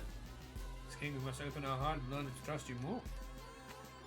Speeding the Katamari like this is a bright future ahead. Look, shooting star, don't blink, you must. Looky here, we got a pinwheel as a present. What a fun toy. Put this on your head, you look so cute. A gift from our generous heart makes you liberty. Katamari feeds Japanese foodish, specifically Japanese. And the third subject is Japan itself. Got already made, the same star. So do it, mini, yes, it made our choice. Replace the previous one because it's bigger.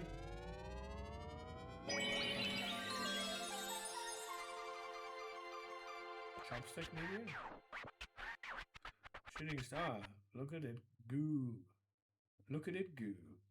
5 minutes, 25 seconds. Yeah. For clearing the challenge, we should award you a king token. I felt like I had done an extra special. Good job. But, never seen one of those comments. Alright! Nah. Everyone Mother says they want to be like you. Wouldn't you want to come to our village again sometime? Everyone's itching to see you. Come on, please your hands. I have to take a break. I don't really want to end the stream on only 3 hours, but I would like to do another hour, but I need to take a break. I need to pee. I'm bursting. But I need to leave the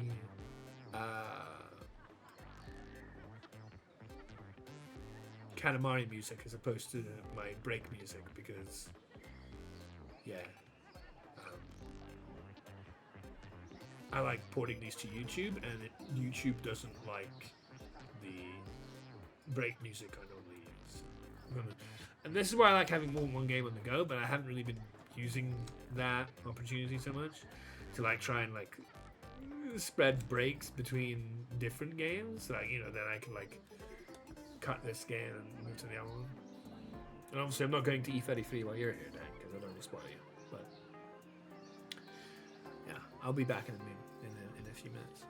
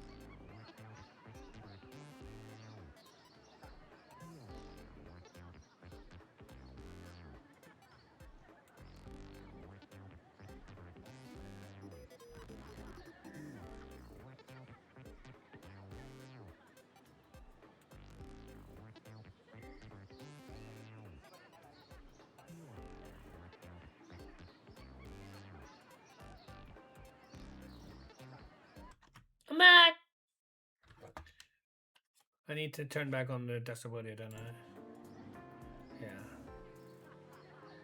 Hopefully that wasn't too loud. It's so irritating. Technology always has a way to try and screw me over. It's really irritating. Because, you know, I was going on about how I didn't want the break music to be on, and then I couldn't turn it off for like 15 seconds because the fucking stupid OBS crashes right. Not fully crash, but like, you know, what's the word? Suspends and locks me out of being able to change it immediately. It's very irritating. Anyway, hopefully we won't have any issues. I mean, I haven't actually released anything on YouTube yet, but I do save them all. So, sup your highness, how you doing?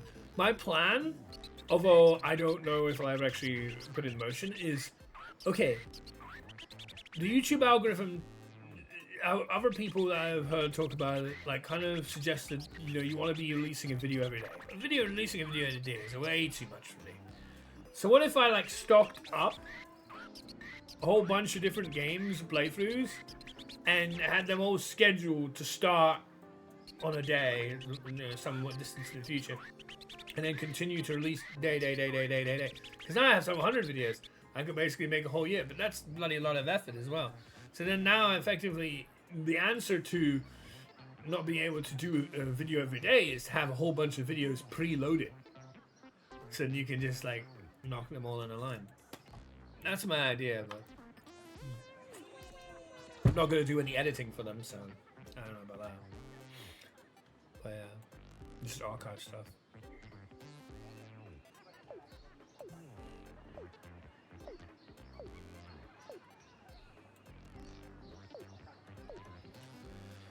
So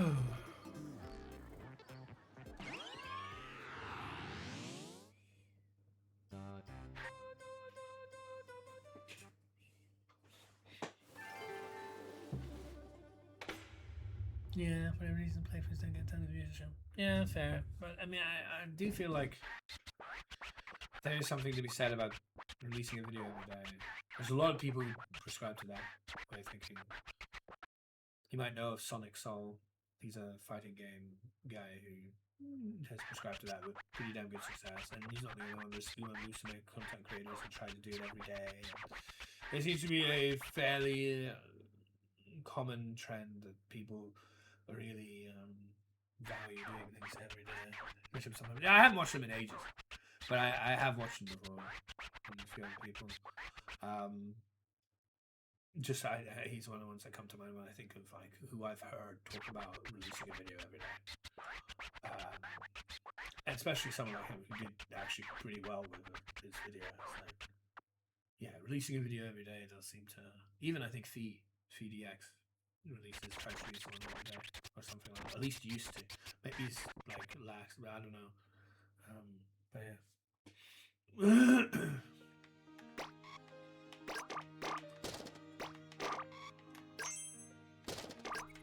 There's a whole bunch of people I think prescribe to that, in a whole bunch of different genres, not just fighting games. Although it also kind of helps to have a niche.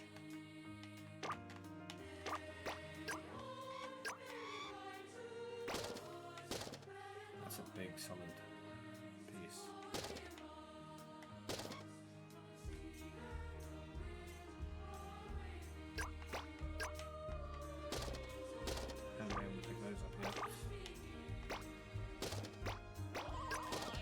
Oh, yeah.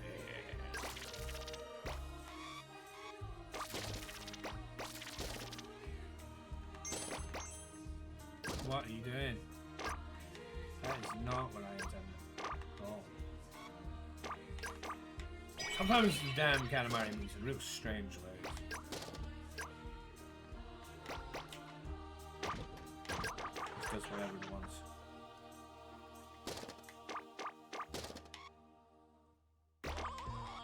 Oh, like there. Like, what the hell was that? Just started to jump like that. Oh. Oh.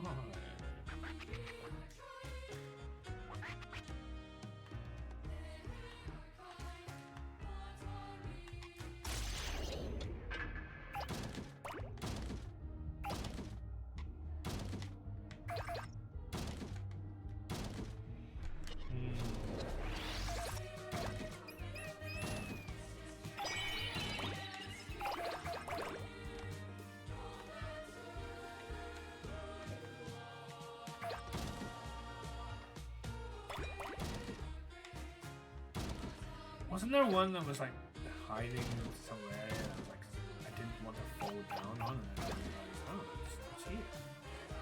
Is that one saved? If not, wait.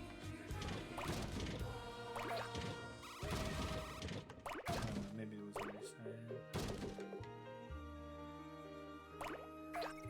I'm kind of wasting time.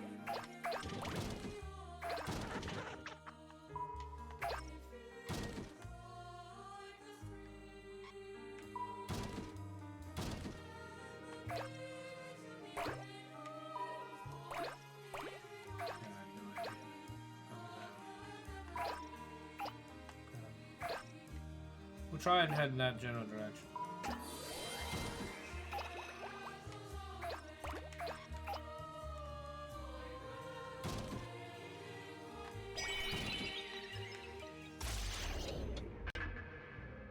Also, there's something that's a little bit annoying about power-ups. When you first pick it, like the very moment you pick it, you try to press the button, it won't work. You have to wait for the power-up to do that maneuver that it does from the position that you pick it up, the icon that moves up to like whatever the heck, up to the top right or whatever. Only once it's finished moving are you allowed to actually use the power-up. Like for example, right now I can't use the magnet power. Then I can use the magnet power. And when you're just trying to use something immediately as soon as you get it, you notice that it's just not responding until you wait for that. It's really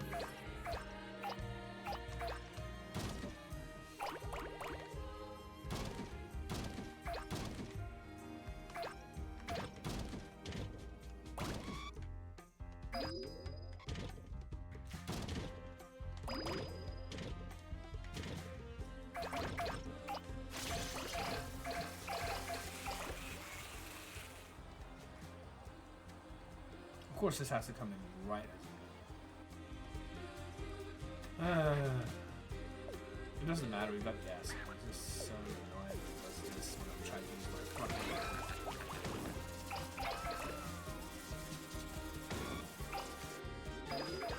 I'm just wasting power.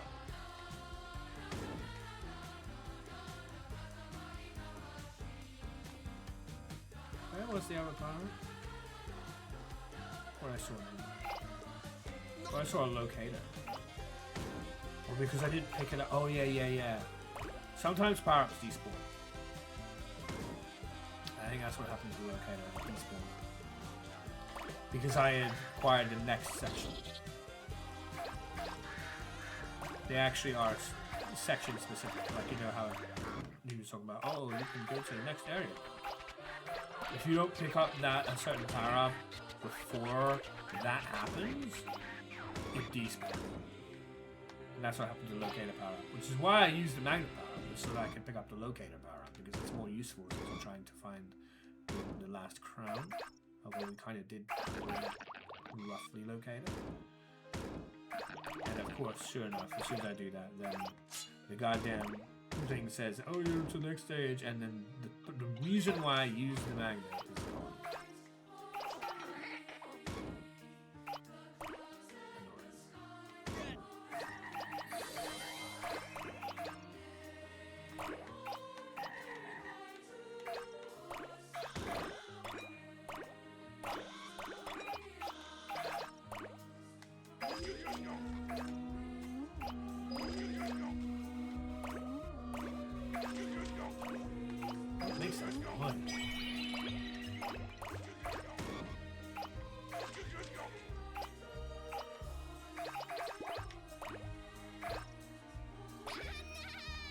Anna! Who is Anna? Anna! Anna! I'm sorry, I didn't know who Anna is.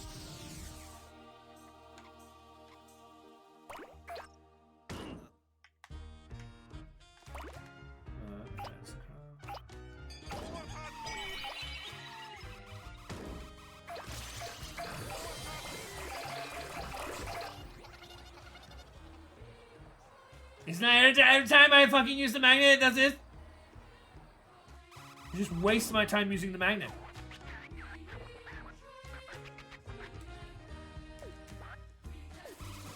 every time. Every time. Ridiculous.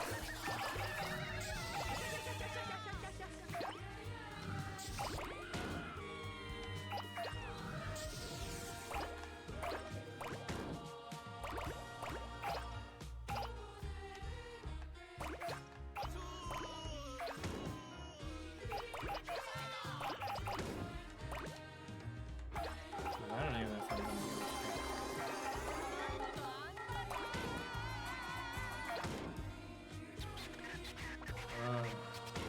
That's really annoying.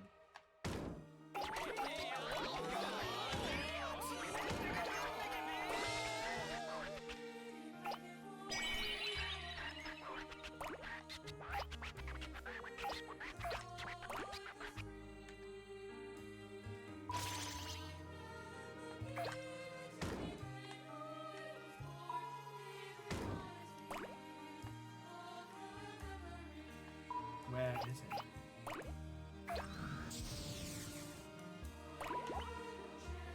I got why do I get pushed by?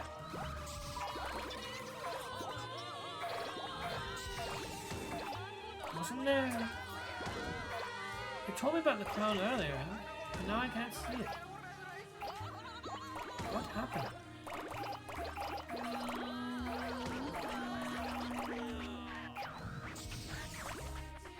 That's really annoying.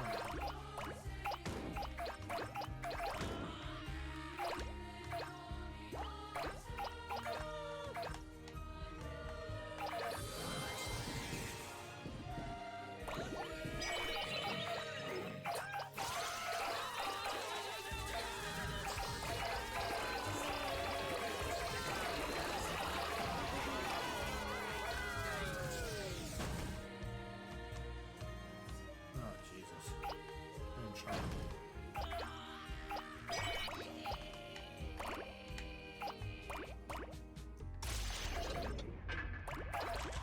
We're in trouble.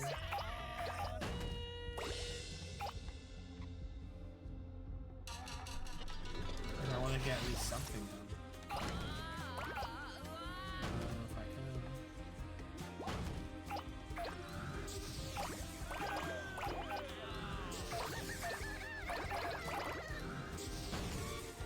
Well, that works.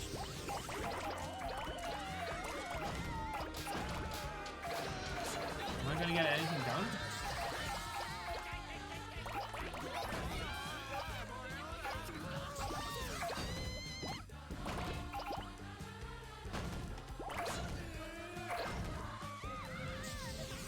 Oh my god, I'm gonna get anything done? I'm gonna get anything done at all? I'm in real trouble here.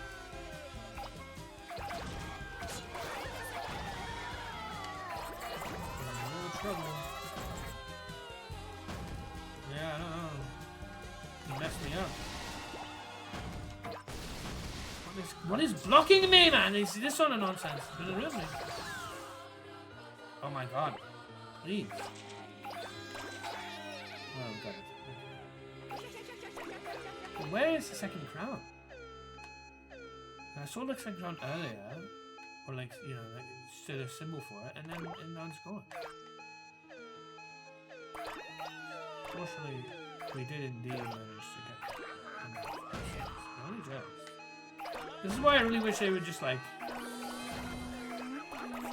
you know, count if you've done a previous attempt. That's good. Yeah, if your attempt for challenge 1 is good enough for challenge 2 or challenge 3, that should unlock all of it. Like,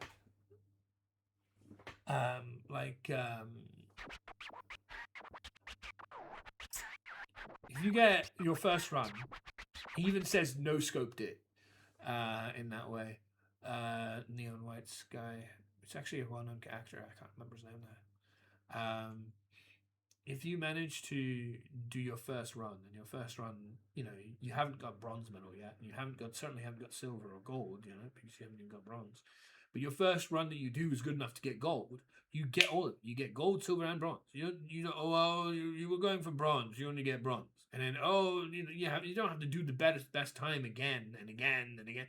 But in this, with the challenges, I've already done 2,000. Like the previous attempt, I think you might notice, was 2,000. And this one was only just because I was getting screwed around. I was trying to find the crown. I couldn't find it.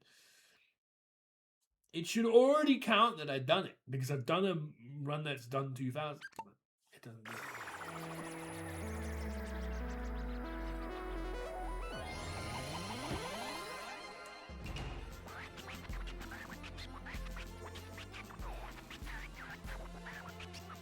I mean, even within the context of this game, when I'm going for S rank, I can just go for S rank. This is the first try I did for this level was an S rank. I didn't have to do it 7 times so that I can get, well, you got D rank, and then you got C rank, and then you got B rank, and then you got... No, I did enough for S, I get all of it. But for the challenges, you're not allowed, it's not, it's silly, I don't want it.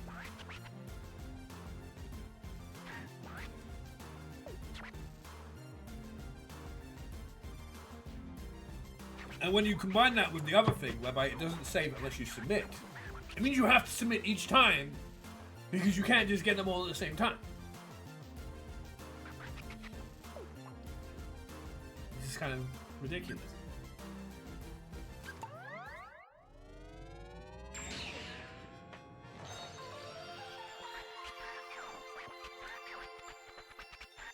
How's it hurt?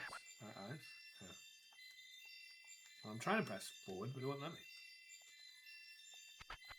What the fuck is going on? Women challenge. Finish your wardrobe container. Why are you not? What happened to my control? So weird. Apparently, that's how you've been. Since that festival, you're the talk of town. Everyone and their mothers is like you. I'm saying we still have 3 fucking cousins to find and the middle crown. The middle crown vanishes. Excuse me. Very irritating. I need to do 1900s. I need a good run like the other one. Oh man.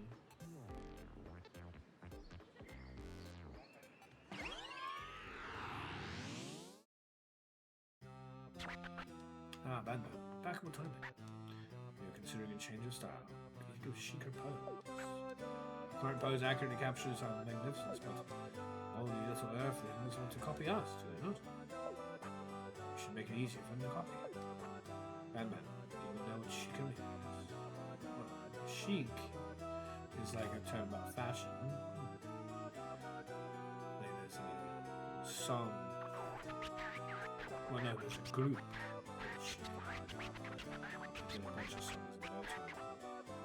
For now, I have your role of Katamari, so she le freak. That settles it. Off we go. Chop chop. And chicer, I think, is made up.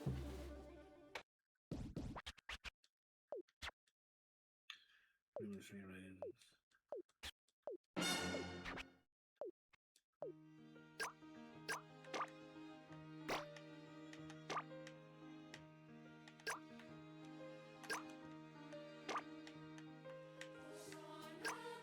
So yeah, it's kind of frustrating.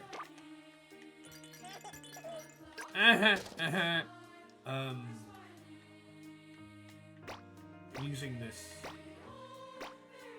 locator to find stuff.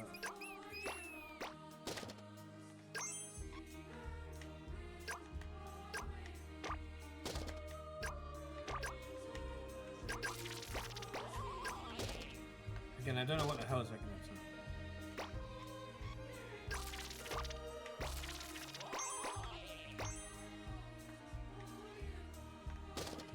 This time I really have to do a good job because I need 1900.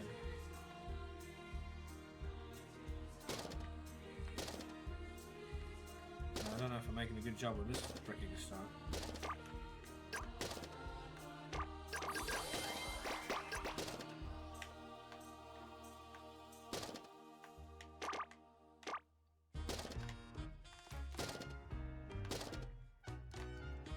Jesus.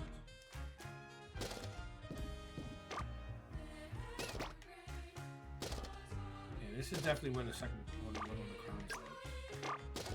that crown is clearly one I've already taken. And it saved the run.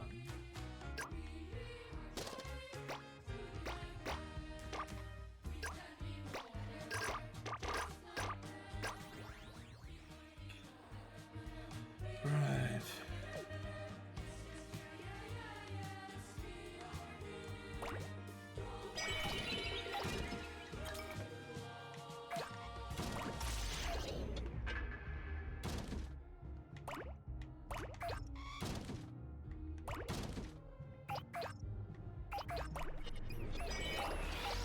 Oh man,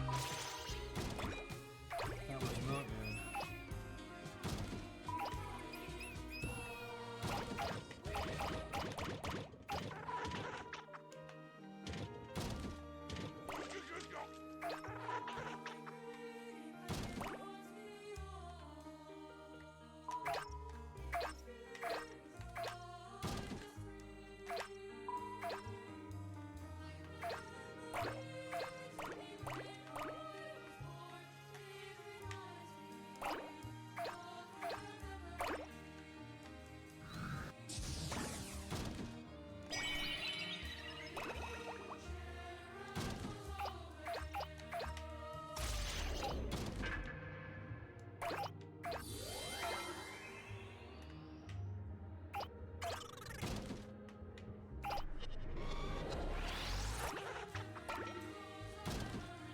Not knowing what you can pick up when you can't.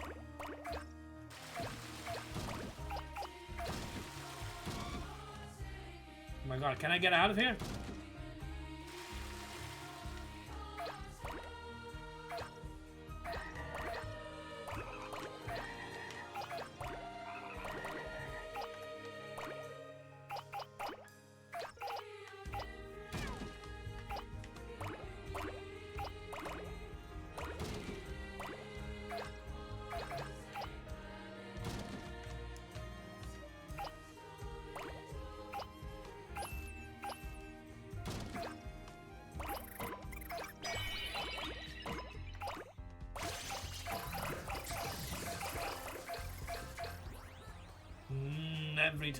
Every time, man.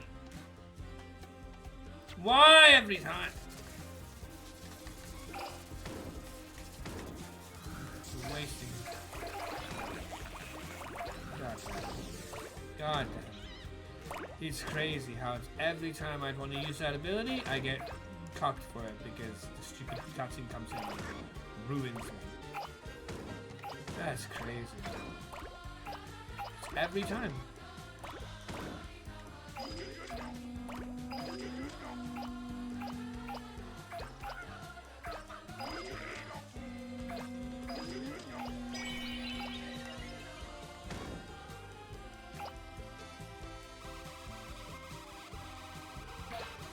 Are those birds the reason why? Oh my god, this shit. Oh wait. What do you want?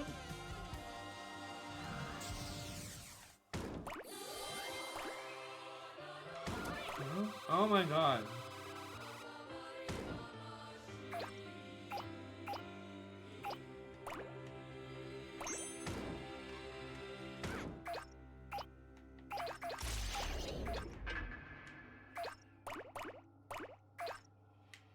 Yeah, I'm definitely in trouble. Because I'm like 4 behind. Trying to make sense of stuff.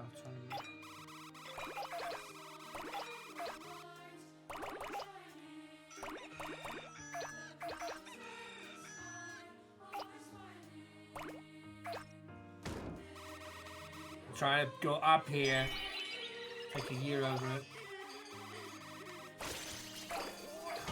Oh yeah, do that.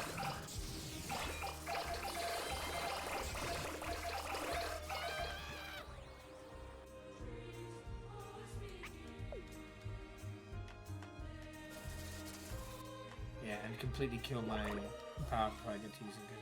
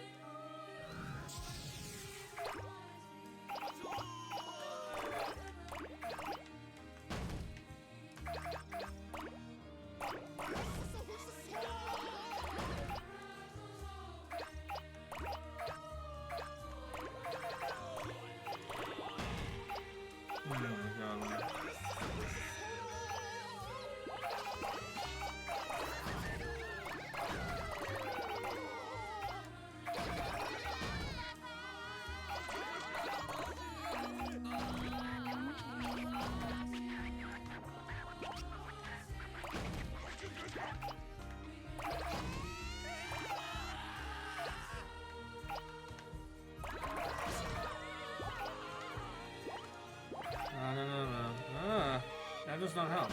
Why did that do that? It's a waste of time.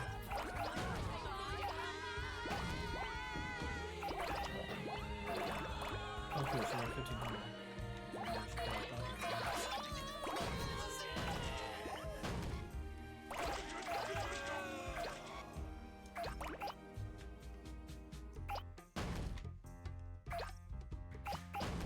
Still a little bit in need. Oh my god, what is it? It's gonna be annoying like that.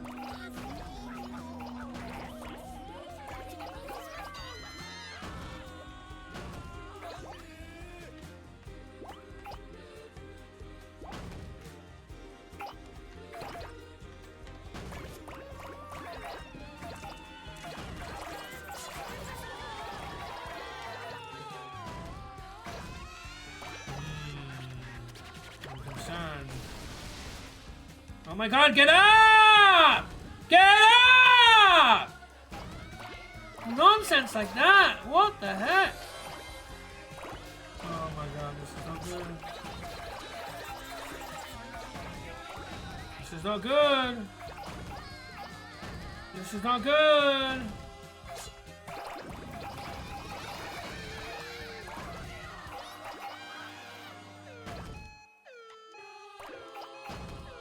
Oh my god. Are you kidding me?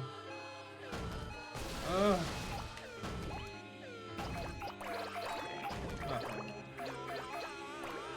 You got it. Alright. Only just.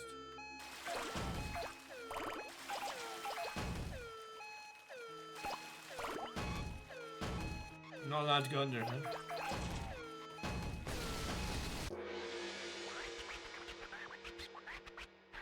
Is that over there where I couldn't fucking go through to get to? Was it gonna be the second ground? Okay, I don't know so much on it. Sorry, back and forth. Let's give it a start like this. Well, we've done the 3 challenges at least.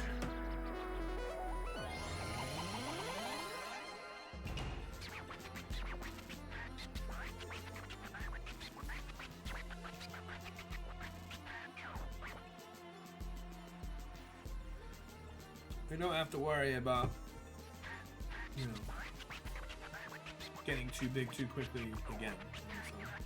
So, what we've all been waiting for is one to hear. And before we continue, what's the matter with Katamari? 5 meters, blah blah blah. Yeah.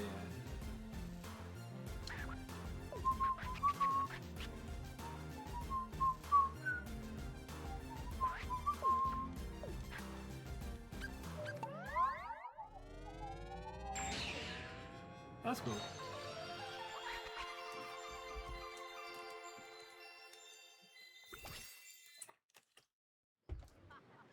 So we've got the 3 challenges done now.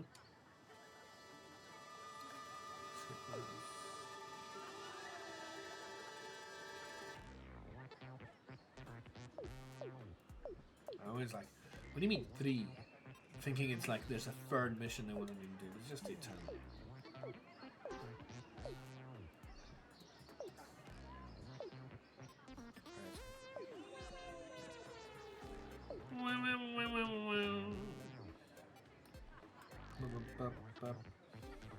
But yeah, I don't know why it won't show me the other stuff. It's annoying.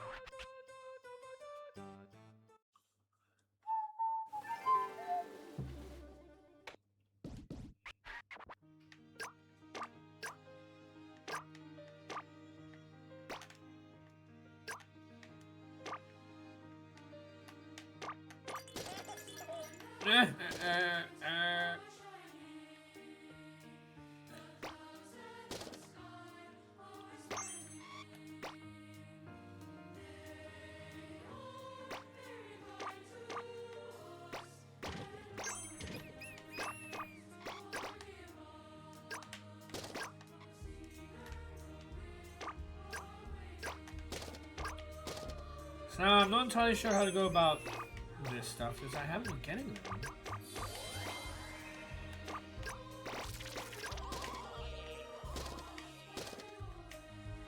Look at all this nonsense. Try to throw me off.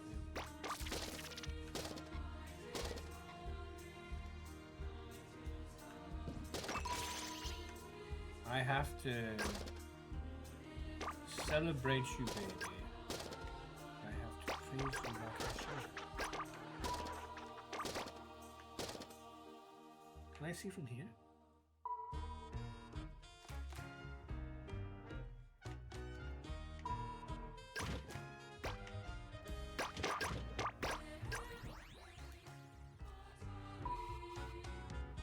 Can I get my control back with the goddamn thing, please?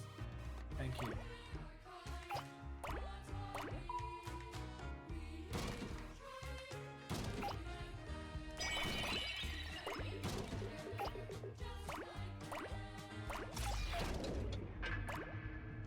I should have pressed this a long time ago, but I didn't.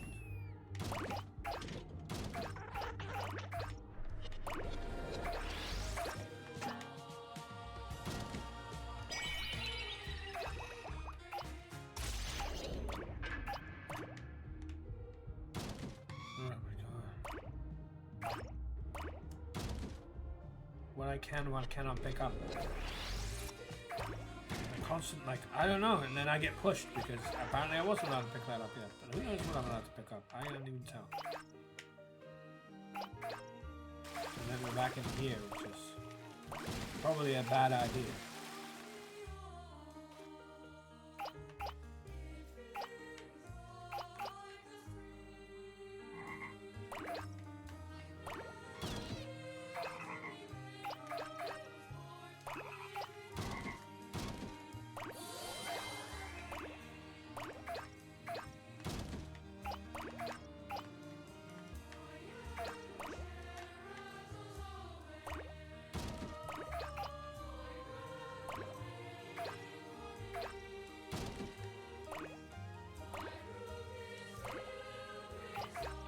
I'm still trying to get his, get pretty big.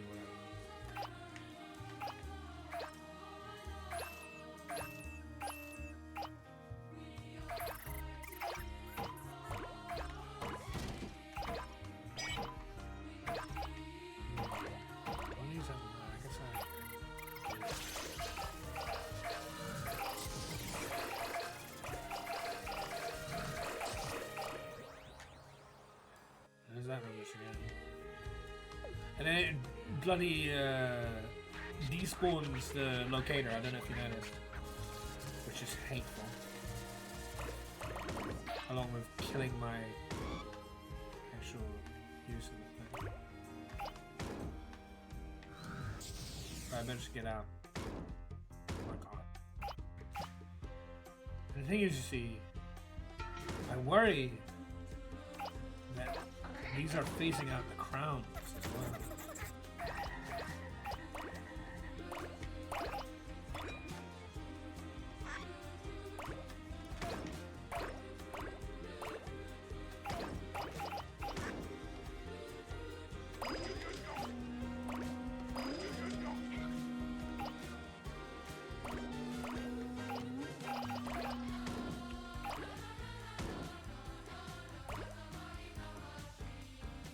Where?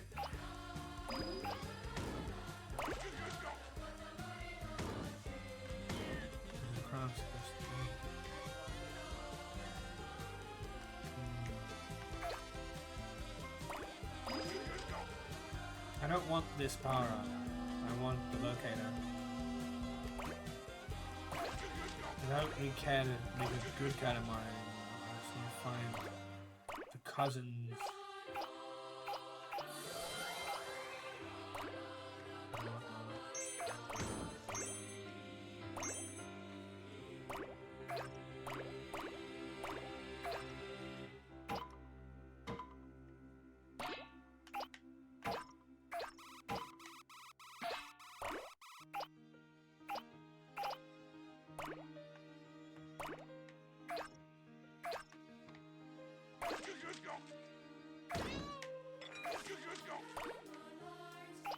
That's a carp making that noise. Why would a carp go?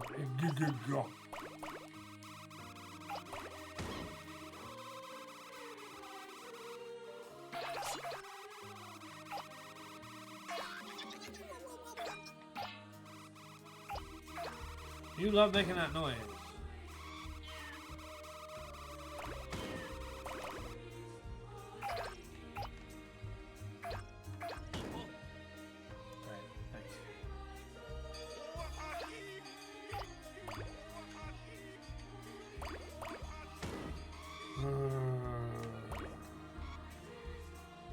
freaking sand. I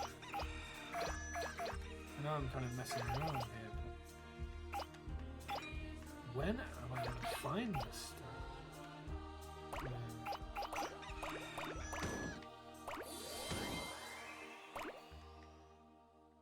I know I'm kind of avoiding all the power-ups, which is not a good idea, but at the same time, it's like, I need to know where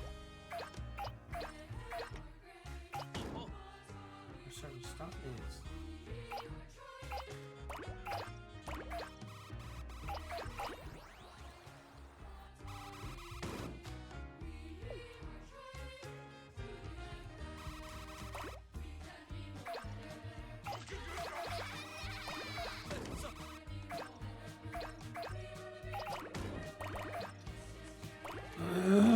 So I want to take this power on.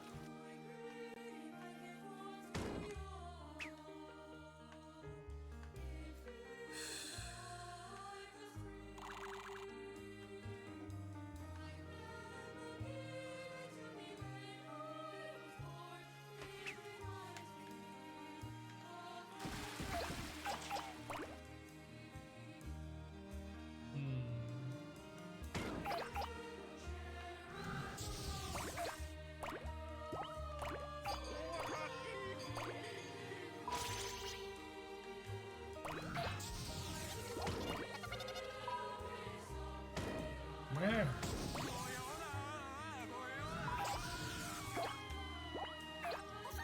Where?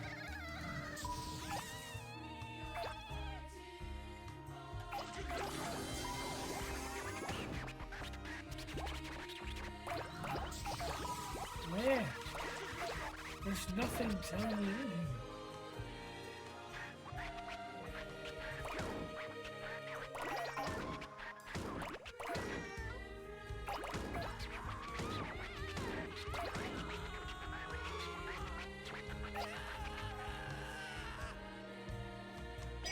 No, the power-up's useless. Let's use that.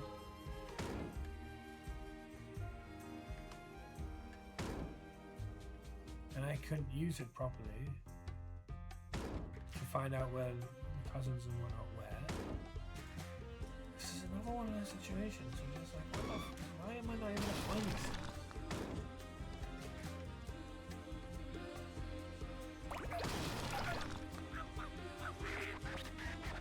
I'm not allowed to move.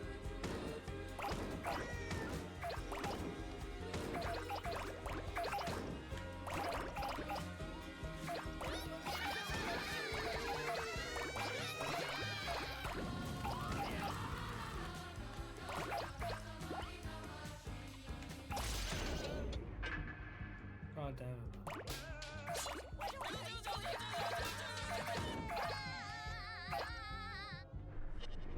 So I'm supposed to get inside these rooms?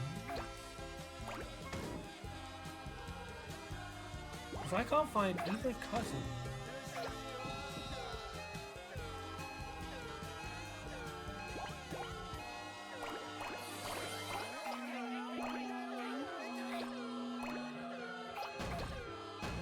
I feel like they're despawning the things I need to find.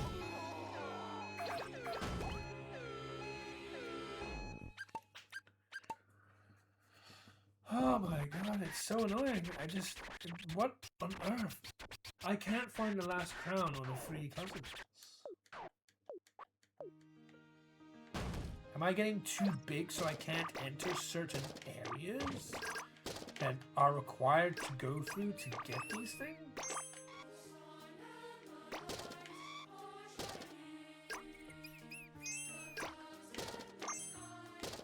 What is happening that I can't?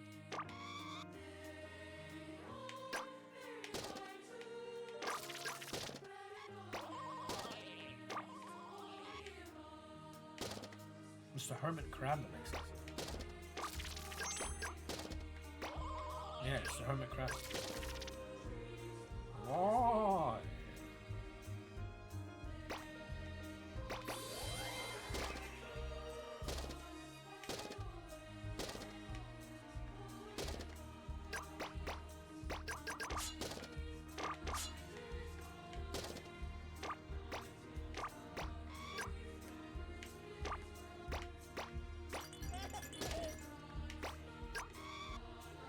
So there is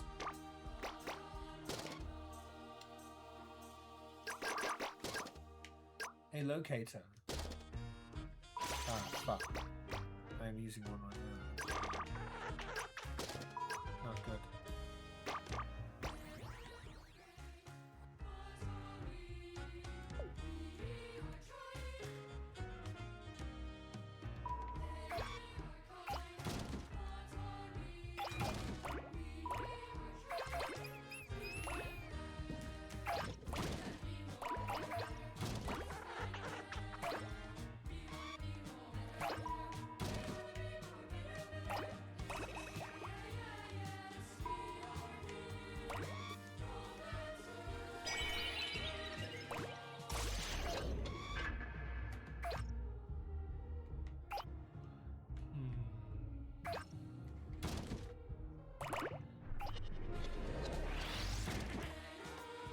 How much percent that's going to knock me back?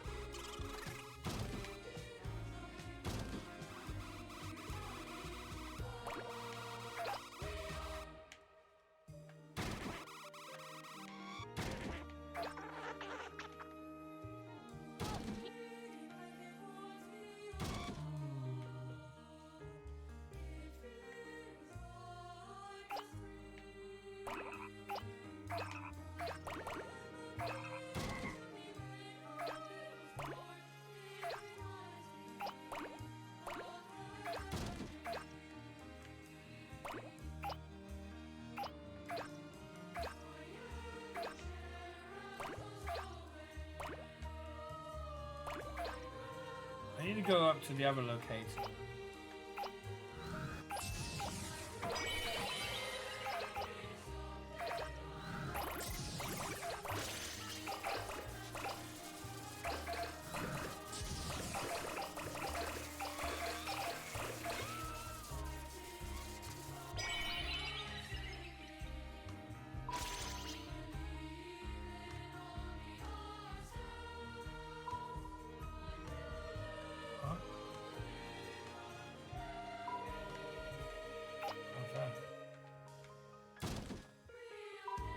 There it is.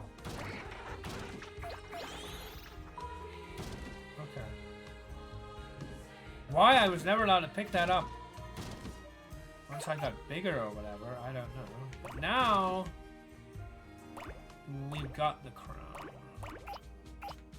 So it's a case of the cousin.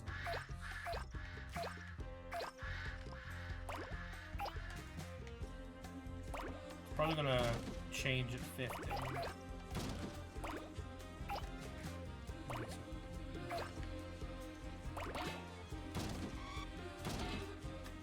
But hey, we got the crown. That's something, yeah, exchange at 50.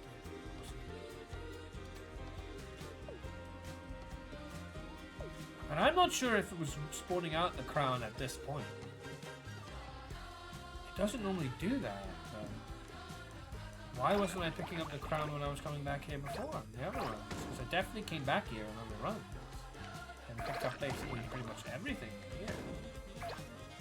And then I don't get to have it. It's weird. So...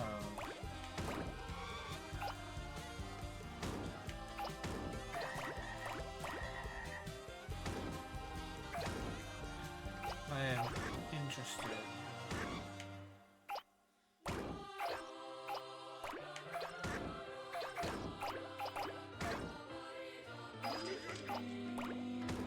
I'm glad we got the third crown. But the cousins. This is somewhat reminiscent of, like, you know that one level I showed earlier about like how I can't find the two cousins there? This is kind of like that. Like, I'm just really struggling to find the cousins. Or in this case, case, I'm also going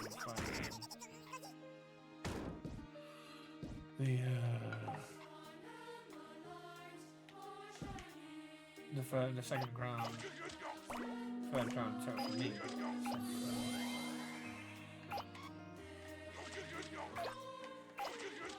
I feel like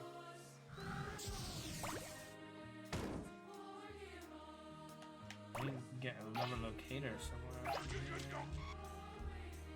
Would be very helpful if I did.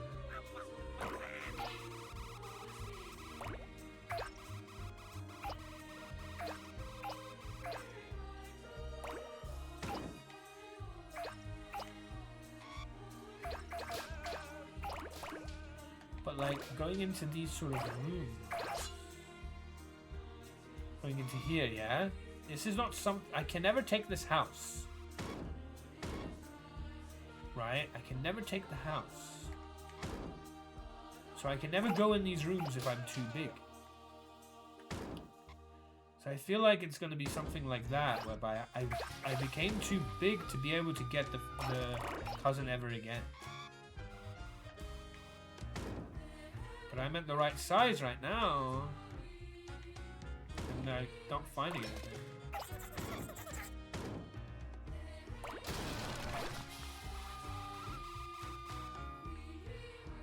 All these tatami mats.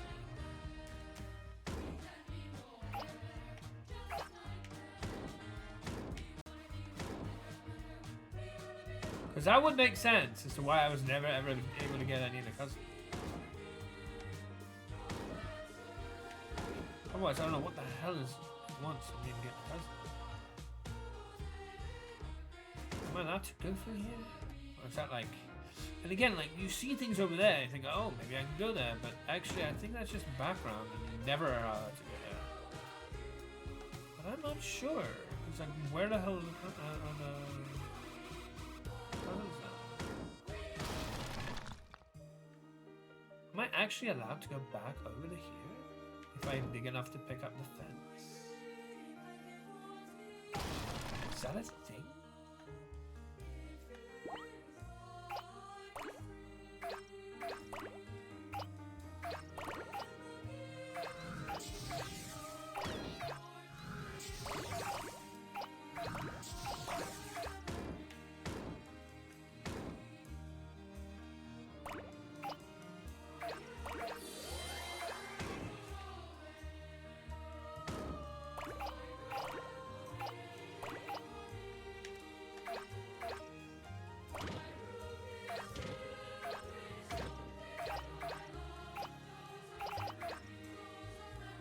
That's what I'm trying to do. I'm trying to go to places that where I'm not too big. Maybe I'm too big.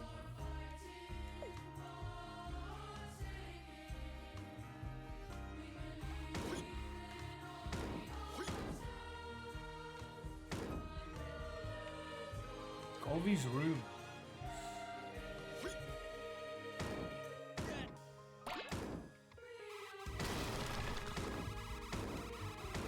I'm stuck. Let me.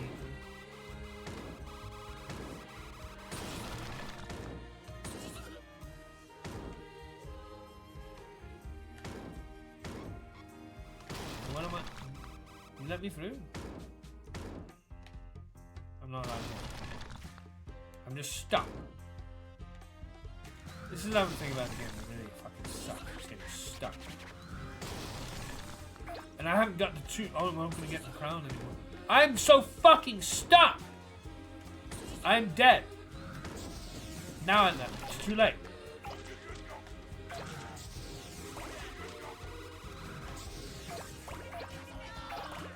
I have to. Ah! I was trying to avoid that, but you pushed me into it! Fuck! I got screwed. I got screwed. I got fucking screwed by a whole bunch of bullshit, including getting stuck there and getting pushed into this fucking power, which I was trying to avoid, but I got pushed back into the fucking power.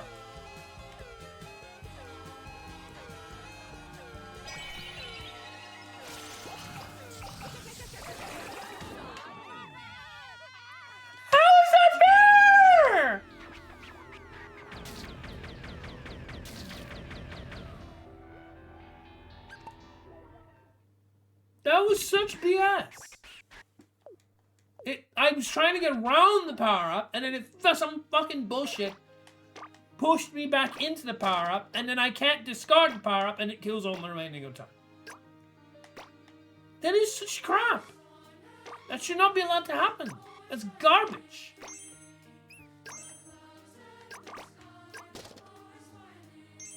Kind of stuff this game could really do with being better at. And not being complete dick. You know?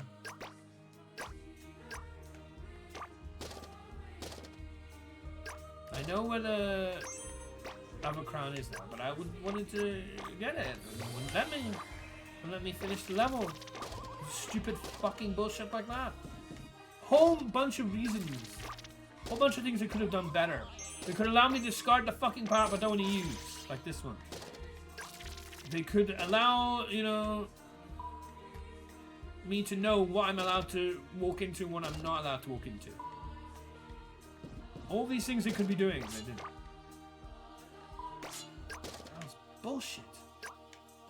Why'd you go get the goddamn crown again? I know where it is now, which is, you know, half the battle, knowing it's half the battle. Bloody hell. That was so BS. Because I couldn't use the... If I was given more time to be able to use the magnet, if I didn't get pushed into that other fucking... ability... I didn't want to pick up the fucking locator. I wanted to pick up the magnet. That's why I rushed for the magnet. Because that was going to be the only way of being able to save that run, to actually get something to pass. But of course I had to fucking do that. Such bullshit.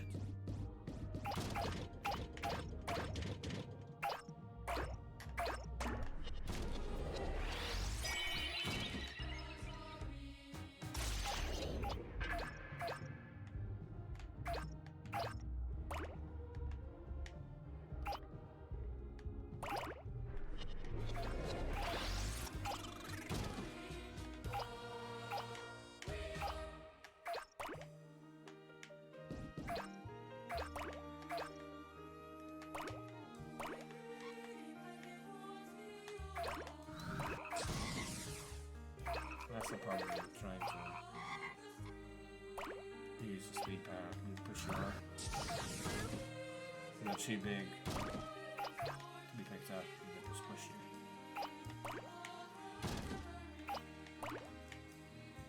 Oh my god! Pick stuff up!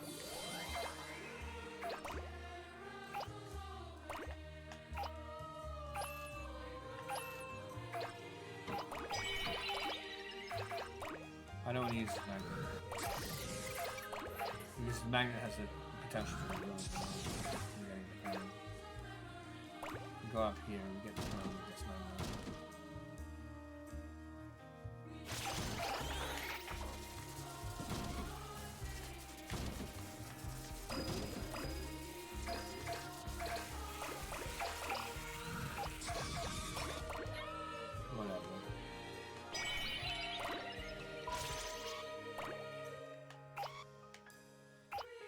You're not going to show me any cousin? You're not going to show me any cousin at all. No cousin. No cousin at all. I'm nowhere near any cousin, no?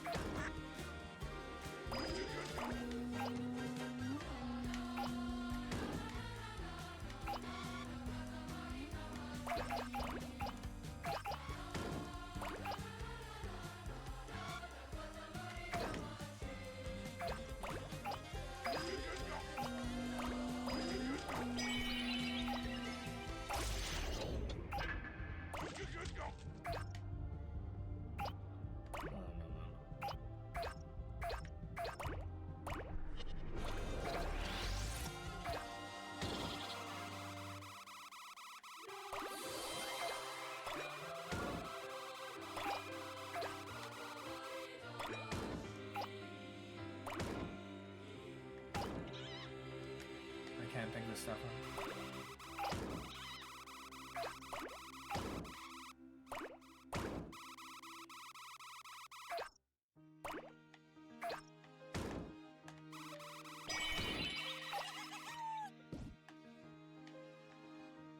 Tell him to tell me messages.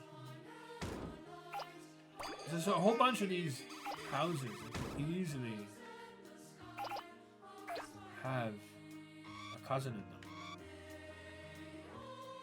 And if I'm too big, I can't go in these houses.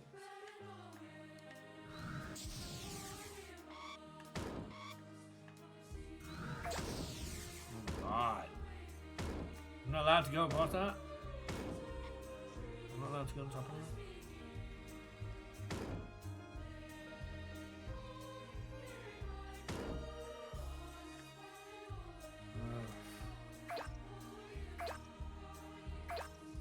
Rough.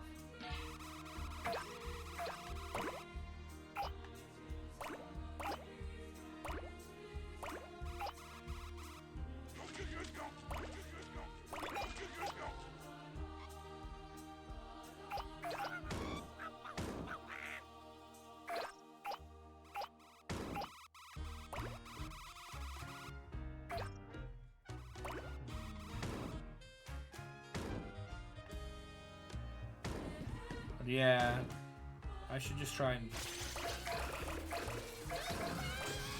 beat the level, I guess. So I want to... I want to explore, but if I do that, I use all my time and then I get the dumb situation I put myself in the past.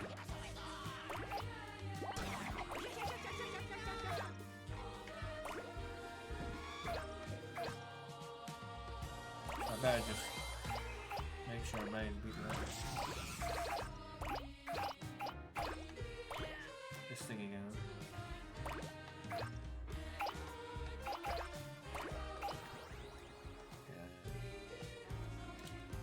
But that's what I think is happening.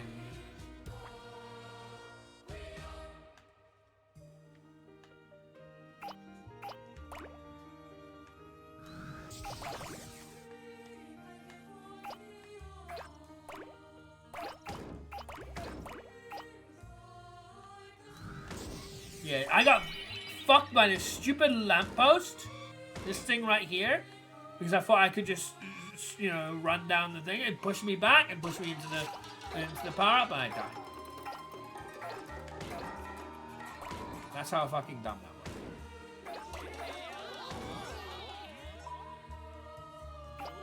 That was some dumb fucking shit that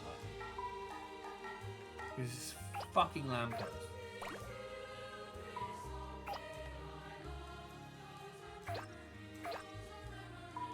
Take down all the goddamn lampposts.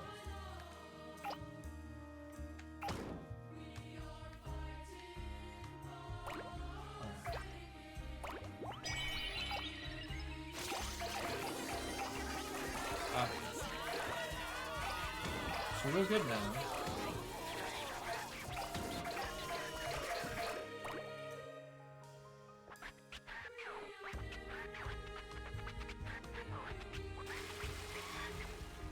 Is one of these fish actually a Katamari?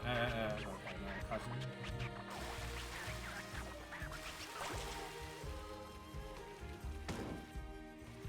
That was happening.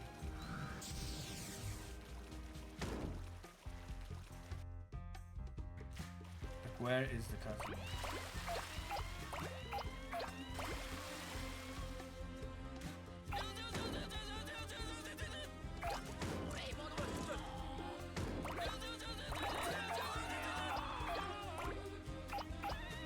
I don't need to win the level. I mean, I do need to pass the level. Yes.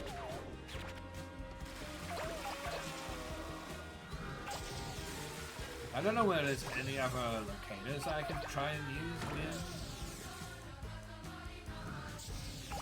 Doesn't matter anymore, just take this over. But at least this will give me the crown.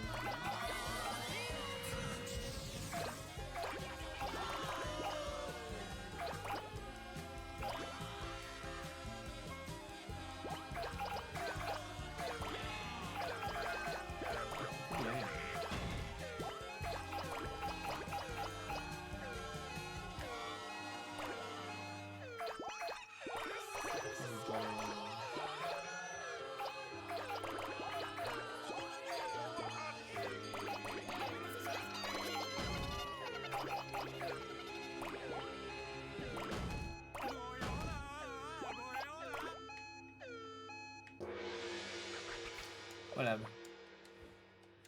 We got the crown. So it's over 4 hours, and I'm done with the stream. I'm tired. It's 1 a.m. Thank you for joining, Dank. I appreciate it. But I am ready to go. Turn this into dust.